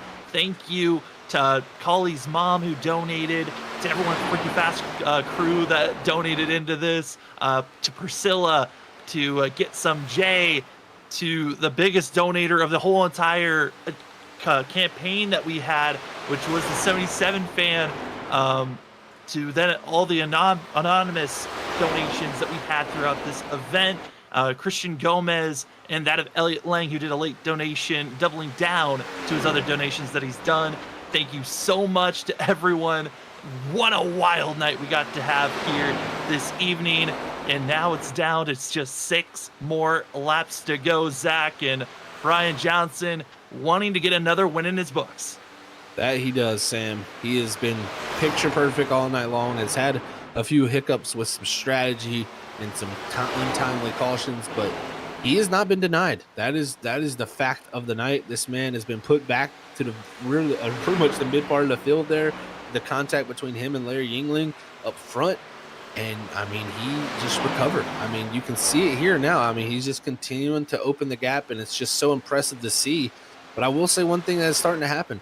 That 07 starting to run down that 37 just a little bit. We might have a battle for that final podium position. Cedric Hunter looking to get it done, but Brian Johnson there, a little bit too much apron. That's what I'm talking about. You can't make too many big mistakes here.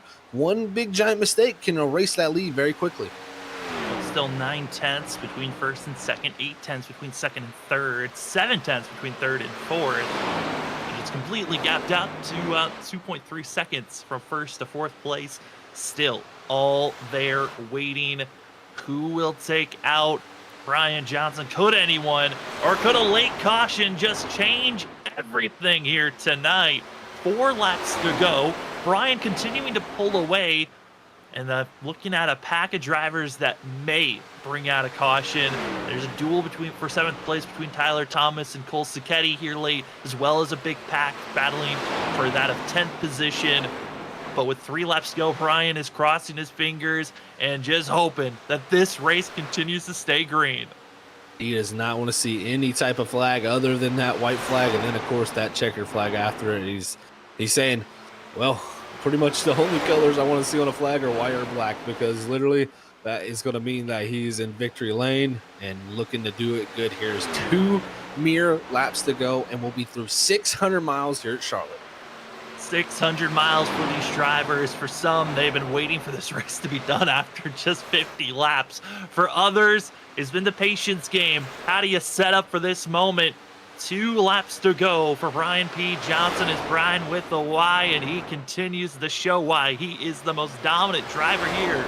He has got the smoothness. He's gotten figured out how to get off the corners fast. And now it's official. It is your freaky fast white flag, as it's going to be Brian P. Johnson leading the way for the 28 through 1 and 2.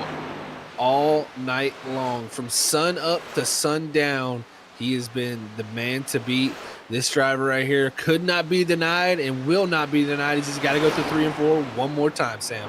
600 miles, 400 laps. He had to fight and claw late to get it done, but he will not be denied. Brian P. Johnson wins the first ever Gamer Outreach 600. What a drive. After the incident between him and Larry Yingling, that was a recovery for the books right there, folks.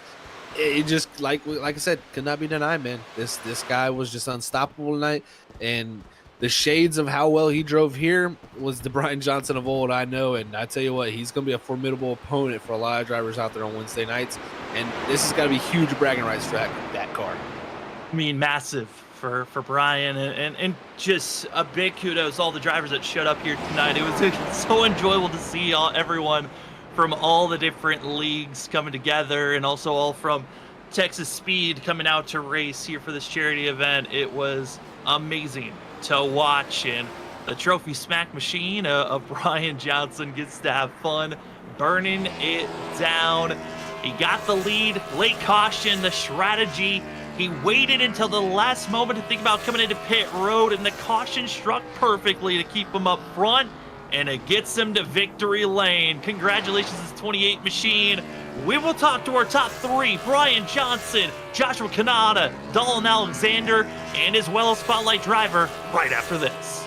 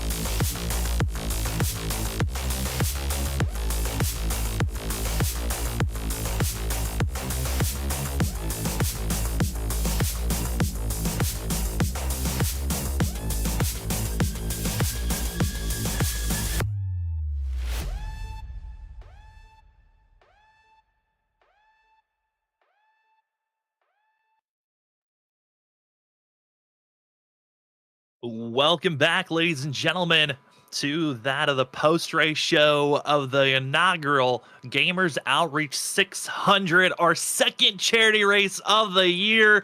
What a race it was. 600 miles, 400 laps, and it's that driver on screen that got to victory lane. What a run it was for Brian P. Johnson. Brian, it's Sam and Zach up in the booth. Congratulations on winning here tonight. How are you feeling after those 600 miles? Yeah, that was pretty good there, wasn't it? I am hot and sore and sweaty, and yeah, I won't be doing any sim racing tomorrow, that's for sure. But yeah, feeling pretty good. I did not expect to have that amount of pace, and it's nice to have it. I love this car.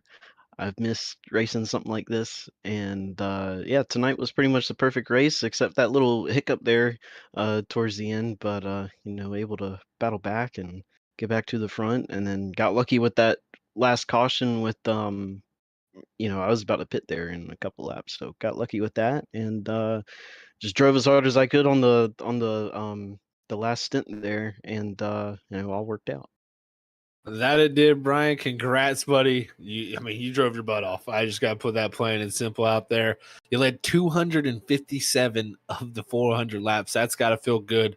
But, talk about the hiccup. I mean, you take us through that mindset of having to come back from something like that. I mean, were you ever down on yourself or ever thinking you were out of this?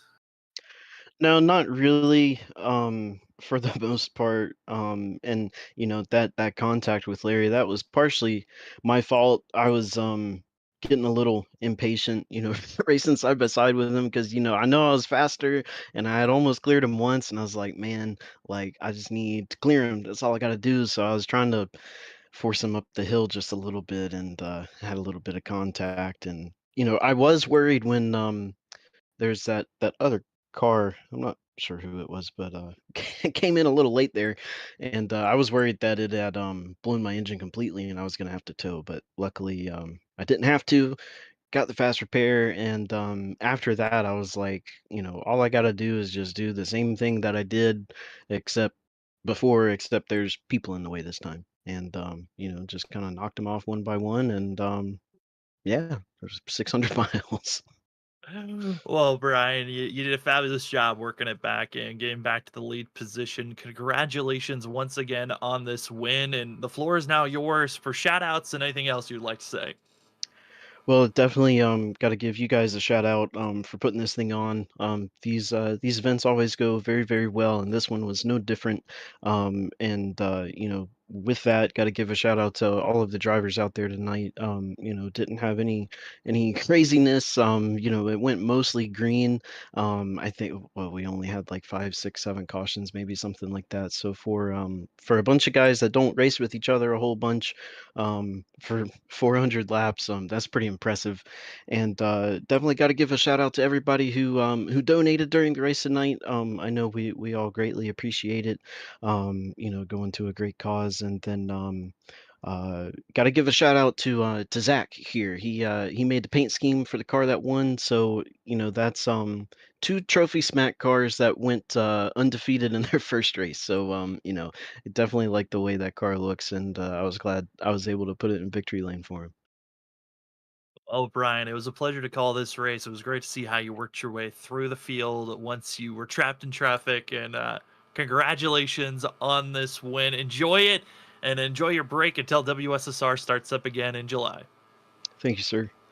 Well, that is going to be your winner, the 28 machine of Brian P. Johnson. We're going to head to that of second place, though, to a driver we got to talk to in the middle of the race, and as well comes away with a pretty solid finish of second position.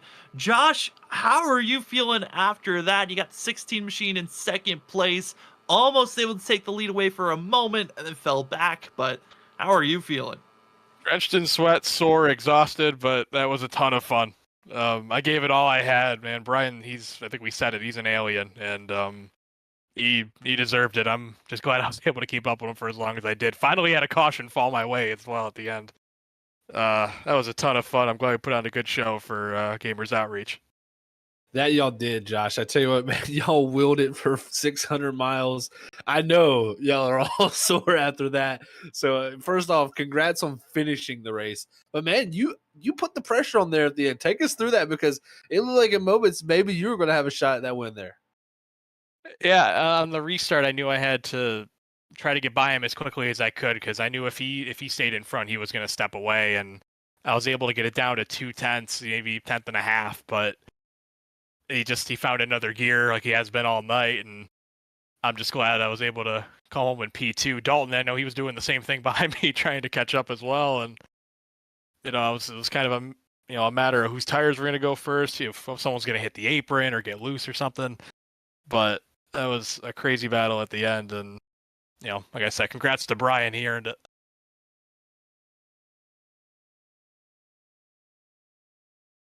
Josh, did we lose you? Hello? Oh, we got you now. Sorry. I was saying congrats to Brian, though. He earned it. It was a great battle. I gave it all I had, though.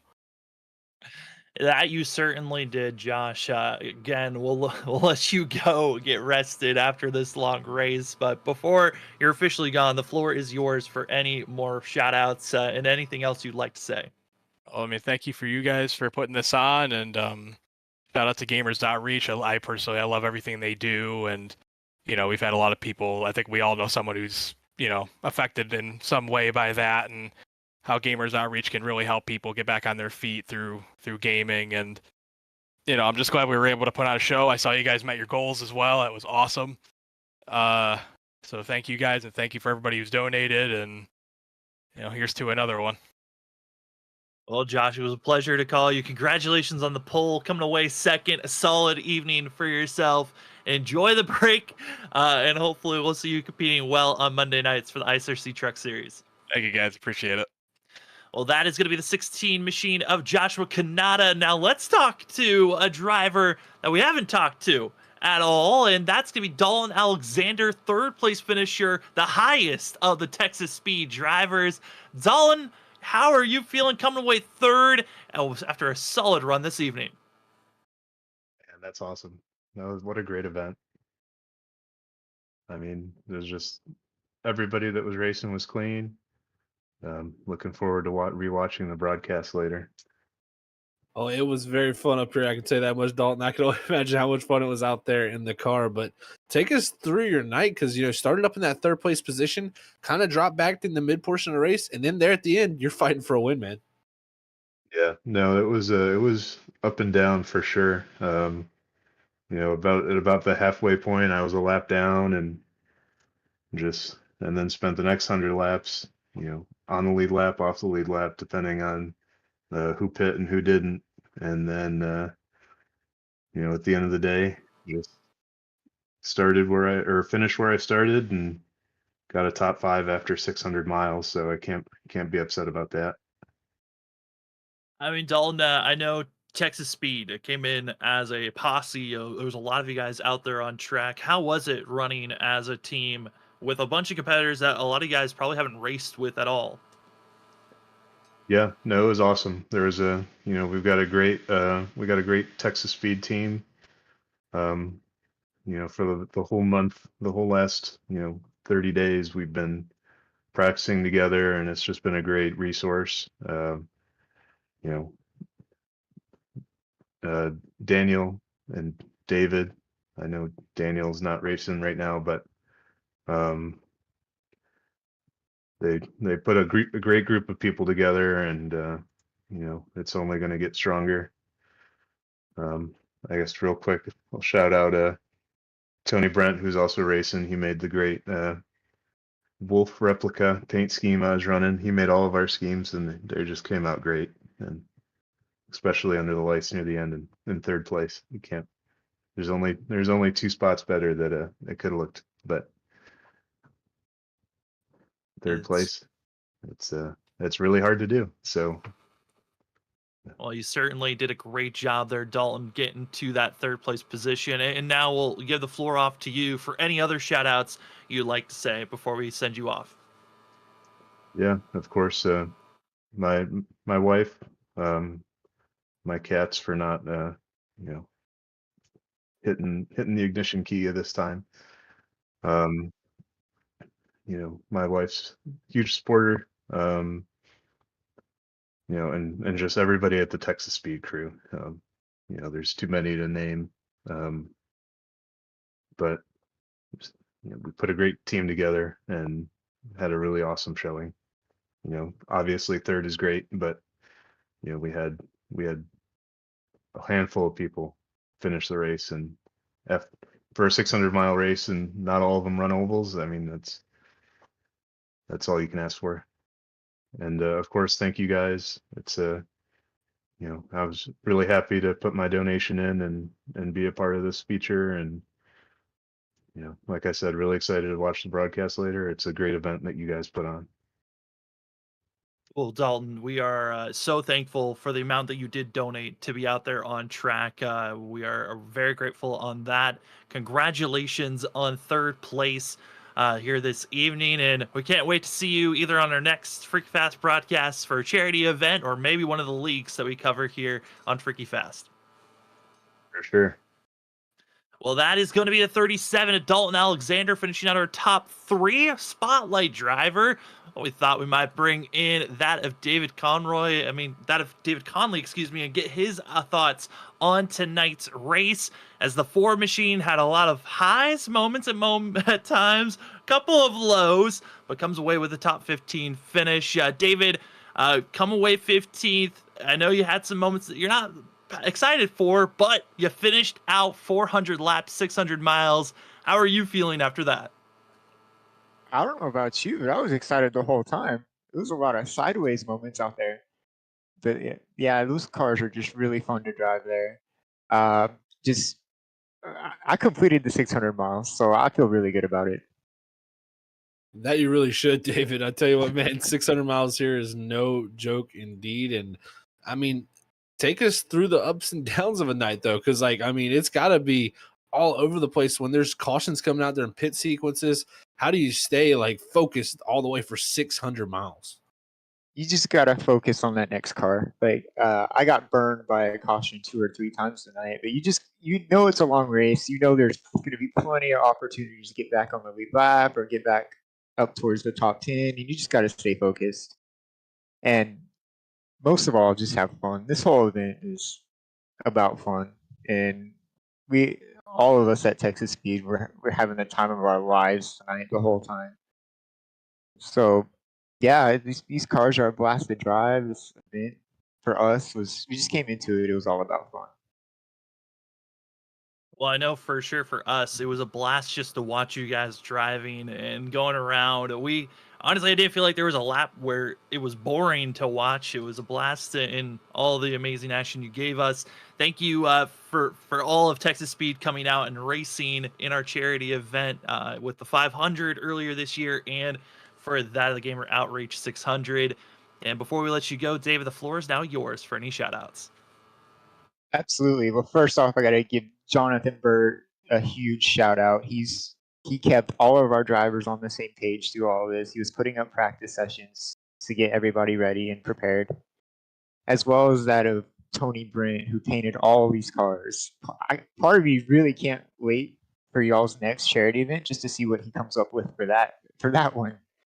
But we've had a blast at Daytona. We had a blast here. Obviously, we want to continue running y'all's charity events. We love what you guys do here, and just definitely want to keep it up.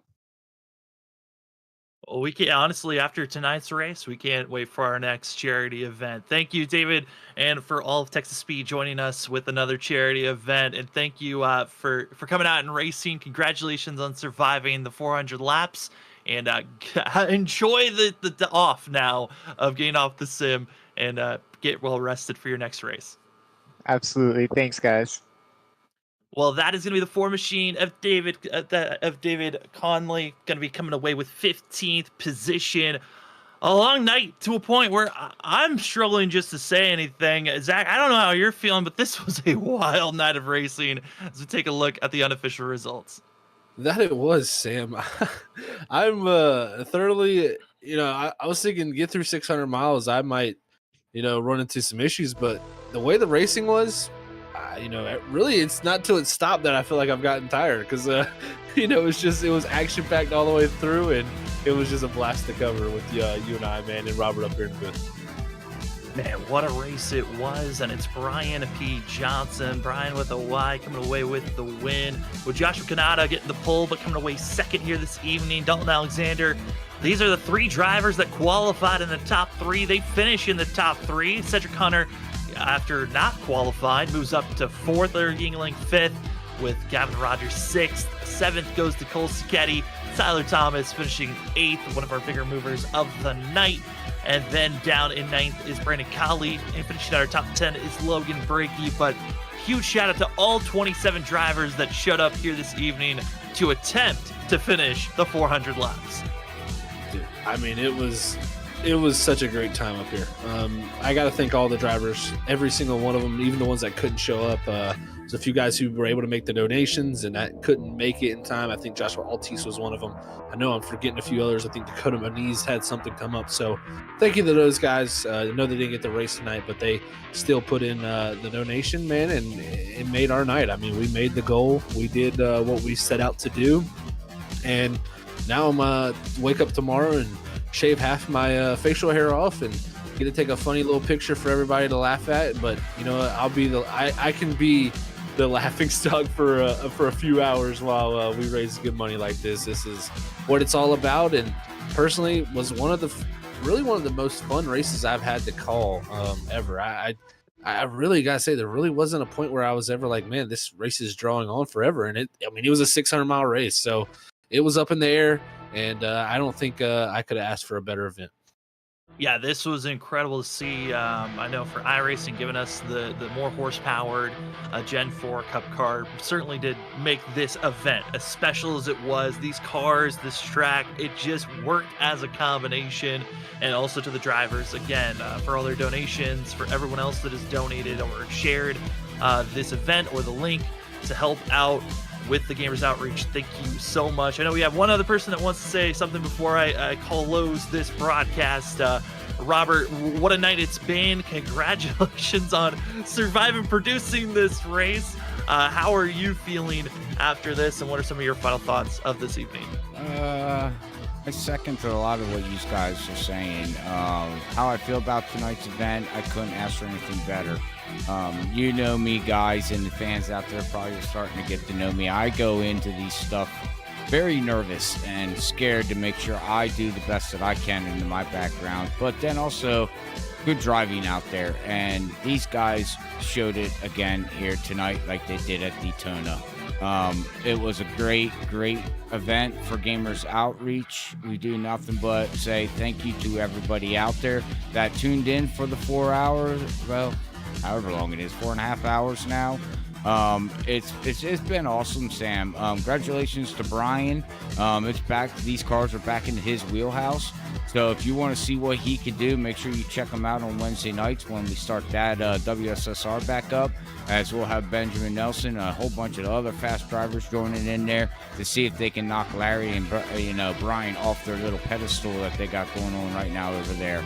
But another big shout out to you guys again, taking your Saturday night and calling tonight's event. I know it's tough to be talking as much as you guys did, and I do much appreciate that. But until the next one, ladies and gentlemen, wait for our social media platform for Zach to get that picture out there and see if we can get it trending on Twitter. That'd be really awesome to see that. But again, our next event will be next year, and hopefully everybody has a great, if we don't see you, great rest of your year. I hope God will see you here very shortly again. But until then, man, back to you, Sam. Thank you again. And like I always like to tell everybody here at Freaky Fast Broadcasting, God bless everybody, and we love you all.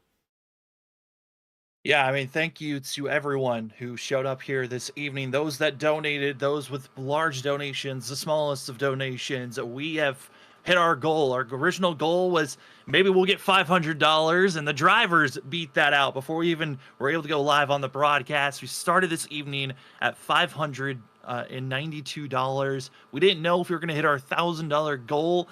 Well, we did. We hit $1,000 $250. Thank you to everyone that donated, to the drivers that participated, to myself, Sam Dyer, Zach Hall, Robert Morey Jr., and everyone else here at Freaky Fast Broadcasting, and was able to get this charity event rolling. This was it. This is our final charity event of 2023. Thank you for joining with us. Our next charity event should be in the beginning of 2024. We're excited for it. That will be the Juvenile Diabetes Research Foundation will be our next fundraising. But for tonight, thank you for joining with us. 400 laps are in the book, as well as those 600 miles, and it's Brian P. Johnson. He was able to conquer all the disadvantages that popped up in front of him, and he'll take the glory. And we cannot wait for our next Freaky Fast broadcast. It will be June 19th. It's the ISRC Larry Art Productions Truck Series. Will be our next broadcast. So we'll see you then. Have a good one, everybody, and enjoy our time off. We cannot wait for June 19th.